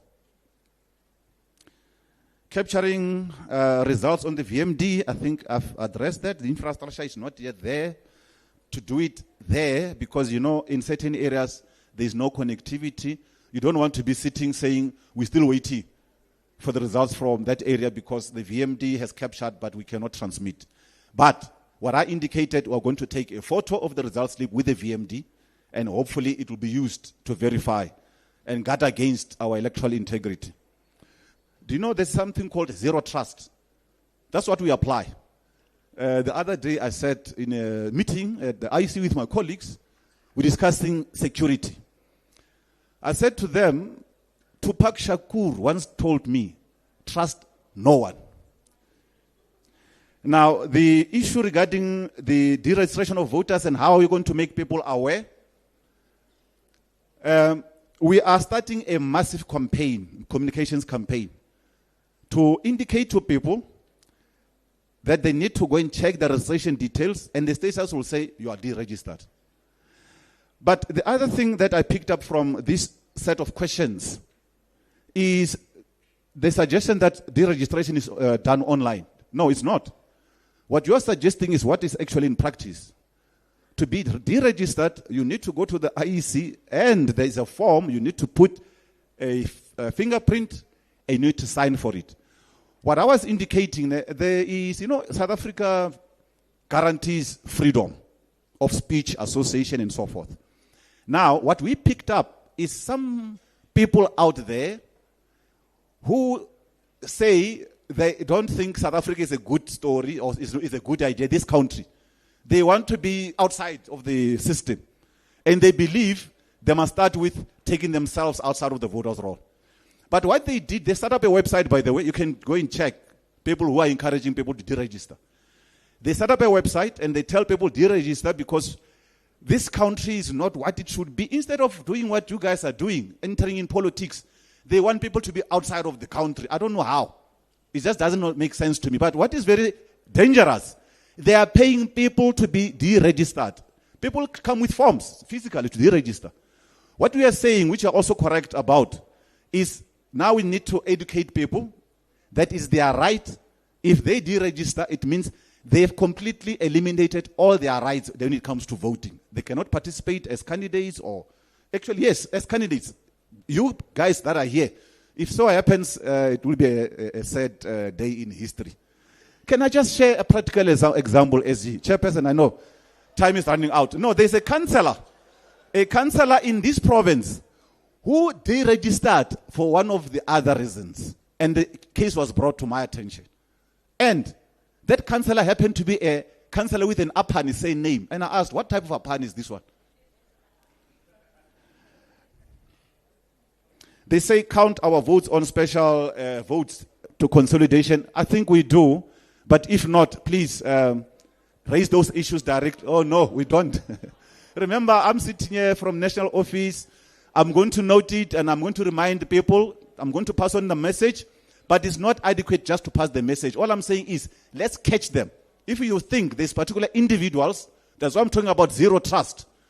If you think there's particular individuals that we trusted or we thought should be trusted and they are not, bring them to our attention so that we can fire them on the spot. But yes, the message is clear. We need to communicate to our colleagues that they shouldn't do that. This is like the set of questions. I think 2 only. Then we are done. They say registration to previous. How did you move from where you were and now you went somewhere else? It may be that somebody raised an objection against your registration. That is a fraudulent one. And I'm not sure why you didn't receive an SMS, but you definitely should have received communication so that you can object. Because when that happens, usually, you know, we cannot indicate. Remember I said we have data analytics. we look at the voters' roll. There's something called a voter migration analysis. Do you know we've picked up people that are hoping by-elections? You find a person is registered here, participating in this by-election. The next thing, registered there, that by-election. So he's chasing by-elections. You see, and we picked it up ourselves. But I'm not saying it's you who did that. But if somebody does pick it up, what we do is we revert you back to your last registration. But in your case, you can give me details, then I'll find out what happened there. Yes, but we know because we have zero trust. People take chances. Okay, how do you do cleansing? People want to clap hands. Cleansing. And then people who relocated, blah, blah. How do you deal with people that were at the college or mining? On Monday, we have a massive communications campaign. Please watch out for it. It will be on radio. It will be on TV. The message is about updating details. Because remember, those people have left. We don't know where they are. We can't even say we can do TCR, targeted communication and registration, because when we go to the university, even though the roll says there's so many, those people are not there. So the only way to deal with it is by continuous engagement and communication. Chairperson, thank you very much for the opportunity to answer.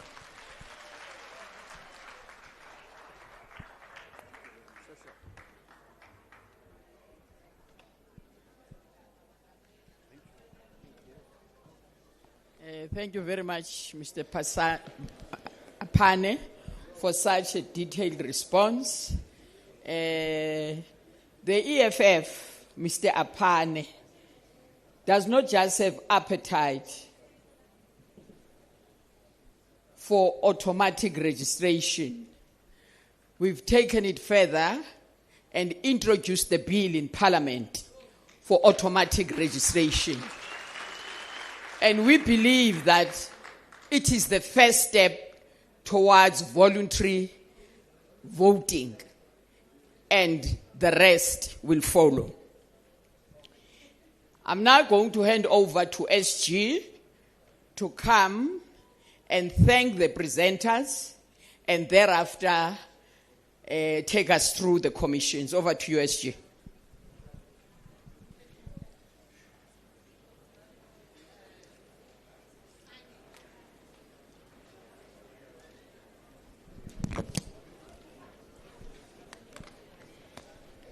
Thank you very much, National Chair. And yes, let's take the opportunity and thank Statistician General, Stats SA, that came here to give us stats about this country. The IEC, the Demarcation Board, and thank you for your patience and be able to respond to the questions that were asked by the leadership and the fighters. And we do this because we've got interest of protecting this country. This is our country, and we have to protect it and make sure that everything else it's done above board and it's done fairly. We are not scared of any political party. We are ready for them. That's why we are here. So you can tell whoever needs to decide elections that the EFF is ready. Let's go. So I want to thank you for coming through, and we'll continue those engagements even at a provincial and sub-regional levels. The leadership of sub-regions are here. They will be communicating. At least we know that some of the lies that were told at the sub-region, they are not what you endorse at a national level. So fighters, you know when they mislead you. So what's going to happen now, fighters, is that we're going to first go to lunch. Immediately after lunch, we're going to go to commissions. And this is where we're going to need maximum discipline. That all of us, there is no one seated here that is not going to be part of a commission. No one, there is no one who's a spectator. We need all of you, as you came here representing branches and all the structures of the EFF. So we need those contributions, because from this plenum, we are going to the elections. We might not have another opportunity to sit together where we can bring those ideas on how do we prepare for victory. President told us yesterday that the only direction now is to go and prepare and fight for the victory of the EFF. Winnie Matikizela House is expecting that victory, so we cannot make mistakes.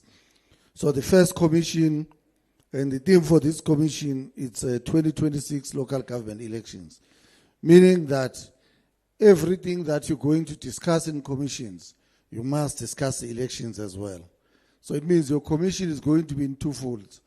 Whatever commission you are discussing, you have to discuss the elections as well, on how do we get the organization ready for elections. So the first commission, it's a 2026 LG and mass voter registration campaign. And that is going to be facilitated by the national chair. And reporter is Commissar Dr. Mgini Chwaku. Scriber is Fighter Lindy Swapezisa. And that will happen at Silver Lakes, the venue. So outside, you're going to have people with those signs that are going to move you to those venues. The second commission is political education. That is going to be led by Commissar Sam Matiase, with Commissar Ngobile Mhlongo, with Fighter Lubabalo, and it's going to happen at Maplewood. The other commission is a Youth Command LGE and mass voter registration campaign for the Youth Command, going to be led by Commissar Sihlelonzi and Commissar Lady Chirampongose, with Fighter Tato, and it's going to be a Terminal B. The next commission is governance. It's going to be led by the Deputy President and Commissar Veronica Mente and Fighter Kumani, Dr. Kumani. It's going to be at Acacia. The next commission is on vote safeguarding. It's going to be led by myself and Commissar Tapelo Mokhale and the Fighter David Chela. It's going to be on Terminal A. I think this one is Terminal A. The next commission is fundraising and finance. It's going to be led by the DSG with Commissar Sharon Letlape, Fighter Koketso Monjane. It's going to be on Olivewood. The next commission is going to be media and communications, which is going to be led by Commissar Snao Tambo and Commissar Tembi Msana and Fighter Tato. It's going to be at King Shaga. What's the time? For the time. So those are the commissions that all of us, provinces, we have circulated these commissions. Make sure that your delegations are spread evenly in attending all these commissions. All of them, they are important. Mass voter registration, it's important.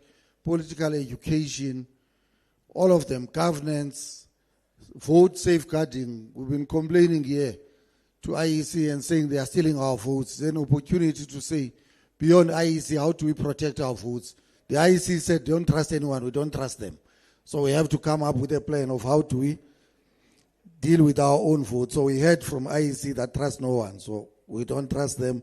We must come with strategies. Finance, it's important, media and communication. So provinces, let's make sure that all our delegations are spread evenly so that they are represented, so that when you live here as a province, you make sure that everything that was deliberated, at least there was a leader from the province that went to attend that commission. The time now, it's 2:30. So it means exactly at 3:30. We're going to take 1 hour lunch. I think the lunch is served. We are aware now of this area. In the same areas where you had lunch, I think nothing has changed. Where we had breakfast, we're going to go there, and exactly 3:30, all of us were moving to the commission rooms. The fighters that are going to help us in terms of where we're going, you're going to find them assembled outside. Then they will take us to the commission rooms. But the leadership we have announced, they'll be there as well to make sure that we guard and we continue with this plenum. So let's continue with that, fighters. Thank you very much. Let's adjourn for lunch and we'll meet in commissions. Amandla.